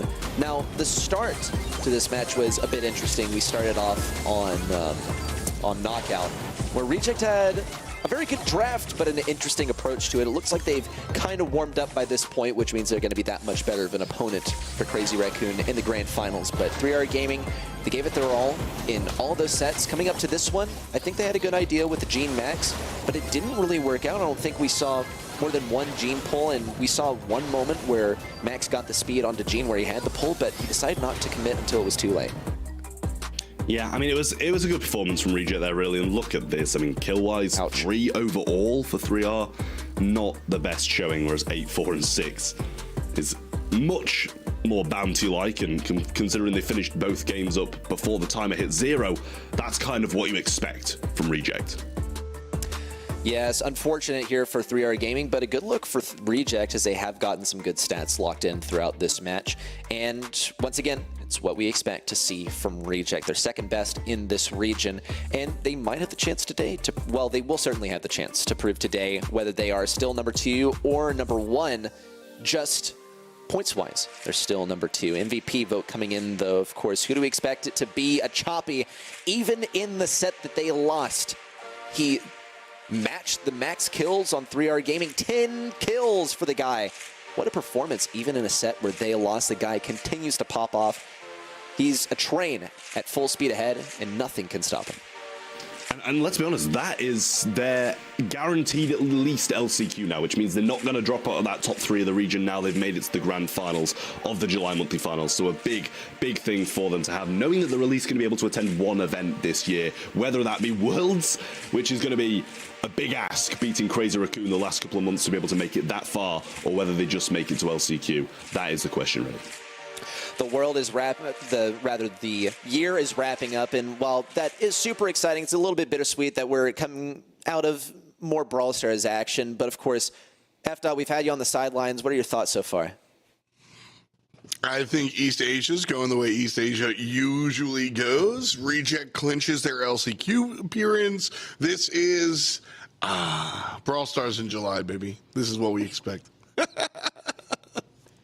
Fun stuff. I mean, we always love to see some of the good stuff from East Asia, but in the end, there's consistent stuff as well in East Asia that we always expect to see. So as Trav put it, El Clasico, it's Reject versus Crazy Raccoon once again, but I honestly, you know, Bias Caster, whatever, yeah, I've admitted to it already. I wouldn't have it any other way.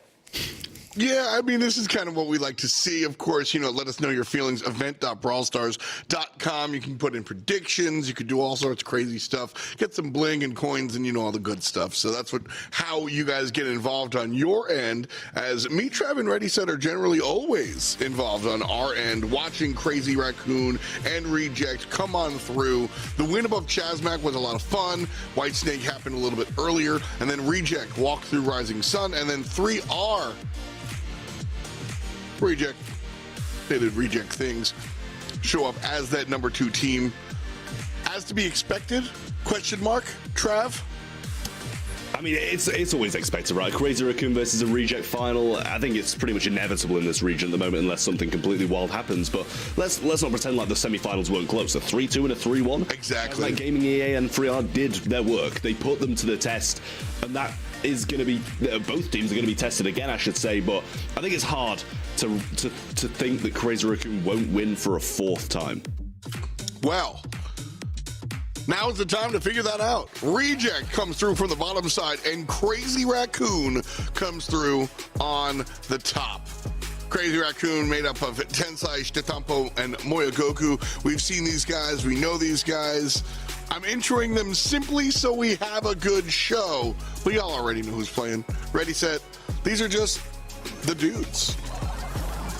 I mean, simply put, right, these are the guys. They're the ones to watch in the region. They have been the ones to watch for, I mean, last I checked, a few years now. Years? Crazy Raccoon, we entered the year, them being the dream team. And they've only faltered really once, Reject being the one that dealt the killing blow. But they've gone back up on their feet for a good streak once again. How long will it continue? How dominant will Reject be this time is a question to be asked. Well, Reject, no slouches themselves. I mean, when we look at the players across the way from this team, I mean, Tensai on camera right now, just a boatload of fun to watch, and he might have the upper hand. But a Choppy, the MVP of the semifinals, Menmi and Levi, of course, certainly strong players in their own right. Trav, Levi had some interesting moments here tonight, but I think when it comes to grand finals times, he might turn up a bit. I will say, you know, his Cordelius was just a little bit questionable, put it that way.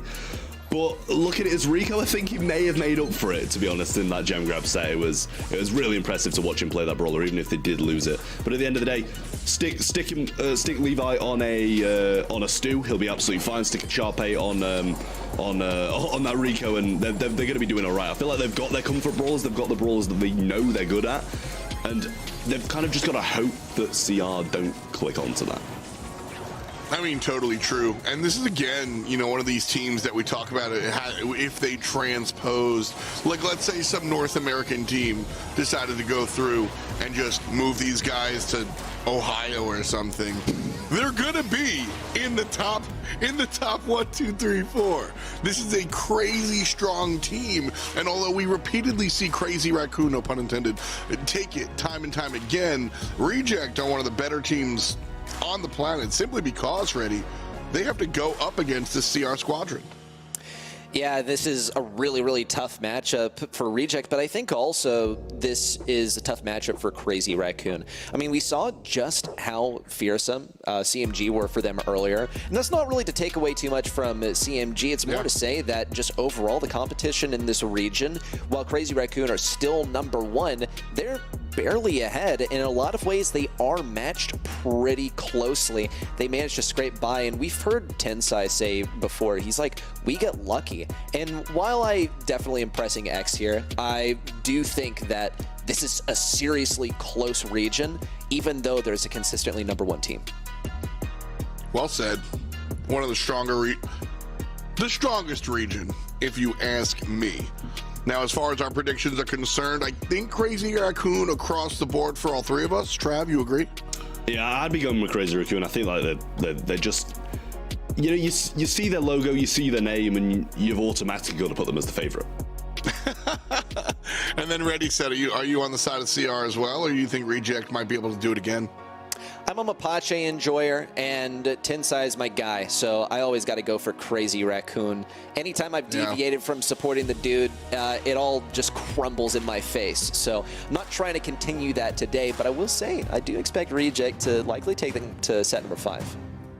Well, we'll certainly see if that's the case or not. Trav, we'll see you on the other side. When we talk to Trav next, we'll have a July monthly champion here in the East Asian region. We'll start off with Brawl Ball here. Pinball Dreams, Dueling Beetle, and Pit Stop. And then we'll do Double Swoosh and Bells Rock should we need it. Now, I have a sneaking suspicion here that we will need at least one of those bonus brawls. But for now, Pinball Dreams is out. A Lola ban is very, very interesting. So is the Mortis ban. Welcome to East Asia, where, to be fair, so this is something very interesting that you see.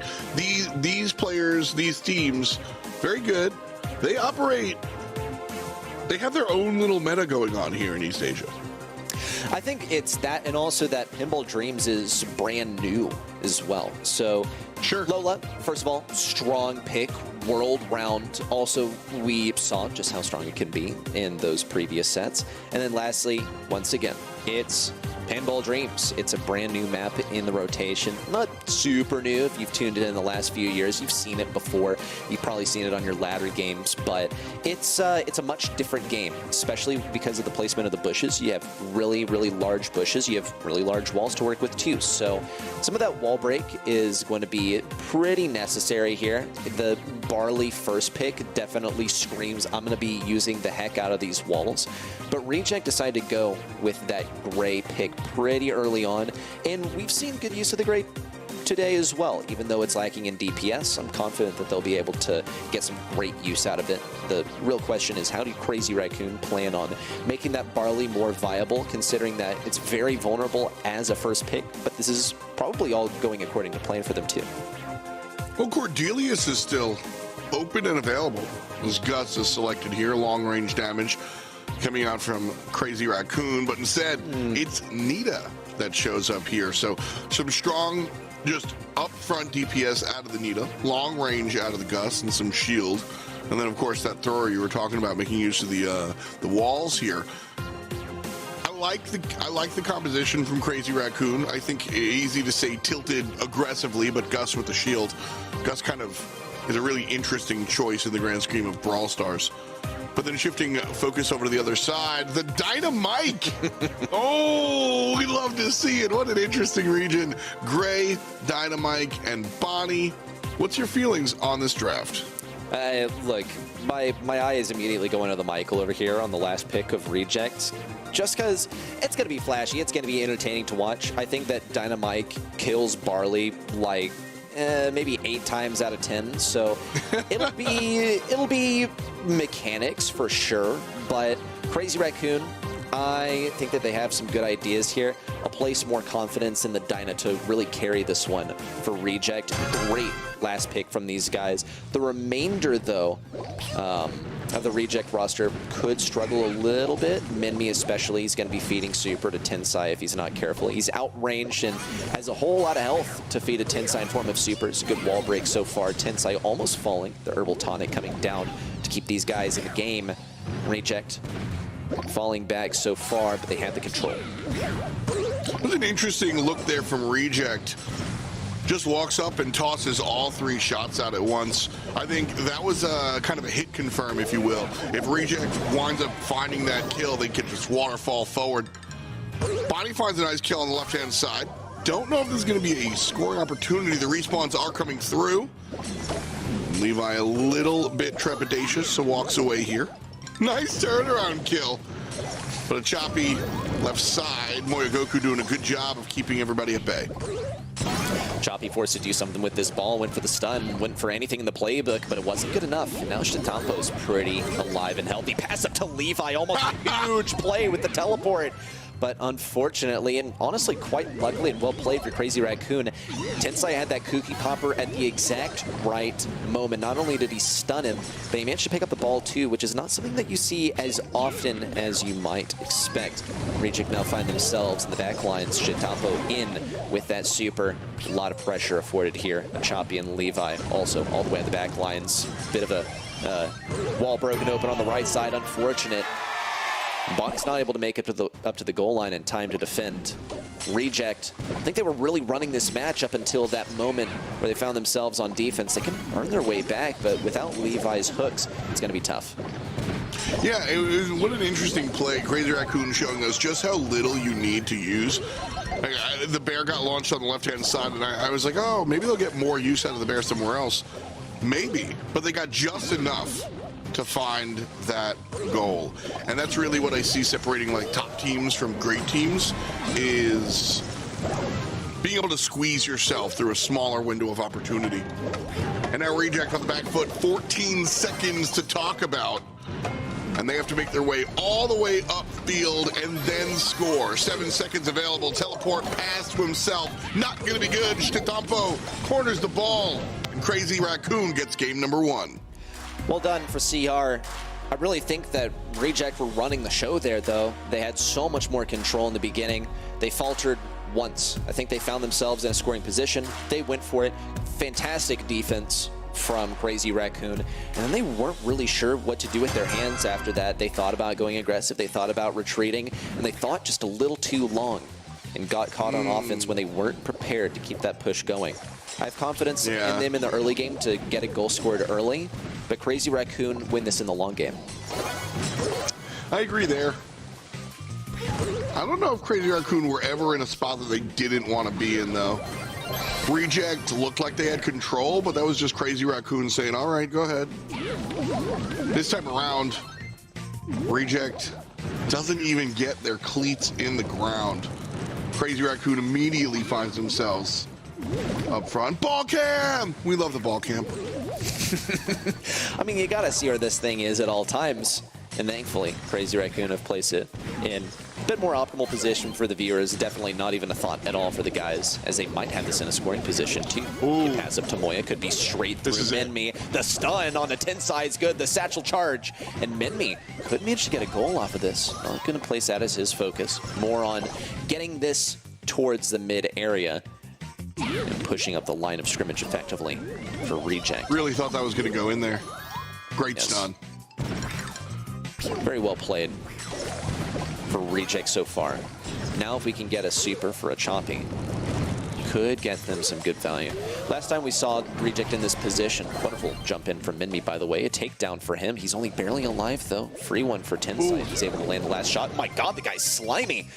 And Reject have 2 versus 1. The hook is good for Levi, but no kill to finish that off. There it is, the teleport in.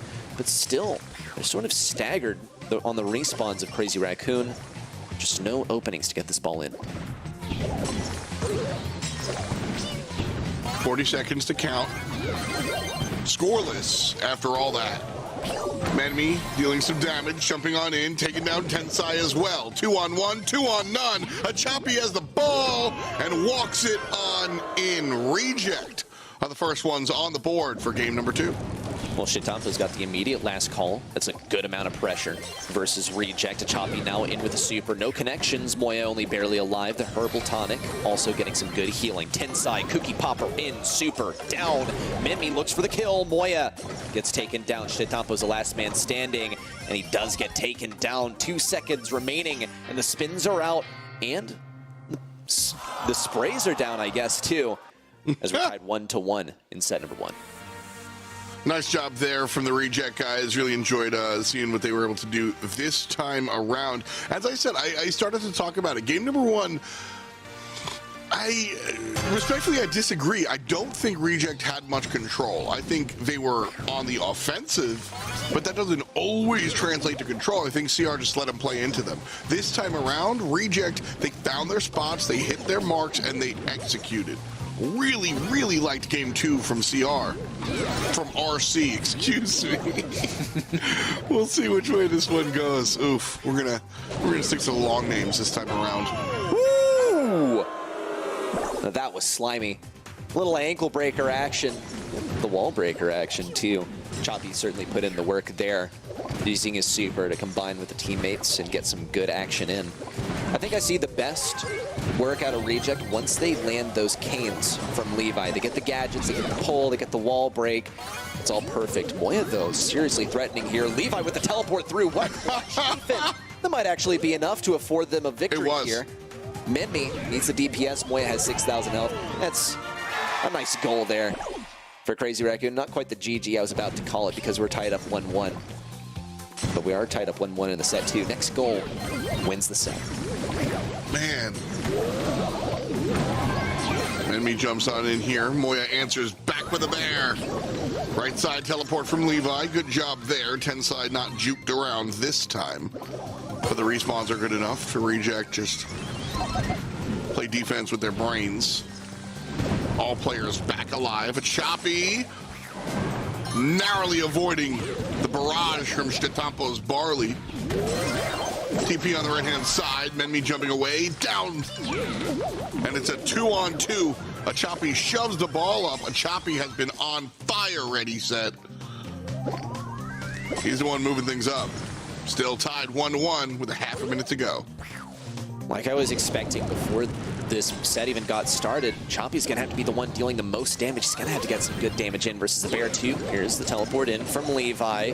Mimi also with a good amount of health will be able to force us out of the back left pocket. Bear with me, putting in a lot of work here. Keeping Moya alive, but the final shot, no, not gonna come through. Levi needs to yes, but he teleports through because there's just no way to prevent that goal. It's a set win for Crazy Raccoon. Really, really well played there from Crazy Raccoon. I loved the ending. That sequence was a lot of just attention to detail, teammates knowing how to get in between different opposition and how to get behind the defense. And that's what you got to do. You got to find yourself in those positions in order to find yourselves on the good side of things. And so because of that, Crazy Raccoon finds themselves in 3 up up 1-0. I will say the most stark difference between Game 3 and Game 1 and 2 was that we saw more Nita Supers. We saw so many bears in Game number 3. And some of that can be owed to a difference in approach between the teams, but also Reject sort of focusing on different areas to try and get themselves the win. And in the process, maybe losing sight of the condition that they were playing around in Game number 1, right? You focus down on the things that help you win, and you can lose sight of the things that you were already doing right in the first couple of games. That's at least what I expect. Look at these stats, really stacked on both sides, but far more notably for Crazy Raccoon. Love the work from Tensai this time. It reflects in the kills too, but it's 10, 9, 8 for the members on that roster. Really goes to show everyone's putting in their fair share. Absolutely. You know, when you take a look at this Crazy Raccoon team, I've spoken a couple of times about how Shitampo used to be unequivocally kind of like the guy, always winning MVP. Now you see more of a share of the spotlight. And I mean, honestly, for a long time now, almost a year plus, Tensai has been really my go-to MVP for this squad. And so seeing the share of the stats there, not a surprise, as all of these players really stepping up and becoming stars in their own right. I mean, becoming is even doing it doing a disservice, because they've already been superstars. And so we head out here to Dueling Beetles. I really do love that music, by the way. Big fan. Bell first pick overall. We don't always see it, but I like it. I think it doesn't really tip your hand, and it goes well with everything. It's, I think, also reflective of a different strategy that Crazy Raccoon are going to take here. Maybe go for some wall break and maybe just try and take this out of the Reject playbook. But Reject's already got some strong options on their side. We see the Gus coming out. No big surprise. We see the Maisie coming out. No big surprise in any region except for East Asia, because we just haven't seen it yet today. We haven't even seen it banned out.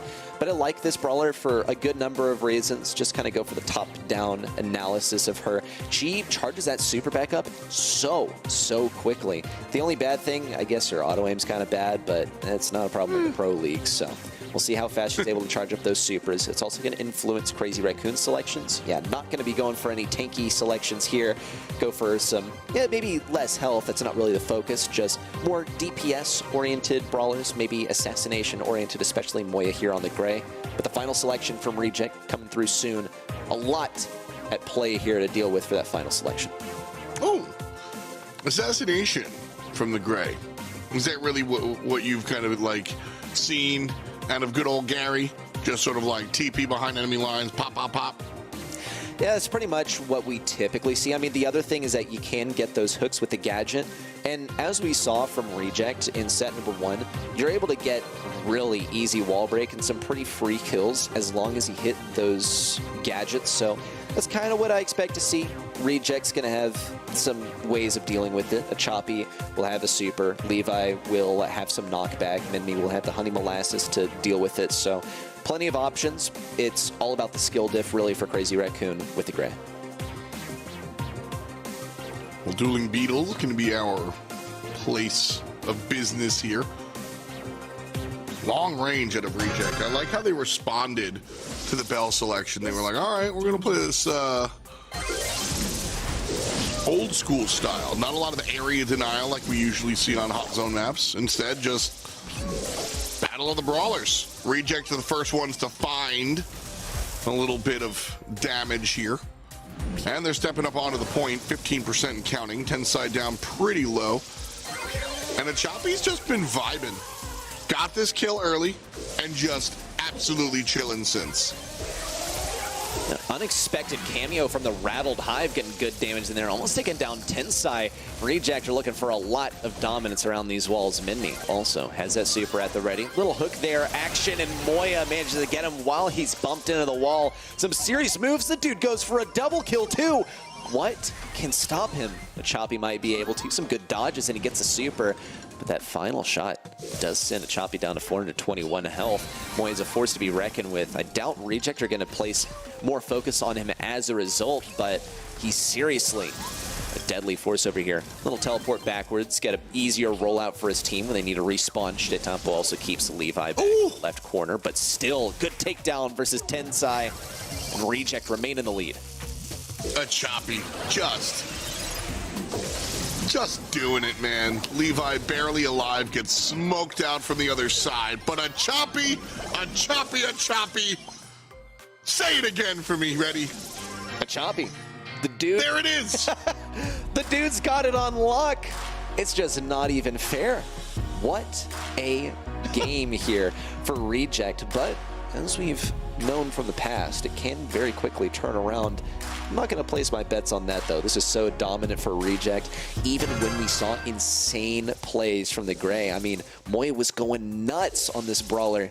Reject still persisted, and they did so confidently. We'll try it again. Moya taking mid lane. Last time around, Reject hit first blood. Now it's Crazy Raccoon, so a better look for them and their fans. A choppy. Ooh, nice play there by Moya.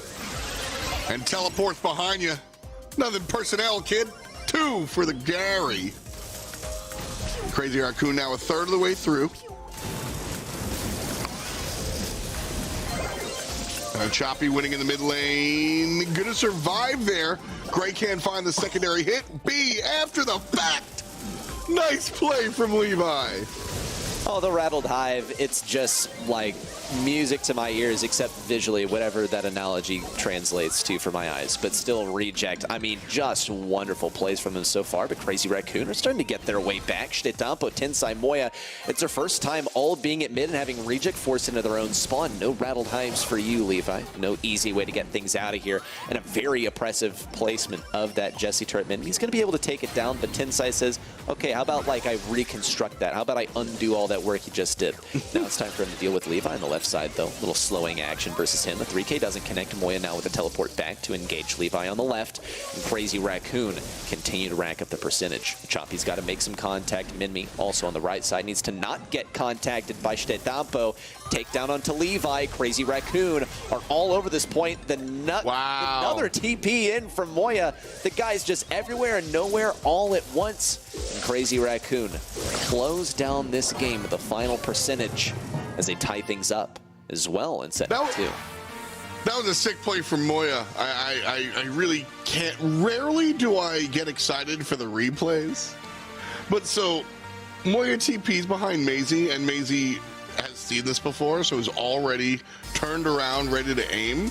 And because of the way that projectile works, by the time Maisie's shot leaves, Moya TP'd a second time behind again. That was funny. Crazy Raccoon's the first one on the point this time around. And Levi hiding there on the right side. A lane swap for Levi and Minmi on the B and Gus respectively. Good takedown. Moya, Shdetampo fall one off after the other. Tensai next on the menu. Good damage versus him. Minmi. One dealing most of the damage. Levi's going to go for it. Rattled Hive trying to get that in. Tensai's just out of range, but it's still a good charge for Levi to get that 3KB up and running. Moya in. Not enough damage to take him down. 30 health left. Levi goes for it. Manages to slot things through. Shdetampo looks for the damage, but isn't able to connect. And Reject cross the 55% and counting. The turret in from Tensai is not enough to shut these guys off, but Minmi gets sent packing a bit early. Moya, only barely alive, got to be a priority. Big damage versus Tensai, the dash forward from a choppy, but it gets caught lacking. 1-2 kills with a single Jesse projectile. Shdetampo now with the teleport forward gets some good stuff versus Minmi too. With a mark hanging over his head, more akin to a noose hanging over his head too. As he's basically marked for death. He's still going to play aggro though and try and win this mid back for Reject. Levi has been lights out this game. For as much as we were going crazy about a choppy in game number 1, Levi was doing a lot of work in game 2 and continuing to do so here. His team up by a lot. 88% here for the red team, but it is Crazy Raccoon on the point at the moment, and they're counting up all the way from 50. 88's pretty close to uncomebackable. but not quite there. Achapi's going to step up forward, and Crazy Raccoon have to make their mark. At 95%, they're just going to walk away. That's it. Reject. Take the set. Wonderfully played by Reject. I mean, like you said, lights out from them at some key parts. I mean, hey, we still saw Crazy Raccoon get their beats in, but we saw the same from Reject in set number 1. This is about what we expect. El Clasico, an incredibly close matchup. They're barely separated by points on the leaderboard for a very good reason. They are so close in skill, and it takes us to a 1-1 match so far. One set apiece. Each one well-deserved. Every single game well-deserved. And Reject scraped by. Only score-wise, though, here they managed to play a fantastic game as their last one for the set. Yeah, I mean, this one real nicely back and forth. Really enjoyed kind of watching both the picks and the ban. I mean, this wasn't, you can't even blame the draft, dude. This was kind of nice looking all around. Just two good teams going head-to-head. Well played. I mean, I still think we saw some really good things from Moya throughout that set. I mean, look at this. From Crazy Raccoon, he's got the most kills in the entire set, and yet it still went to Reject. So not a no-help situation. I think everyone on that team is incredibly good, but clearly the Gray was a great idea, and Reject had some trouble dealing with it, particularly Minmi, it looks like. Not doing so well on the stats perspective, but Achapi and Levi still playing a good game. When 2/3 of your roster is playing a good game, that's still a good situation, especially versus Crazy Raccoon. So well done for Reject. It brings them that much closer to a victory, but really, they're only as close to a victory as their opponents, as they only have one set apiece. We now head on to pit stop for set number 3. So when it comes to Heist, this is where we get to see some interesting selections as well. Across the world, we saw some BB, we saw some real fun stuff. And right back here, picks and bans are out. Primo is going to be banned out here in East Asia. Colonel Russ also showing up. We haven't seen much pick or ban of the Dogman here today in July's monthly finals, but first overall selection is going to be the Nita, that bear, certainly a big point of what we're doing here. And then back in black, it's BB with the bat. Oh man, I mean, where have I seen this one before? You see that Nita on one side and the BB on the opposing side, and it looks great for the Nita at first. We've seen this draft literally earlier today. You know, no funny Spike Man, but the Nita first pick, it didn't work out, so you still got to play it mechanically well.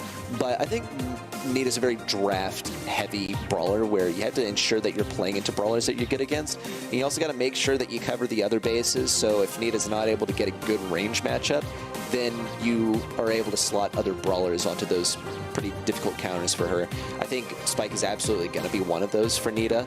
BB, less so. I think Nita has some great play that she can do around the BB. BB can leverage her health a lot to just rush in versus Nita, but you don't want to be playing around that bear, blah, blah, blah, blah, blah. Okay, let's get the last pick from Reject. What do they go with after the Tara? Well, you've got Tara for some kind of group up control, Nita for the bear nonsense.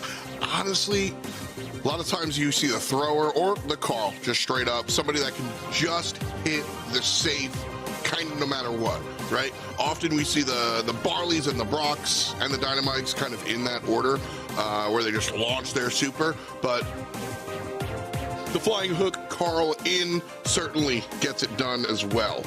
So, Achapi's choice here, don't hate it. There's not much synergy on the side of Reject, just like 3-color good stuff, you know? And I'm down for it. We'll see how it works out. The buzz coming through to pretty much counter what the Carl is coming out here with. I gotta say, I like Crazy Raccoon's draft a little bit more, although I don't have many bad words to say about Reject. I like Crazy Raccoon's draft a lot more, but it's up to you whether that means anything to you. I see the clear counter to Carl. I see BB with a lot of damage versus enemy safe. I see good matchups for Spike in both the Nita and in Tara. So the only thing that I can really see being optimal for Reject is getting the Tara onto some of the more tanky brawlers, where I really think she will absolutely flourish. The Choppy is caught on the left side. Moya also sort of in her path, but I think it's really more of the Choppy and Moya's path. Levi on the right side, though, spares no expense. Immediately tries to get onto that safe. Moya manages to get past Choppy, and he's got those shades to spawn. Or no, does he? There it is. That's so much DPS. No way they're going to try and go for this. It's a win every single day of the week for a Choppy with 3 shades at his side. Unfortunate judgment for Crazy Raccoon. You're just not going to beat the 3 shades, man. Hey guys, just got back from getting a drink of water. Looks like game number 1's already over. That might, I need a production hit. Is that the fastest game we've seen in competitive Brawl? What was that? I think 2:02, so 14 total seconds. All right, not happening again, as we've already got a monster mash in the middle. Shades come out, Levi's back to the races. This time has to deal with Tensai down here. And Tensai is down to Clown. As the kill goes the way of the Spike player, and Levi now left alone. 50% on the blue box, but Rejects is almost dead. 12% left. Moya still up top. Not quite the straight base race that we saw in game number 1, but this one, pretty geared up.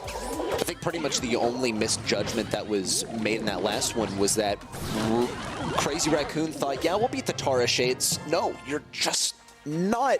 And even though it was a very close match, it still wound up going the way of the Tara players. This time they made a great decision. Have the spike, hang back, throw the stick around down. The Shades aren't going to survive that. They're incredibly squishy, so they're not going to survive a single super from the spike. Well played. It's a victory for them.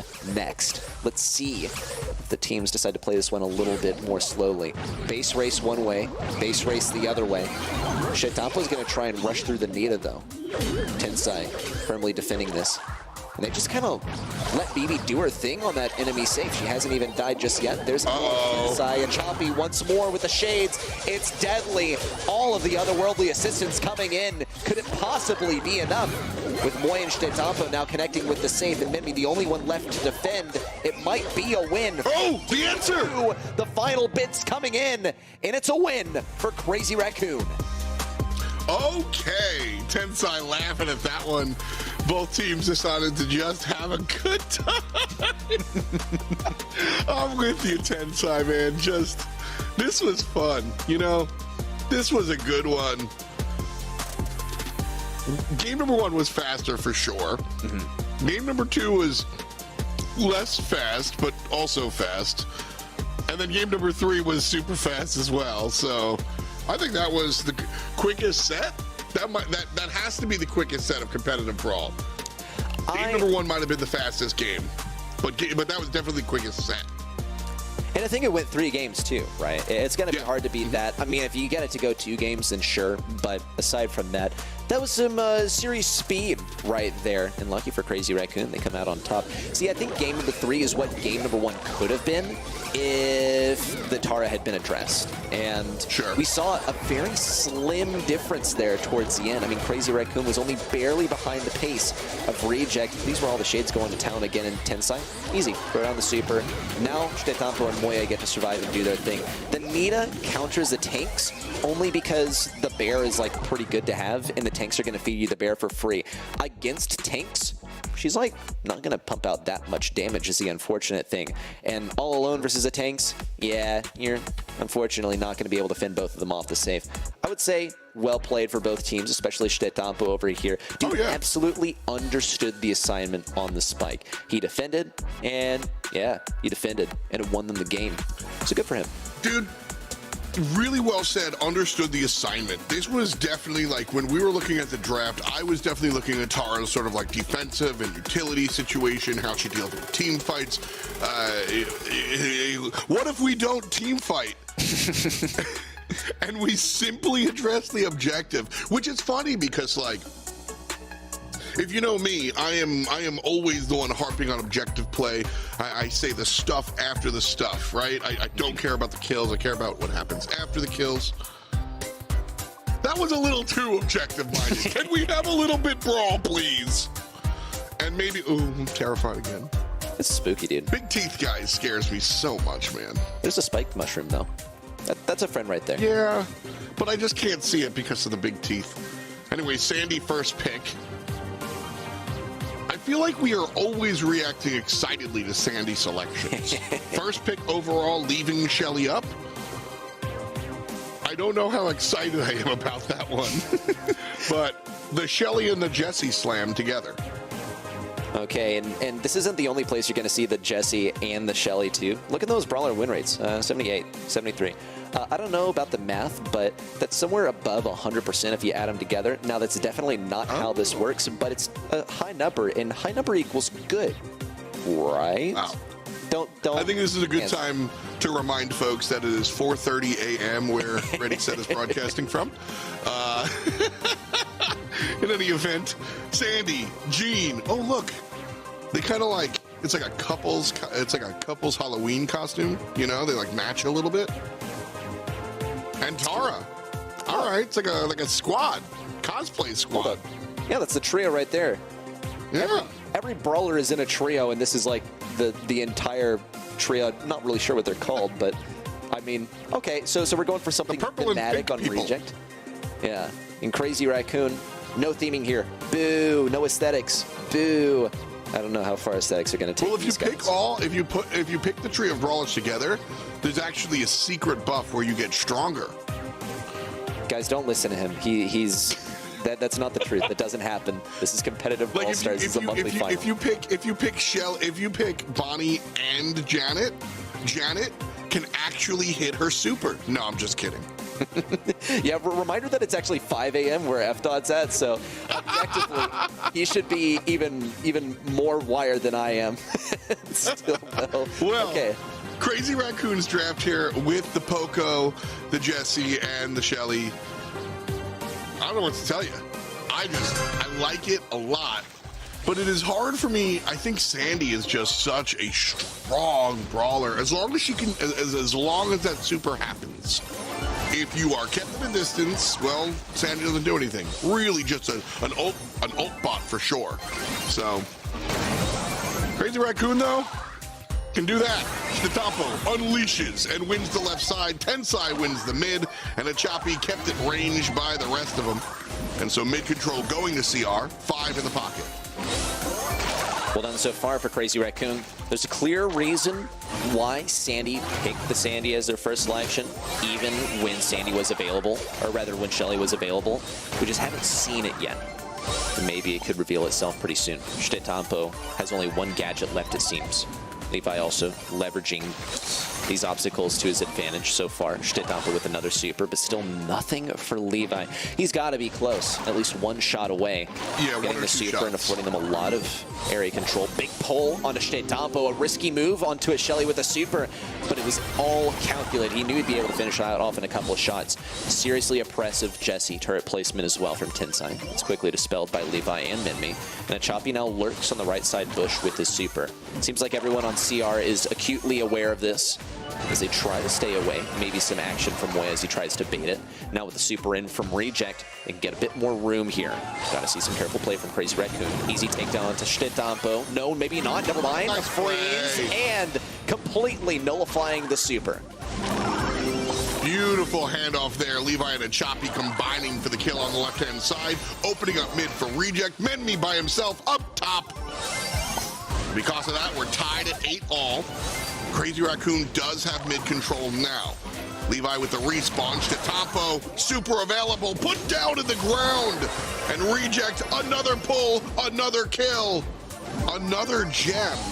Still tied at 9. 10 is the countdown, but Crazy Raccoon can just step forward. Reject making sure that doesn't happen. Ready, set. Levi with the kill on right side. They can't reset it. Reject, 11 in the hands of Menmi, and that's game 1, going the way of RC. It just goes back and forth and back and forth. No match point for you, Crazy Raccoon. Reject are going to make sure we go the distance here. Every single set so far being played to game number 3. So actually maybe match point for Crazy Raccoon should that pattern continue. But this was actually really well played by Reject. It looked shaky in the beginning because, you know, Shelly things and Sandy things, honestly. Levi seemed to be outranged, outmatched. it was the support that he was able to offer his team once that super was down that really made this one work. A Choppy on that Tara with the super ready made some big plays once that Sandstorm was finally down. And that's when we see these characters with powerful supers, Chitapo just walking up the right lane and putting a Choppy down. Levi had one impactful super, and a Choppy had one impactful super, and that's all that team needed. The rest was just good brawling. So you can, the late game, you know, you don't quite scale in Brawl Stars the way they say in other games, but you can look for these late game fights with these brawlers that just need their super. Levi trying to fight against the Poco. Can't do it. Has to use the stun defensively. Chitapo on the other side takes down the Shades. Can't take down the player. Moya falls down 3-on-2 for reject. They trail 2 gems ready, but they've got mid. Could be a double pull. Here it comes. Almost a free super for a Choppy, but Levi manages to get away with a super for himself. Minmi now deeply in this Sandstorm. Chitapo remains alive. Levi needs to go for the stun. There it is. Chitapo Band-Aid procs, but still he remains alive. Moya and Tensai also still alive. Here comes the healing. A Choppy quickly on their tail. Minmi just barely alive. Good damage aversion. And Reject managed to sweep through this set and send us on to set number 5. So, when rejects win this, they're all buying a Choppy dinner, right? That's how this works? Dude's been putting in the work for this one. I mean, for real. And again, like, by no means am I dunking on the other guys, but a Choppy has just been showing up every single game. And that's what you need. That's what you need to have to be at one of these really, really top tier Brawl Stars teams. I just mentioned earlier today about how Crazy Raccoon has kind of expanded, this, that, and the third, but a lot of these teams kind of get someplace with a lead singer, so to speak. You know, even if we look at, you know, North America and Europe, we look at teams like, we look at Totem with Joker, we look at Stamina with Bobby, right? You look at this reject team, and a Choppy is the one with the microphone. And Levi and Minmi absolutely do their work, but a Choppy is the one with the 2-1-2.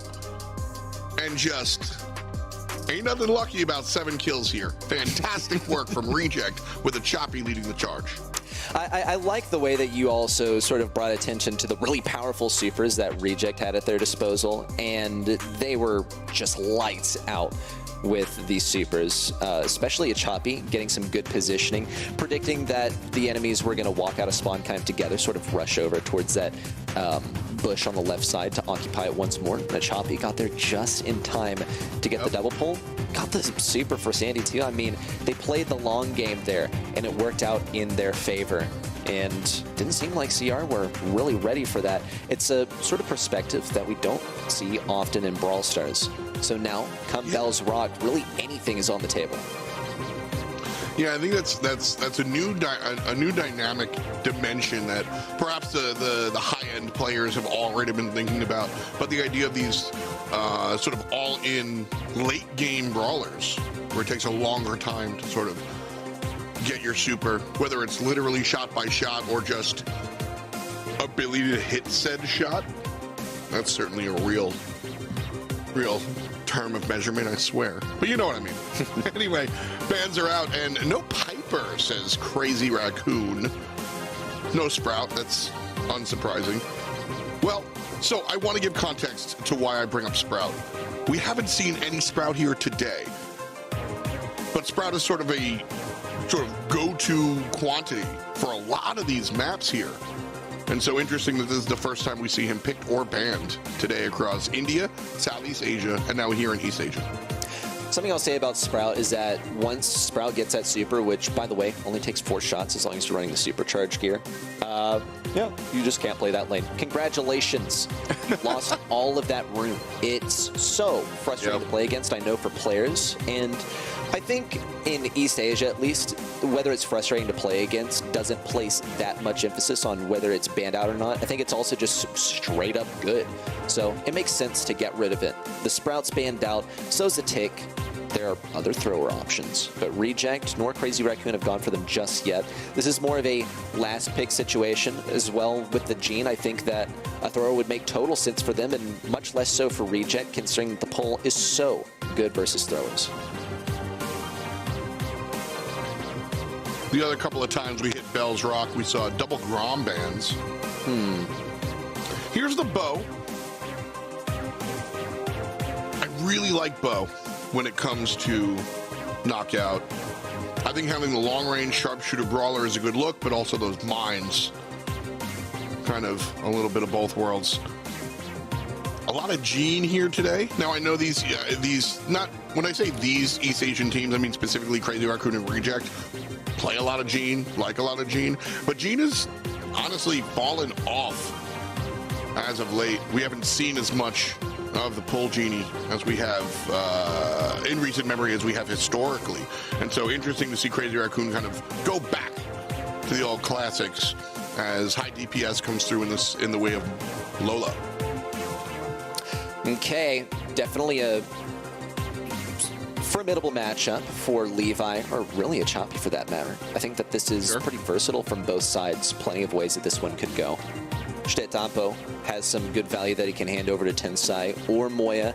I would almost say more likely to be Moya, but I can absolutely see that shield being handed over to Tensai so he can get good value with his super, and then be able to finish the job with relative safety. We'll see Reject opt for the bow on the right lane. Tensai, the matchup for a Choppy so far. Both Brawlers trying to stay just out of range, and look at how much a Choppy is moving this joystick. He's trying to stay perfectly out of range of Tensai, but it does sort of come to hit him in the face here. Off of that last interaction, Tensai's pumping out a lot of DPS, though he does get caught a little bit too aggressive. Levi in with that gadget. More survivability. No, never mind. A Choppy taken down. Minmi also on the last legs. Levi forced into that jail cell that is the mid lane. And Minmi completely surrounded. It's going to be a round one for Crazy Raccoon. Making it look easy. Nothing really. A lot of times when we see knockout, there's a particular play, a particular moment. This was just kind of right side, eventually wound up losing, and then it waterfalled from there. Tensai here, tossing out the ego, not able to do anything with it.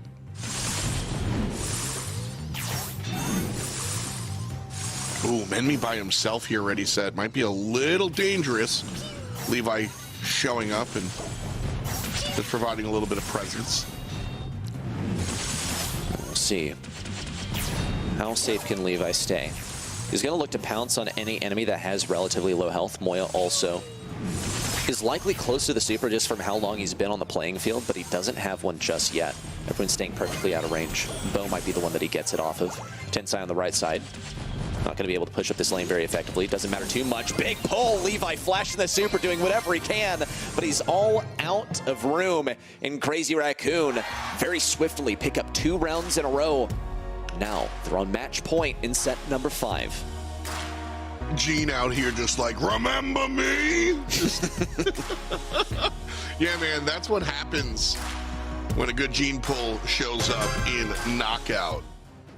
You just automatically are able to turn the tape to your favor. Of course, Moya certainly spent a lot of time doing this, just hoping to land a shot here in the mid lane. As soon as Moya steps backwards and goads Levi into this column, that's where Moya starts to land these shots. Of course, the further he falls back, the closer he gets into that jail cell you were talking about. Shatampo deleted. Nice play there from Bo. And that forces Moya to get aggressive and find a kill of his own. Pull is good. The turnaround, insane. Menmi with the 2-on-1. Shocking. What a development from Crazy Raccoon. Expert plays there. Such a fantastic response. Completely turn around that situation. But they only escaped by the skin of their teeth. It wasn't based in luck at all, though. Completely skill. Moya has one more mine to deal with. He's probably not going to have to mess with it too much. Just wants to get that super. Menmi also likely looking for an opportunity to run into the poison without feeding a super to Moya. It's going to present itself pretty soon. Just got to stay away from Moya. Yep, that's the name of the game. Tensai gradually also keeping him low so he doesn't get any funny ideas and try and get a double kill on the both of them. Instead, Dampo left superless at the end. Still, a round victory for Crazy Raccoon. They're 1 round away from winning these monthly finals. Everybody clumped up here, now here for Reject. Choppy pushing down the bottom side. This could be dangerous. Everybody looking at a Choppy. It's a shade, not a player. Or an ego. Moya TP's pretty much to nowhere. 60 HP, but still alive. And Reject have to back off for a full heal. Levi, the first to fall. Menmi with the teleport through, goes for the big play with the RT. It's not good though. Shtetamo Moya still remain alive, and a Choppy on his last legs. The final connection through, and Crazy Raccoon finish off the game, the set, the match.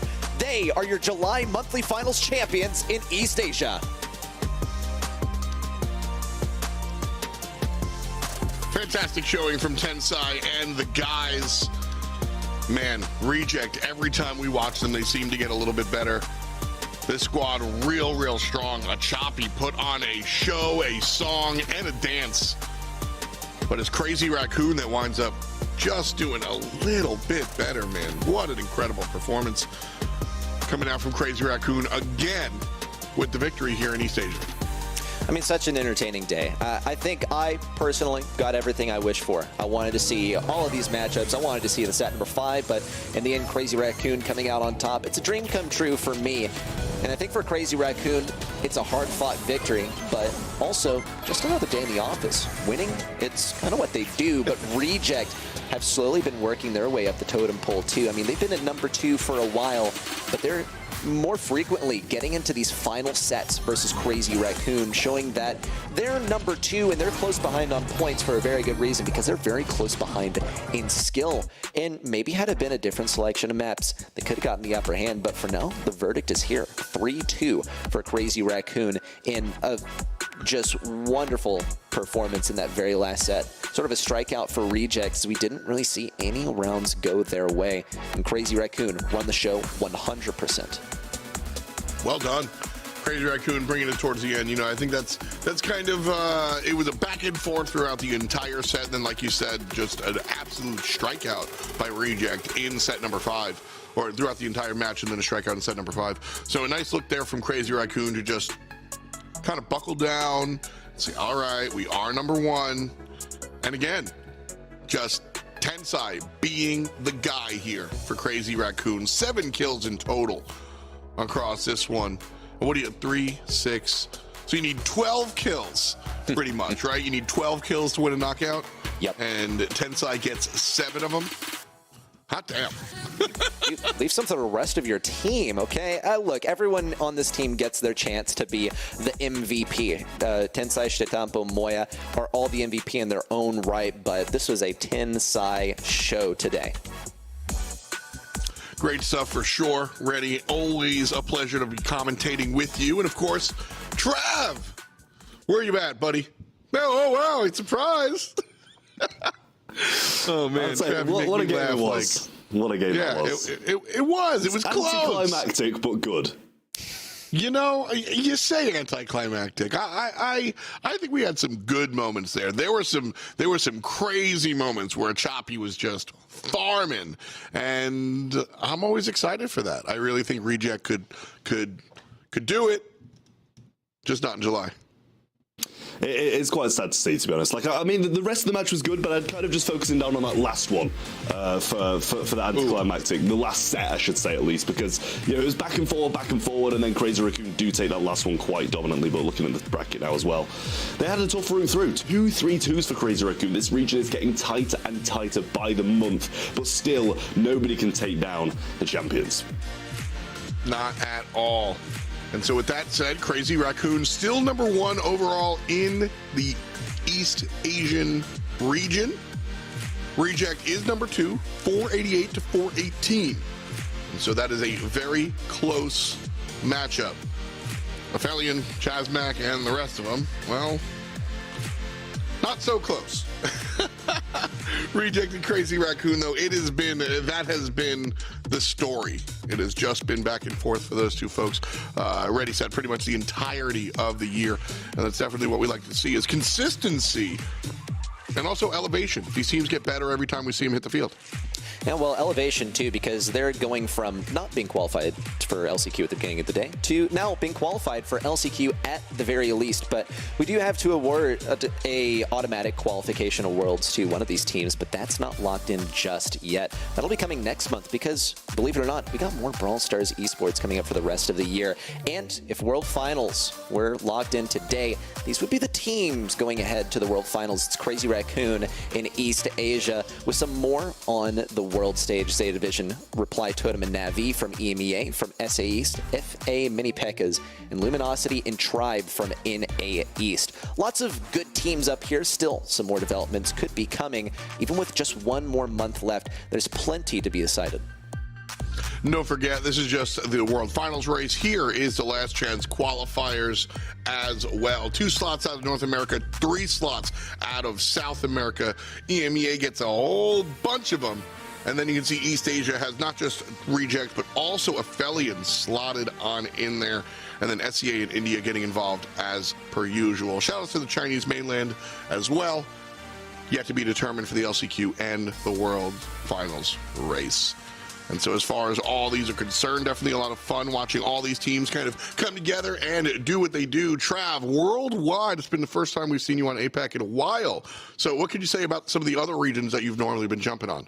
I mean, to be fair, I think all of the regions are of a great quality at the moment. You know, it's been a while since I've been on APAC, as you say, and this is the home of the champions at the moment. At least in the Brawl Stars Championship, we saw some things shake up in SBS where Europe and NA started to pull through, but it seems like Crazy Raccoon have still got what it takes to be on the top of that world stage. So I think at the moment, at least, it'd still be my favourites heading on into Worlds from the Asian region, but EU and NA close on their tail.